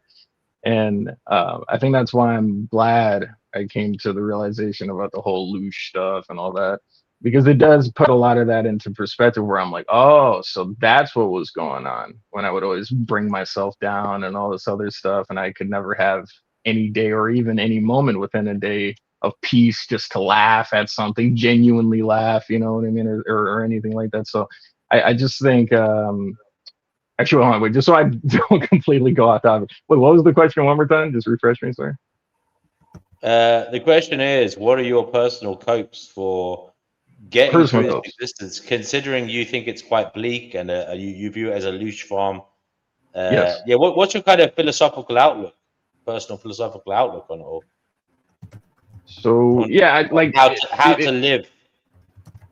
Like, I mean, it's hard to say exactly how to, like, I mean, just, of course, try to take as good care of yourself as you can, obviously. But at the end of the day, a lot of this stuff is kind of environmental, like depending on where you live, so on and so forth, you know, like what your living situation is. That's, you know, well, some of us, especially these days, don't entirely always get to choose exactly the most ideal circumstances or places to live in. But yeah, just for me though, like the copes that I do know that work for me and stuff is, for one, frankly, like listening to channels and panels like this and stuff where people are just speaking openly, either about opinions or things that they know and all this other stuff. Like all that stuff is always fascinating to me, even if it is a bit against some of the things that I think or believe as well. But that's one of the copes that I like, hearing open-minded people talk. Outside of that, I guess a common cope for many people these days, of course, like something like video games and stuff on occasion and stuff, even though I don't have much fun with it anymore. But just like things like that, like music, anything that you know for sure, where you like when you interact with it or when you do it and stuff, like you just know, I really enjoy this, despite how bleak my view of all, you know, my life is, or how life in general is and stuff like that. It's like, for this moment while I'm interacting with this thing, like I enjoy this. Like I think that's the main thing a lot of people should be prioritizing, especially if it's not hurting anyone and it's not financially fucking you up in any way. Yeah, why not? Like, just do whatever is actually fun and actually accessible to you, as long as it's not actually hurting you. Yeah, I don't know. That's the most simplistic way I could go about that advice. My personal copes though, like yeah, nothing too special or crazy. I don't think I'm that fascinating of a person, really. I'm kind of typical in that sense. Not so much in the head, but you know, in certain things that I do, yeah, I try to just, you know, I'm pretty much a recluse and stuff. I just try to stay to myself because I haven't had the best experiences with people, so on and so forth. You know, It's like many interesting. others. You have a very upbeat demeanor. Your voice sounds kind of, I don't know. You have a pretty cool sounding voice. Oh wow, So I've been getting that lately. It's weird. it is interesting that you sound upbeat and positive and all these things, and then you're saying all these things. I find it interesting. So you said you're a bit of a recluse. What's it like being a reclusive individual then? What does that mean to you day to day? Yeah, like everything, honestly. I feel like it's definitely a far more peaceful. You know, you don't have to deal with so many people's bullshit and stuff, either at work or just, you know, in general, you know, from you trying to branch out and try to create social interactions that probably wouldn't have happened if you didn't reach out and try to create those moments socially. But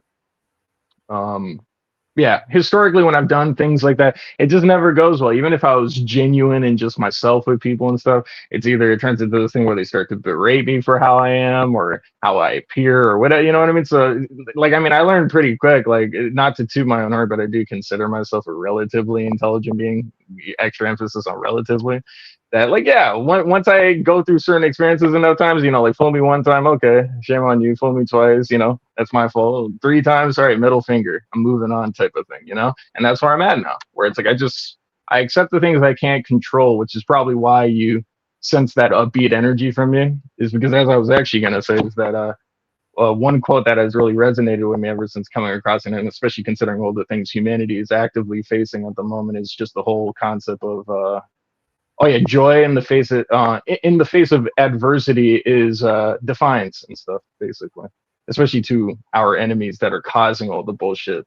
So yeah, until I have a reason to get very serious on some general stuff and, you know, really be in the world in that way. Until then, yeah, I'm gonna be myself, and not only that, I'm gonna be, you know, my joyous self, the best self I can be in any, you know, position or circumstance that I'm in. You know, because make no mistakes, especially because the country that I'm in Canada, for the record. Yeah, it's looking very ugly out here, and especially even for beings like myself, because I already know that like I'm gonna have to also be similar to the UK. I'm gonna have to start to be more careful on certain things that I say on the internet. But frankly, especially since I don't even care for my life like super deeply, where I'm like, oh no, I'm gonna do anything to try to stay alive. If they really want to hunt me for things that I think or say or whatever the hell, frankly, I'm really at the point now where I'm literally like waving my hand on, like, bring it, seriously. Because unfortunately it's not going to get any better for humanity at this point, right? So it's like whatever they want to do and stuff. I'd be careful. I'd be careful with that, because there's no point in putting yourself in a more difficult situation. Fair enough. Because of a few loose words, you know, that you may or may not even agree with. You know, you may say something flippantly that might come back to bite you in the ass. So I would say be careful, because yeah, what's the point of making your life more difficult unnecessarily? Well, yeah, no, I'll definitely try to be as intelligent as I can be about it, for sure. Well, you sound like you're an intelligent person. What are your kind of interests generally? I mean, do you like studying, reading any subjects in particular, or any I'll be kind honest. of literature? Yeah, I'll be honest. I'm not. Are you an outdoors? Oh, you said you're a recluse, but do you like? I would be more of an outdoors person. I'll be honest. Yeah, as of recently, honestly, I've been indulging a lot in a lot of like camping, like and like survival-ish type shows and stuff, but like the authentic ones, not like the game show ones, like the ones where they're actually teaching you stuff. Oh, you can consume this. Oh, this type of water. This is how you know this water's better. Like things like that. And oh shit. Like, I mean, I would indulge in more of that stuff, but I think because of where I'm located and stuff, it's not so easy to get to forest areas. I'll be honest, I would have to be further up north to really take in how beautiful Canada can be, at least from a nature perspective. But yeah, so I don't know. Yeah, nature and things like this, I do definitely have a strong admiration for nature and animals and all that stuff. I'm definitely an animal fan for sure. But yeah, just thing.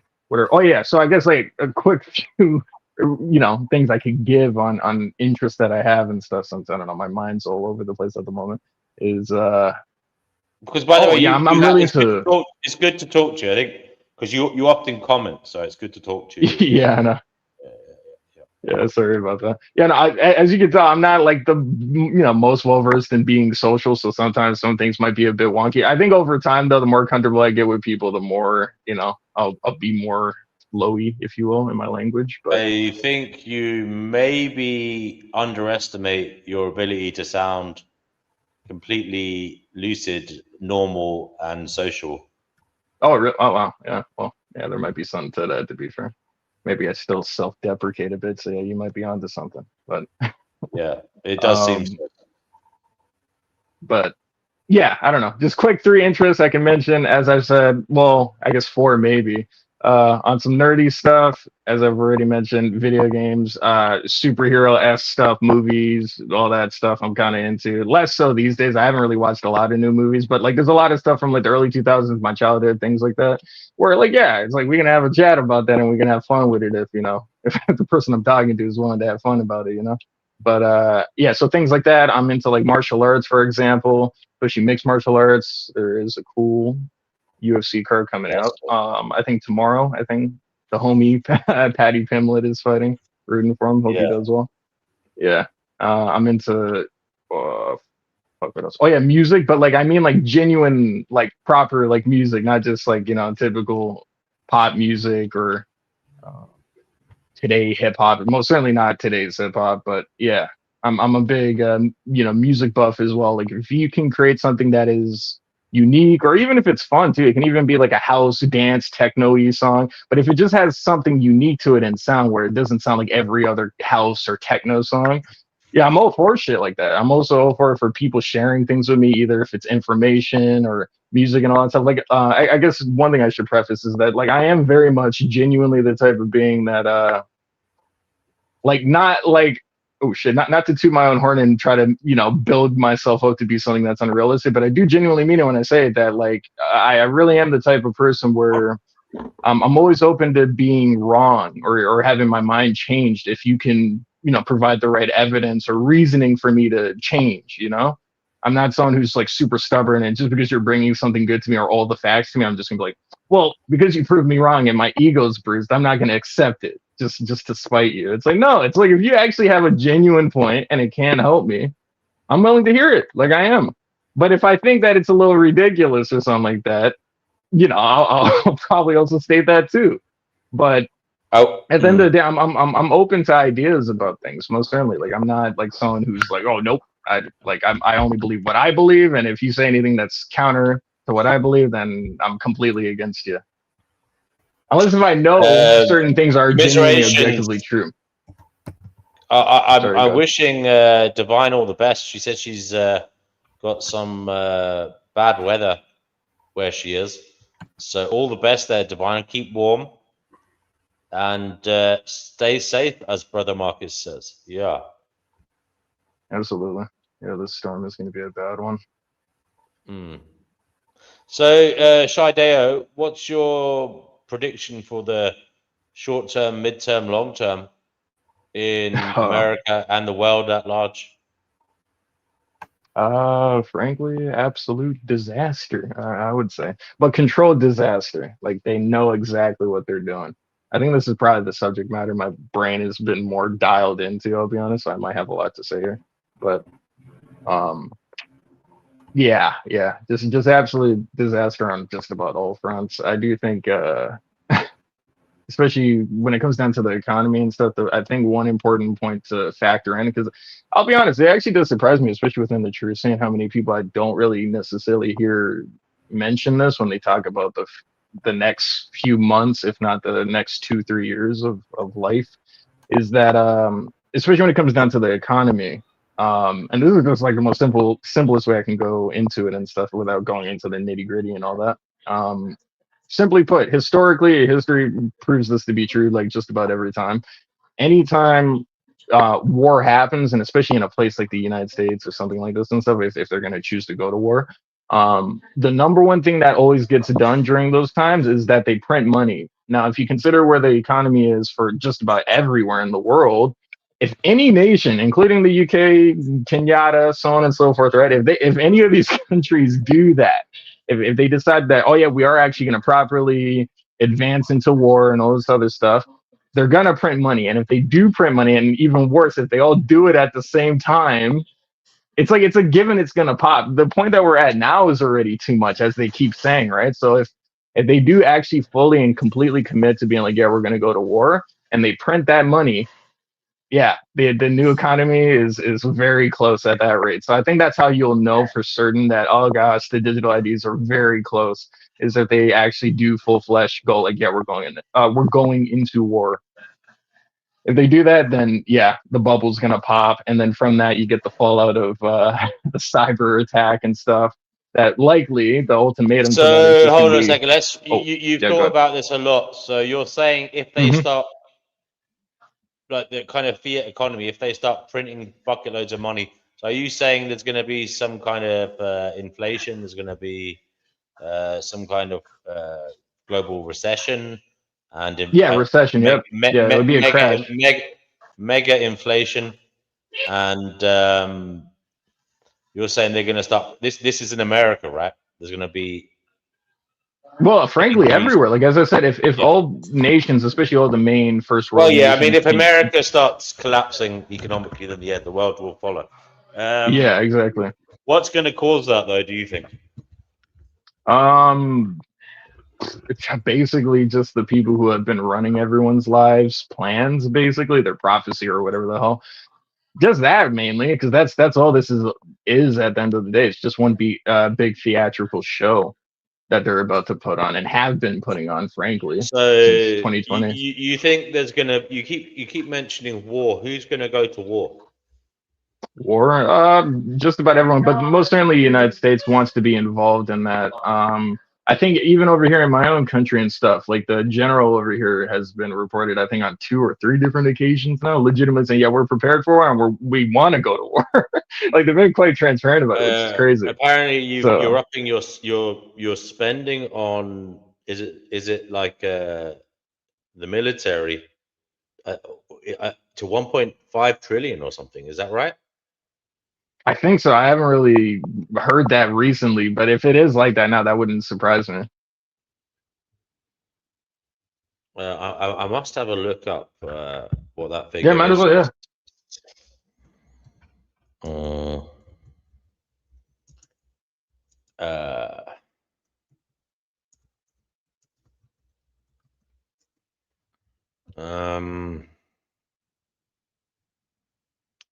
Oh yeah, so there's a proposed 1.5 trillion military budget in the US. Jeez. They've increased it from 901 billion basically to 1.5 trillion. Yeah. Yeah, basically it just seems that, I mean, he is right in a way. It's not nice, but he is right. Might makes right in the world. Yep. And whoever has the biggest and best military wins, unfortunately, regardless of their moral virtues. Yep. So he is right. But whether it will be good for the world or good for Americans is another thing. I mean, what's your view on AI and maybe the intersection of that with the military and possible global war, etc. Right. Yeah. Surveillance, all these things. How do you feel about AI at the moment and where it's headed? Nothing good, because as we all see it if you're on social media and stuff. Like, I mean, AI is legitimately advancing and improving at a legitimately advanced rate. Like it really is, especially down to getting how humans' mouths and faces move when they're emoting and communicating and stuff. It's only getting better at that. And the real truly, fear about it, and I don't know why more people aren't considering it or didn't immediately consider it when they heard that, certain companies were going to make AIs you could openly use and all that, is that, it literally is going to get to a point where a lot of like big world events and stuff, tragedies, whatever, you'll be able to completely manufacture them. Like they won't even be real and stuff, but because the video looks so real and stuff, people are going to believe it. Especially probably in the next like 2 years, I think probably by like 2028, I think AI videos will get that good where it's like something will go viral and everyone will be sharing it and stuff. And then over time and stuff, people will be able to analyze it and point out the fact that, oh wait, that was even real. It's like everyone was hyping it up and it got like millions of views and everyone thought, oh, this really happened in this one country or whatever, right? But then it never did. And usually there likely would be an agenda behind why they would do that and stuff. For example, especially within the United States and stuff, they like to use bang situations and stuff to try to disarm citizens out there, like innocent civilians out there. So like, I mean, yeah, there's plenty of reason and plenty of use that AI is going to give our enemies to manipulate and deceive people further, unfortunately. So for me, that was always the big issue when I heard that, oh, AI is a real thing. You can give it your image. It can turn you into a cool superhero AI image or whatever the fuck, you know what I mean? Like, I just knew, yeah, this is not good. And the whole reason why that they even gave us all the like ChatGPT, all these type of things and stuff is because, yeah, the AI is actively getting to know all of us right now. Even the AI that's watching and moderating, frankly, YouTube on the whole, it's getting to know me, everyone that talks on it, uploads to it and stuff. It's getting to know us and stuff, where we're from, how we talk, what upsets us, what we like, all that stuff. And the whole reason why they're doing that is because that's our future leader and potential God, quote unquote.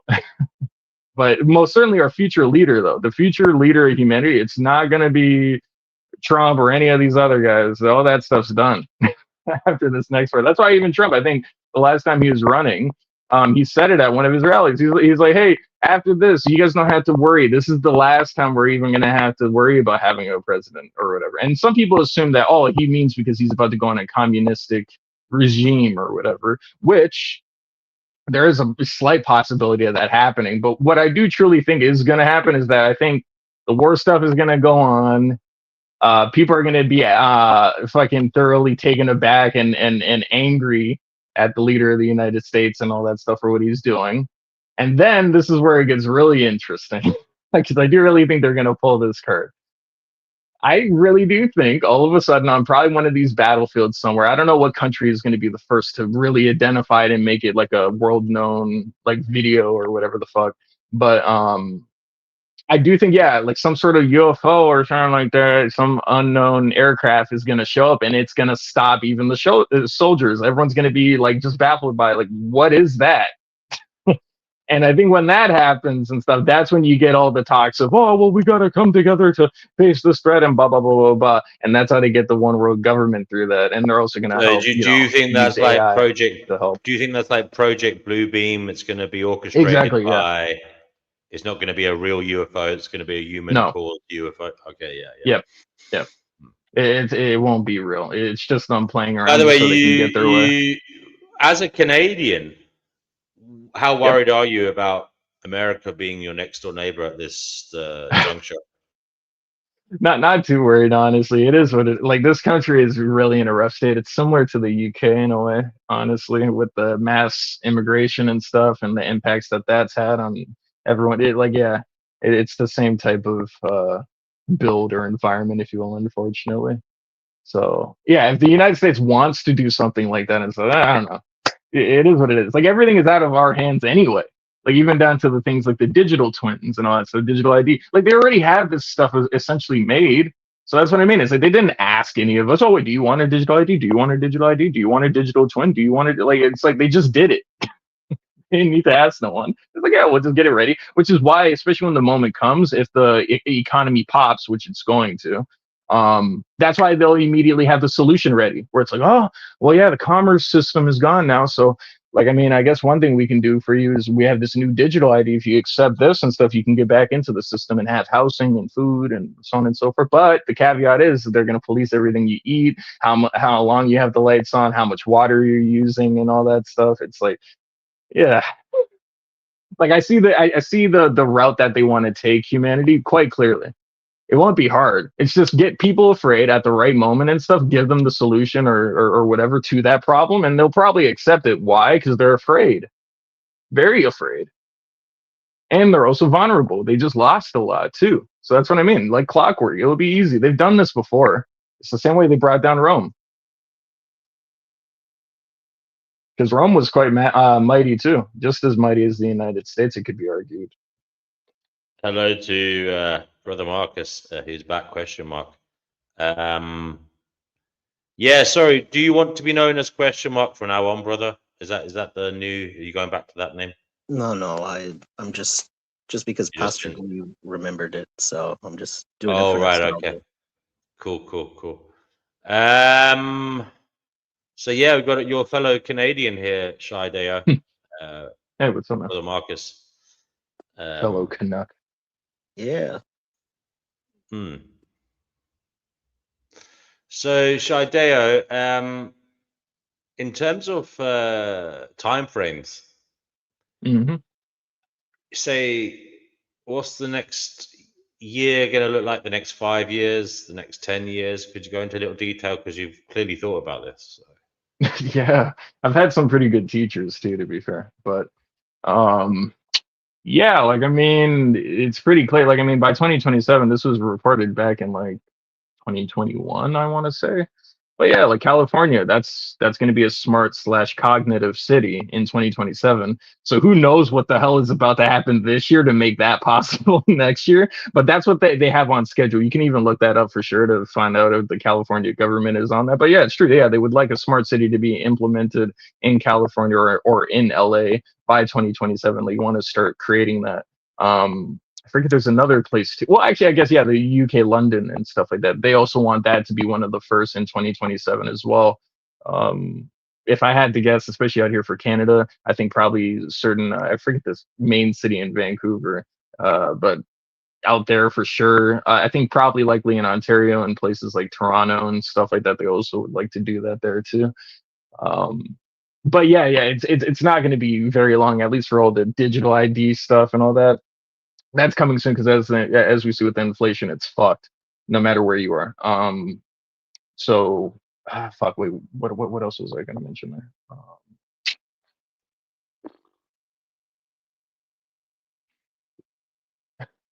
I lost my train of thought.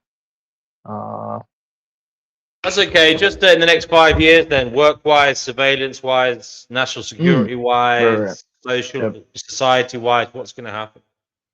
Yeah, what's going to happen? Oh, yeah. So, like, 2026, as many people have kind of reported already, this is probably going to be a war-ish year. 2027 is the dawn of the whole new age, the age of Aquarius, which is, it finalizes and at 2030, but they want to build the infrastructure for it now and stuff, which they're actively doing anyway, against all of our wills. This is the point of the 6G towers and so on and so forth. Plus, 6G is about the human body, which is why in the United States and stuff, especially ever since Trump got into office, especially 2020 or January 2025, when he had I forget the dude's name. I'm pretty sure he's one of the heads in AI, but yeah, they had him on the podium talking about how they'll have healthcare 4.0 and stuff, where they'll be able to create specific medicines within the human body without ever needing them to take a prescription. Like, they've been pretty open about this stuff, where they'll be able to drug people remotely. They don't need you to take anything and stuff. Why? Because they're already under your skin through, as I sometimes mention in the comics, nanographene oxide particuli, or whatever the hell they sometimes call it, ferro fluid and stuff. It's basically a self-assembling nanobot thing, basically on the nanoscale. And also, to put nanotechnology into perspective, if a red blood cell was the size or near the size comparable to a nanoparticle and stuff like that, that red blood cell would be the size of a football. That's how small nanotechnology is. So they've had this done probably since, like, what, the 1930s, especially even if you were to look that up. I think specifically it's 1932. when they start to do the whole chemtrailing and stuff like that in the sky. The whole reason for that is for what we're seeing right now with the whole AI stuff and how, oh yeah, you're going to integrate with it and all that stuff. It's like they've been planning and working on this for a long time. So the next 5 years is basically just making sure the infrastructure is in place so they can finally flourish all the work that they did back in the 1900s to make it all happen, I don't even mean to down to the be. war stuff. I'm not Oh, yeah, saying sorry, this. I'm not saying this to be insulting. But have you Mhm. ever been accused of being paranoid, like mentally Paranoid? ill? Yeah, like mentally ill, like in a paranoid sense. Now, I'm not saying you are, but that is typically the thing thrown at people who talk like you do. Right. No, I get that. By others. Yeah. I'm self-aware that, I get it. As I sometimes usually tell people, honestly, yeah, don't believe me, watch. Straight up. Don't believe me, watch. I don't expect anyone to give me all the credit and be like, wow, yeah, you were so right about that. Like, I could care less. I'm just saying what I've been able to see, and not only that, what I intuitively feel and just know about where this is going. Also, just partially because I understand how the I don't enemies know of why. humanity work. But yeah, go ahead. Can I think you tickled life abolitionism, who says "fuck around and find out," laughing my ass off. Can you Absolutely, yeah. explain your merriment there, life abolitionism? Oh, I remember that. That was someone said that in anyways, Life could probably talk for. That was mentioned in one of the live streams in the past. Well, I mean, it's like there's nothing that you can tell them that's going to convince them. They're going to have to see it, and by then it's going to be too late. So you can warn them the signs are there, but they never believe it. It's like there's so many examples in the past of things that happened. They didn't believe it. They didn't believe that what the Nazis did was going to come to pass. So it's just like you can't. One thing you can do is save yourself. I mean, if people don't want to know, then what can you do? Yeah, it's an ugly arrangement. You But can yeah, wait, it's true. and then once they have their proof, the proof is that they're going to be put in FEMA camps and their freedom is going to be taken. But by then, it's going to be too late. So what can you do? It's like the evidence is there. People just don't want to. They don't. Do you really believe that? Do you really believe that Americans are going to be put into FEMA camps? Do you really believe that? Not necessarily, They've done it but before. the ones who push back too much, the ones who don't go along with it, they're going to have to maintain order. So they're going to have to put these people somewhere. Yep. A lot of people are not going to accept this new world order. And sorry, what is this new world order exactly? That every aspect of our life is going to be controlled. They're going to control our food. We're not going to have any private housing. Everything is going to be. We're not going to have jobs, and so we're going to have to basically have public housing. Wait! Didn't Trump just say? I mean, I'm not a fan of Trump, but didn't he just say the other day? Well, he passed legislation trying to basically banning corporations from buying private homes. He wants only families and individuals to be able to buy family homes. With what jobs? No, I'm just saying he did that recently, right? So it's clearly, that's all fugazi. He's just doing stuff like that to calm the critiques and stuff because of the files. Yeah, exactly. Yeah, it's not real. It's just him trying to calm people down for now until the big event happens, and then the main guy everyone's going to be looking at and hoping that is the leader that they've hoped that he was is Trump. That's the whole reason why they even anointed him. That's why he looks the way he does. He has that whole light aura to him where he's like shining and stuff. He has like the weird tan and all that shit. It's like, yeah, all this stuff is intentional, even down to how he looks. But yeah, like when shit hits the fan and stuff, that's how people are going to look at him. They're going to go, oh, finally he's the leader we need him to be, and blah, blah, blah. So quite a lot of people are going to fall for it. Fair enough. I just want to welcome Dreamer of Life. Dreamer of Life, you're on the show. How are you doing? Dreamer of Life. Can you hear us? We can't hear you, Dreamer of Life. Dreamer of Life. Strange. Oh, hold on. We know Dreamer of Life. Dreamer of Life. Yeah, I know Dreamer of Life. She's the Scottish lady. Yeah. She was on here the other day. Yeah. Hopefully she comes the same back. thing happened to me. When I clicked on, I had to go off and come back because my mic wasn't working. Dreamer of Life. How goes it in Glasgow? We can't hear you, Dreamer of Life. Let me just see if I can. I don't know if. I don't know. Maybe you might. It might be, Dreamer of Life, that your audio settings. So basically, you have to go into your audio settings here, which is the cog at the bottom, and then click on the left. You see audio, and you've got to check that your speaker is, for example, your headset or your phone speaker or whatever you're using. And the same for your microphone. You've got to check your microphone. So, yeah. So it's basically there's a cog at the bottom or a gear cog at the bottom. Click on that, and you'll be able to go into your audio settings and check your microphone and speaker, and then you'll be able to interact with us. So hopefully you can figure that out.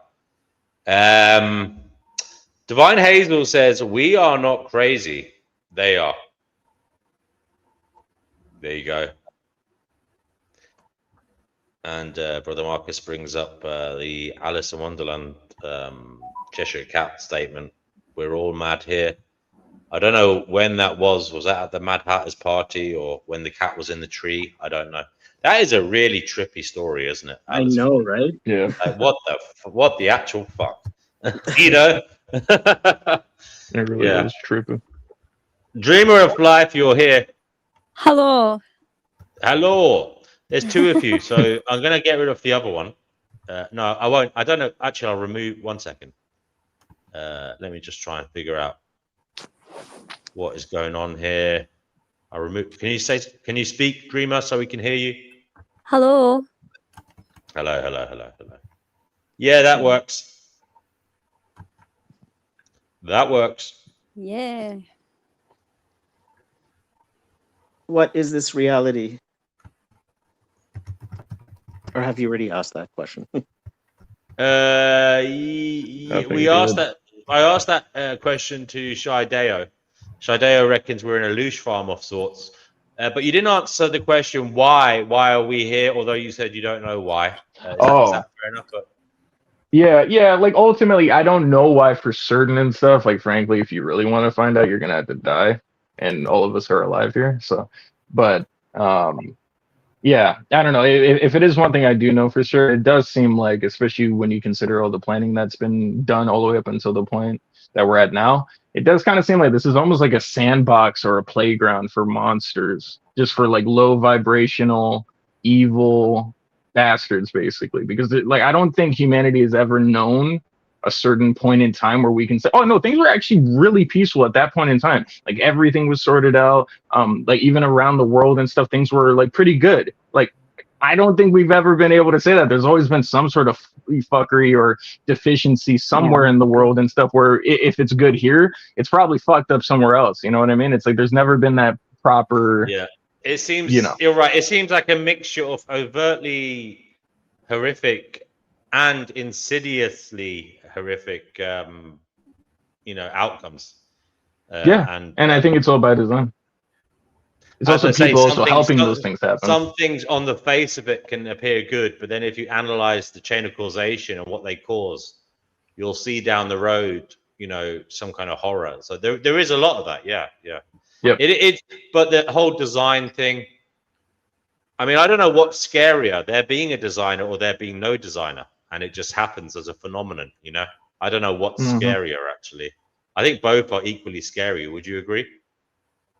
Yeah, I think if there's a designer though, that's more scary though, only because if there is no designer, I would say it's more so like on some like I don't know, I guess like you kind of lose your mind type of laughter or type of amusement. It would be like the whole story, I forget his last name, Dante something, fuck, I forget his name, but the whole Divine Comedy. If life really is just like you're here now. Oh yeah, it might have been Dante's Inferno, but I think there's another book though. I'm pretty sure it's called The Divine Comedy. I forget who wrote it exactly. Hold on a second. Is it Milton's? Milton. I thought that was. It might be. Yeah. Yeah, I thought it's like Dante something. It's been a while, I'll be honest. But the point is, the name of the book though is the main thing that like tends to float around in my mind. And ultimately, Paradise Lost?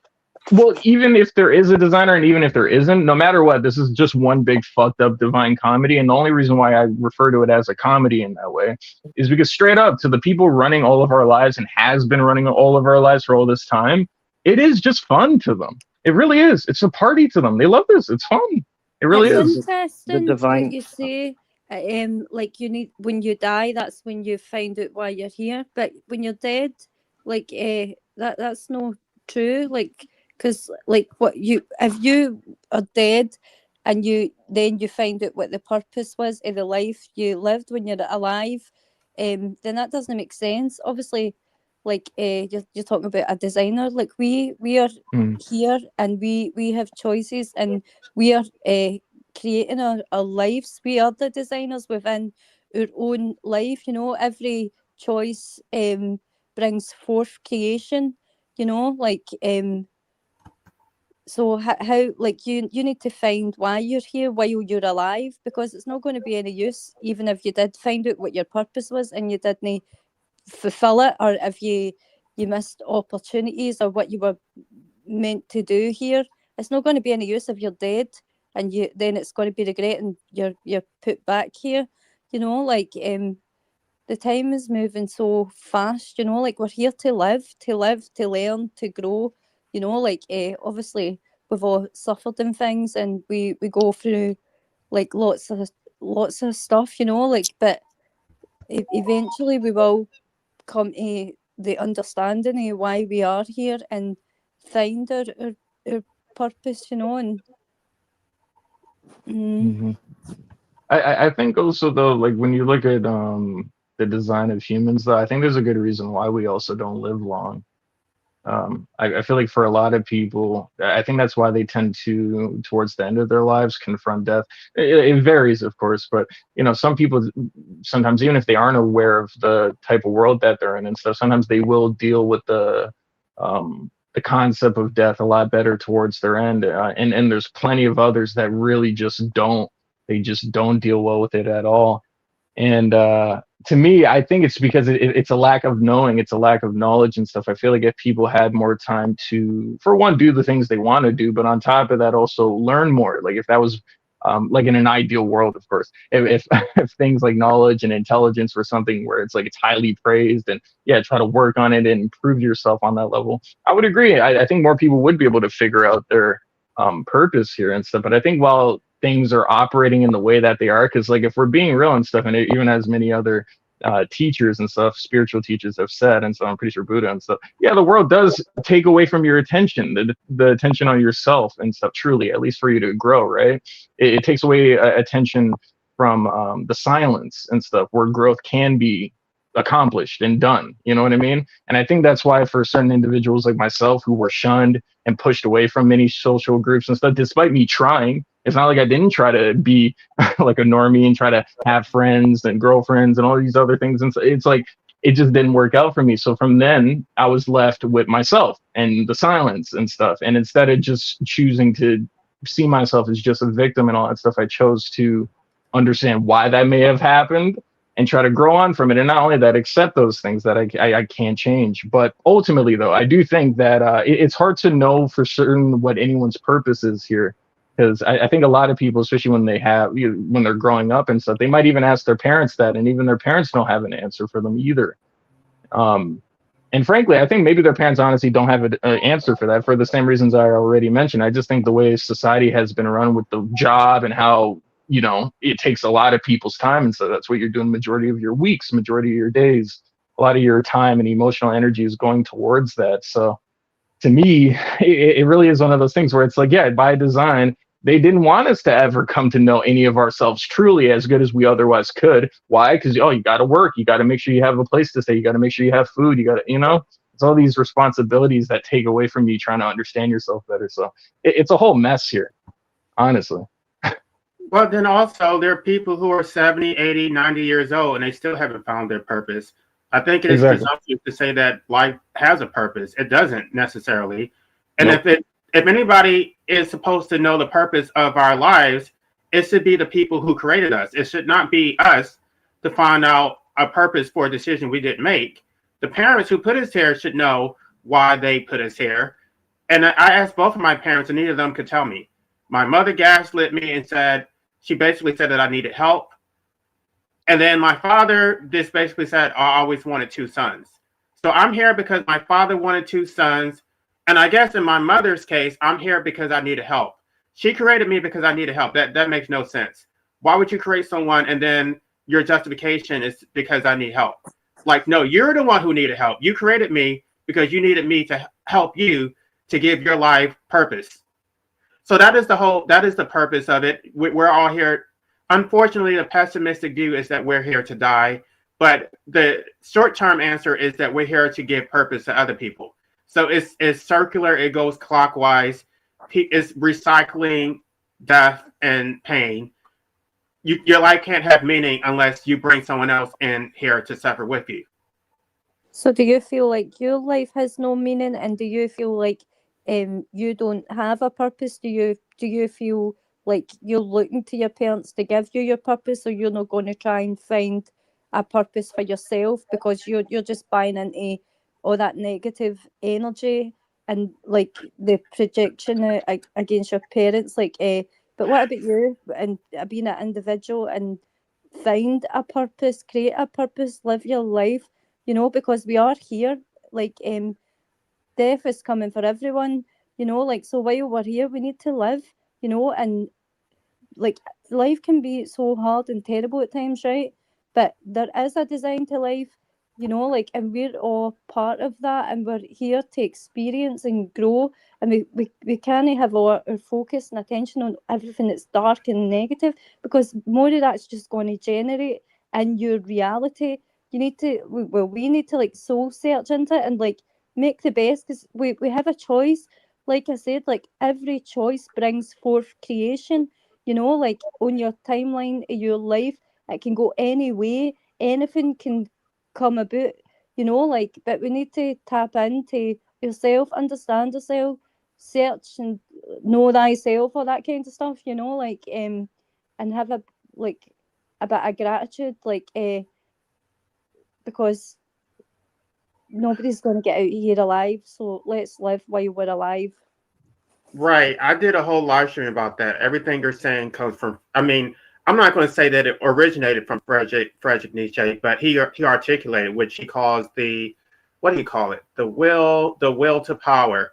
And then amor fati, accept your fate and love it. I reject that. I explained why. I explained why it's not a weakness necessarily, because even if someone doesn't enjoy their life, if someone wanted to, not exist 20 years ago, but they endured their life anyway, then that necessarily means that they were not weak. They persevered and maintained a life against their will, even though they had no desire to live. They did it because they were not weak. So it's not necessarily a weakness. It's not something to pathologize. I don't think that lives have any purpose. And if everyone here has emerged. All of us, even your parents, we've woke up here, emergence into this kind of unknown reality, and we're going through this life, and we have a choice. You can live your life and look at it negative and purposeless, and it'll be misery until the day you die, and probably you'll remain in that negative state when you cross over. So why not try and actually that is an appeal to necessity. You're basically saying that there has to be a purpose. So you're basically saying that there must be a purpose. But if there is a purpose, then you should be able to tell me what that purpose is. We all have a purpose. We're not a Big Bang Theory as Becca does. We are more than human, What is the purpose of my life? Can you tell me? Because you're the one who says that. You need to find it. Right, that's the thing. That's what they always do. They're going to tell me that there is a purpose, but it's on me to figure it out. Or you can be negative and miserable, but you have the power to create a purpose. You can anything in the world that you can conceive, believe in your dream. You can be anything you want to do. Like if you're not disabled or if you're not compromised in any way, then the world's your oyster. You have a chance to live and make the best of this experience. Or it can just be absolute misery and negativity and hatred towards everybody, and not even looking and try to find a higher power rating. then it's just going to be absolute trash. But you have an Why do you opportunity think I'm? that you Why do can you assume take. that I'm being negative? Sorry? Why do you assume that I'm being negative instead of being objective? Because I can tell, like I can pick it up. You know, like you loathe your existence Right. through what you're projecting out, You're responding and to that's my vibes. understandable. I'm You're not responding trying to to my fight you. energy. I'm You're not like responding I'm to just my trying to energy, not honestly to what I'm help actually because I've saying. been in that state as well. I've been in the state you're in. Why am I here? And I wish I was never born, and I didn't ask to be born. All this, you know. But the fact we are born, and it's the fact you have the power, the choice to create a purpose, to create a path for you, and to know yourself, you know, like and make like I do resolve know your myself. conflicts in your life and make the best of this because nothing's going to change I do if know you don't myself. take those steps, and that's the truth. I do know myself, and what I do know is that I don't want to be here. So it's not But you something said that I you need to don't know figure your out. purpose. You asked me, a stranger on the internet, can you tell me my purpose? So you don't Right, know because yourself. I don't believe that I have a purpose. But if your position is that my life serves a purpose, then it It is for you does. to articulate what my purpose is. No, you need to find it yourself. You No, have but free you will. can't tell me that my life has a purpose if you So will can't we tell me just what get that the purpose is. gods to delete, error? No, you have a chance. So it's I up don't to believe in you. God. I don't Like, believe in God. well, that's sad, you know, like, but you do you, but like, I'm honestly just trying to uplift you and help you because it's quite pathetic. Like, I don't mean to fight you, Pathetic. but what you're projecting it is pathetic, and I've been in that state myself. That's how I can say that because I've been where you are. But things will get better, and you will if you do the work. Then you will find your purpose, and you will be happy. You'll be balanced within your energy. You'll enjoy life, you know, and good things will come your way. It's all about our perception, what we're focusing on. We need to No. heal. We've all been extremely traumatized here, right? Every incarnated and soul being, we've all been through so much shit, right? It's not easy. The odds against us, how things are designed, and hardship. But we have an opportunity to grow through this, or we can be weak and lay down and die. Right. So it's up to you. This is all Friedrich Nietzsche. You're saying everything that Nietzsche said, that basically we're weak. I've already told you that I'm not weak because I persevered despite the fact that I didn't want to exist 20 years ago. So it is what it is. Like, I don't believe there is God. There is no evidence that there is God. It is on the person who claims that there is a God to prove that God exists. And so to pathologize me and say that I'm weak is not... It's a non sequitur. It's not a response to anything that I'm saying. You're responding to my energy. You're responding to vibes. You're not actually responding to the substance of my argument. You ask for proof, but you are the proof of your own self, of your own weakness, of what you're spewing out and projecting. You know, What is like my so. There's weakness? the proof right there. I'm not trying to insult you, put you down, What but is my like what I've weakness? stated is fact, and it's the truth. Can you tell me what my weakness is? Your weakness is like surely everybody can clearly see like you're too negative. You need to find your purpose. You already told me. You asked me, a stranger, to tell I me think your you're not purpose of negative life. enough. So it shows that you have work to do on your I soul think you need to level. work on your negativity. You need to be a little bit more pessimistic. I'm feeling fabulous. Like I feel so happy. Like honestly, like I've never felt happier in my whole life. I felt a shift in energy.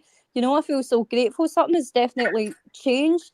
And I've been in the worst states. Honestly, you wouldn't imagine what I've had to endure and go through. Nobody would have been able to go through all the stuff that I had to go through. But I survived, and I found gratitude.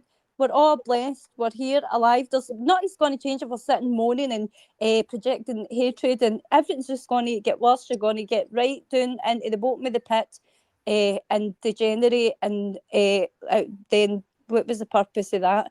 You know, like so. Where are you located? What country are you from? I'm from Scotland. Where are you from? United States. Nice. Whereabouts? I think that you're going to be disabused of your optimism, your Pollyanna. Is like the whole world is going to shake you, and your whole worldview is going to be turned upside down. Because I was not always this way. I used to be optimistic. I don't take that in. I am feeling brilliant. Like I know I can see the forest from the trees. So we're all blessed. But let's move on for this. We all need to find our feet. Mm-hmm. I think you Well, haven't actually, suffered enough. Like once you suffer a little bit more, then I think your position will change. And I hope you don't suffer, but I think that you're There is not a being newcomer. realistic. Listen, I've There suffered is a more than what newcomer. anybody could There endure is a here, and newcomer. I've survived. There is a newcomer. There is a newcomer. There is a newcomer. There is a newcomer. There is a Okay. newcomer. There is a newcomer. There is a Jesus. Okay, we have a couple of newcomers, so I'm going to let one on. John Cobson, you're on the show.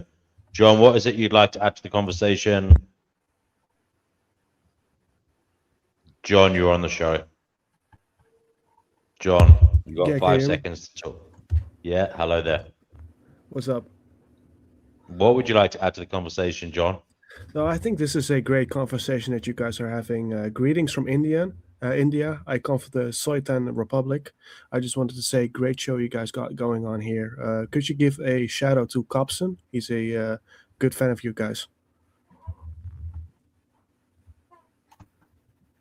Hello to John, you're on the show. Yeah, I just spoke. There's another John. Oh. Yeah, there's two. John, you're on the show. John S., you're on the show. Okay, and finally, Cliff, you're on the show. Nigger. Yeah, you. Okay, thank you for that, guys. Bye now. Take care of yourselves, little children. Bro, And, people do this like all day, and that's their entertainment. I know. Yeah, It's it some is what it is. subhuman shit. Can't lie. It's like it's such a waste of time, man. He's never once been in the chat that I know of. Oh well.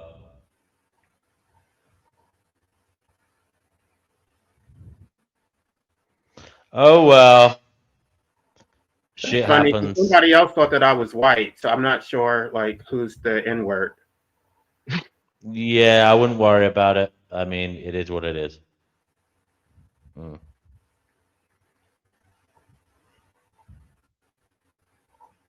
Divine, you're on the show. Divine? I'm not sure if I am. Hello? You are. Thank you. I keep getting kicked off. What was the topic before that happened? I forgot.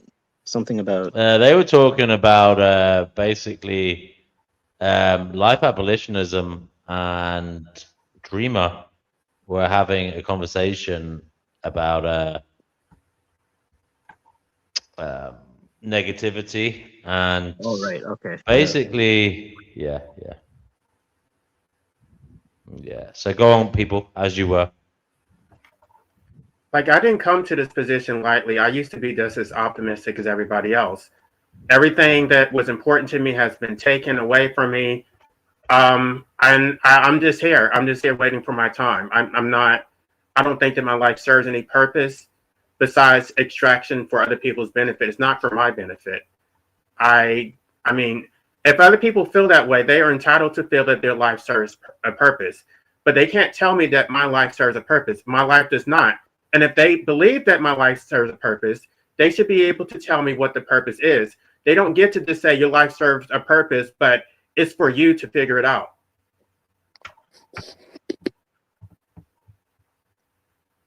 To be honest, I think sometimes when people say your life has a purpose like that, just plainly too, it kind of, that's what I mean. It kind of adds on to the whole leash thing, I'll be honest, and stuff. It's like people saying things, but they don't entirely understand why they're instinctually saying these things, So like, if you are God's creation, and if God is siphoning off of all of our anguish and all that stuff, it's like, well, that's probably why on average people would have that take.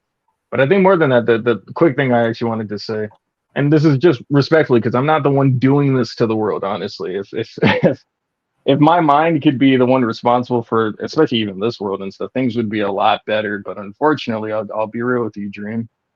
Yeah, the way things are going, and especially within Europe, it's unfortunately going to get ugly really fast. And even if you were to do all the hard work of attempting to know yourself and try to figure out what your purpose is and stuff. I promise you, it's going to be very hard to do that when there's all the bullshit of violence and the strugglings to keep your home and all this other stuff going But are on. you God? It's very You're hard to just be able to do projecting. that, you know? You're projecting negative energy. Nobody knows what tomorrow is going to bring. So this is just projecting darkness. I have a pretty And good like, idea. if there's no purpose, why are you here? Like, go away into the void then. Like, obviously, you know there's a purpose. That's why you're searching and you're here and you're inquiring, you know? Like, it's pathetic to say there's no purpose. Well, why are you yapping your jaws? You know, like, go into the void, you know, be gone. If there's no purpose, there's no point in you wasting your breath or even debating and projecting all the darkness. But the fact is, like, you know, there is a purpose and you need to find that for yourself and to blame God or whatever because your life is shit. Like, we need to let all this go and be better, you know, like on every level. Yeah, to be Like, honest. that's all we can do, make the best of it. What's the point of being negative Yeah. and moaning? You're just being a loose cow, you know. Fair enough. Honestly, no, I was actually going to say that, honestly, I just had a eureka moment as you were mentioning that. Honestly, if I had to, straight up, well, even if there was a gun to my head, I wouldn't be too afraid. But hypothetically, let's say if that was the case, I would actually say that if I had to really get into my bag and be like, oh, what is my purpose? It sounds a bit corny, but let's just say it. Like, I mean, I guess to shine light on to the dark spots of life or reality that people don't want to look at, you could argue that that's my purpose. Why? Because I'm just naturally curious to things like that. I always have been, to the paranormal, to the many things, honestly. Like, I've always been a curious being. So I think, especially the point that I'm at now, it was inevitable. Like the fact that I always wanted to know more and more and more and stuff like that, the consequences of wanting to know more and more and more, you have to step into the darkness. You have to end up seeing the darkness of the place that you reside in. And that's not easy for many people. I get that. But if I had to say what my purpose is, I guess we could say that, but I feel like that's a bit of a reach, yeah. Right, but if you are living your purpose to be negative, then they're going to tell you to not live your purpose and be positive because it serves their worldview. So they're going to tell you that you should. Your own words that your purpose is to be Wait, one at a time. Yeah, we got one at a time. You just confirmed in your own words that your purpose is to be negative. No, that's not okay. But if you're, I don't understand why there's this assumption that being positive has inherent value. Like there's as many people. Because it's better than this shit. There are just as many people who see value in focusing on the negative because they feel that it validates their existence, and they're tired of the what do you call it? The toxic positivity where you have to put on a fake smile. They want to hear that because they know that it's real. They don't want to be fake and pretend that everything is so wonderful. You need to heal your trauma. Obviously, you've suffered a lot in life, and that's how, like you've said, you've lost a lot of things, and now you're suffering. So you need to do a soul search and heal your being, heal yourself, and then live again. You know, because you have that choice, or you have the choice to remain the same and live death, and it's misery. But if you do a bit of searching, you know, and go within yourself, you know, like you'll find your purpose. Like, try and heal whatever's happened to you. Forgive the people, like your parents, whatever, like who you're projecting. Why am I here? Oh, that's right. You know, like we have a choice, right? And so it's up to us to find the purpose, to heal ourselves, to forgive. You know, like that this experience of life, it is fleeting. You know, like we can't waste this. You know, like there's an opportunity here that we really need to take and make the best of it, because nobody wants to suffer, nobody wants to be miserable, nobody wants to be traumatized, and we've been through all this, but we can get to the other side. You know, like we just need to heal. Can you tell me why? I mean, I'm not telling you to change. Why are you telling me that I need to change? I'm not telling you anything. You're telling me that I need to be more positive. I'm just responding, you know, but you're just repelling, but that's fine, you know, but I'm just going through what I feel, you know, like, and you don't need to agree, but I know what I say is the truth, you know, and it's like, are you wanting to die in the state that you're in now and remain in that for eternity? Because that's what's going to happen. See the state that you inhabit, right? And just say death comes for you. You're going to be trapped in that misery unless you do the work because you're in a frequency cage. I'm sorry, but it's just what I can see, right? So you need to break out of that frequency cage and live. And that's every all time I think I'm not going to positive, talk about this any further, but that's all I want to say. Every time I think positive and get my hopes up, it has not served me well. Just recently, I got my hopes up thinking, oh, I could write a book. It's going to change the world. People will see things. It's not. I'm not getting my hopes up. I've tried a lot of stuff. I've run for office. I've fought lawsuits. I've organized protests. I've done a lot. I'm not getting my hopes up anymore. Interesting that would I'm make done your doing book that. when it's the right time to write it. Your book is going to be brilliant because look at all that, and you've still survived, right? So think when you get to the right state, all that shit you've been through, and you can articulate and express it in the proper way, and you can reflect and see how it went, and you can tell your story. If you want to be a writer, pick up the pen, get the book. Don't you give up on yourself. And that's what is being projected. That's what I'm sensing. I'm sure everybody else can see that you've kind of gave up on yourself. You've gave up on your dreams.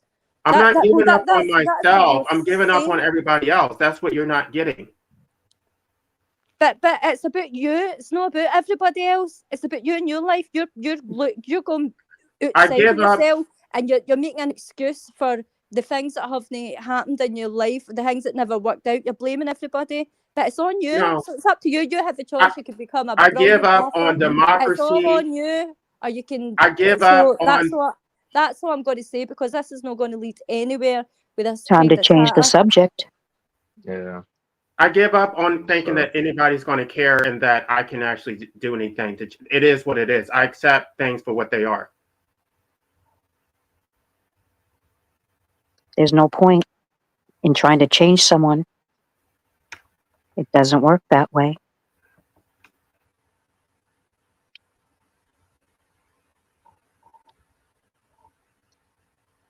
See you, Pastor D.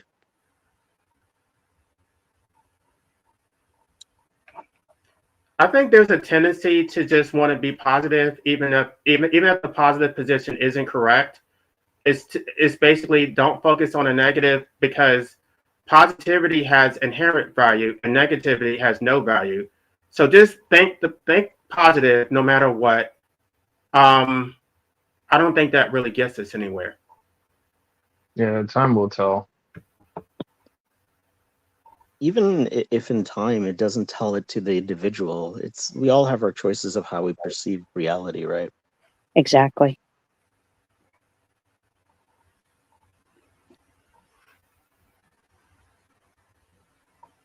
Has anyone ever tried any of those Faraday blankets?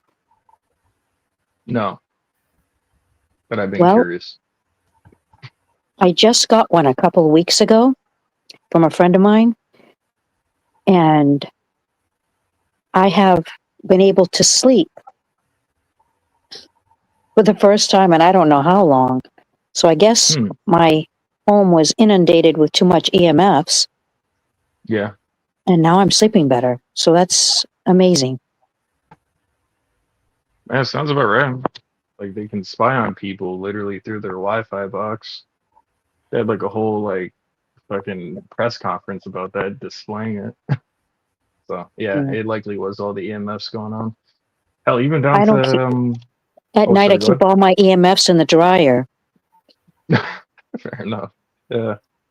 Well, it's the only thing I could think of to make sure I wasn't being inundated with that, because not sleeping is causing a grave difference in my overall well-being. So yeah. But yeah, I put them all in the dryer, and then I put the blanket on me, and I sleep now a lot better. It's great to hear, honestly. It's super ideal. Yeah, that's one thing that they definitely want to attack us on too, is our ability to actually rest and go to that private place in our mind like that when we sleep. So yeah, they have fears. Certain few of us, when we sleep and we have dreams, amazing stuff. I think we'll end the show shortly, guys. You can stay on and chat backstage if you want. But yeah, I'm going to end the show. It's been going on for quite a while. Yeah, I'm going to go. It was great talking to everyone. But yeah, hopefully next week we'll have people. Hopefully next week we'll have people who can keep it going after I retire for the night. You know.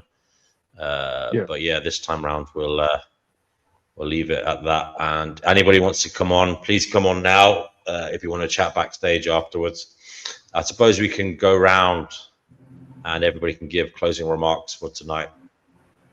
Starting with life abolitionism. Oh, I'm not really prepared. Yes, you are. Go for it, baby. Say whatever you want. I guess I'm not completely ungrateful. I mean, I guess things could be worse. I could be homeless. I could not have food, but it still doesn't. I mean, I don't want to sound like I'm wanted. I still don't enjoy existing. So I don't know. I mean, I guess I could be a little bit more positive, but I don't think that it helps. Anyway, I'll let somebody else speak. Okay, thank you. Sky Deo, do you want to give some closing remarks for this show? Yeah, I'll try to. All right, so I guess the most important thing that if I had to deliver for people is just, for one, be yourself and always focus on being authentically yourself. And second off, just try to do whatever you can to, take every moment and day by day, moment by moment, because to be real with you, that's all we have now. So straight up, every single moment, don't let it, pass. Your vegan dogs is getting excited over the Scottish girl. Can I just say, I don't know why. Something really weird is happening. Yerf Dog's comments are showing up on YouTube, but I can't see them on StreamYard, and I don't know why that is. Same. I had to refresh because I thought something was wrong on my end, but it's happening. And it's ever since I blocked all those trolls that had just come in. Yeah. I don't know if we accidentally blocked him on StreamYard because we got attacked by trolls, but I can't see his message on StreamYard, so I don't know what's going on there. I hope it's temporary. Otherwise, we'll have to figure out what the hell's going on there. But we can see his comments at least on YouTube.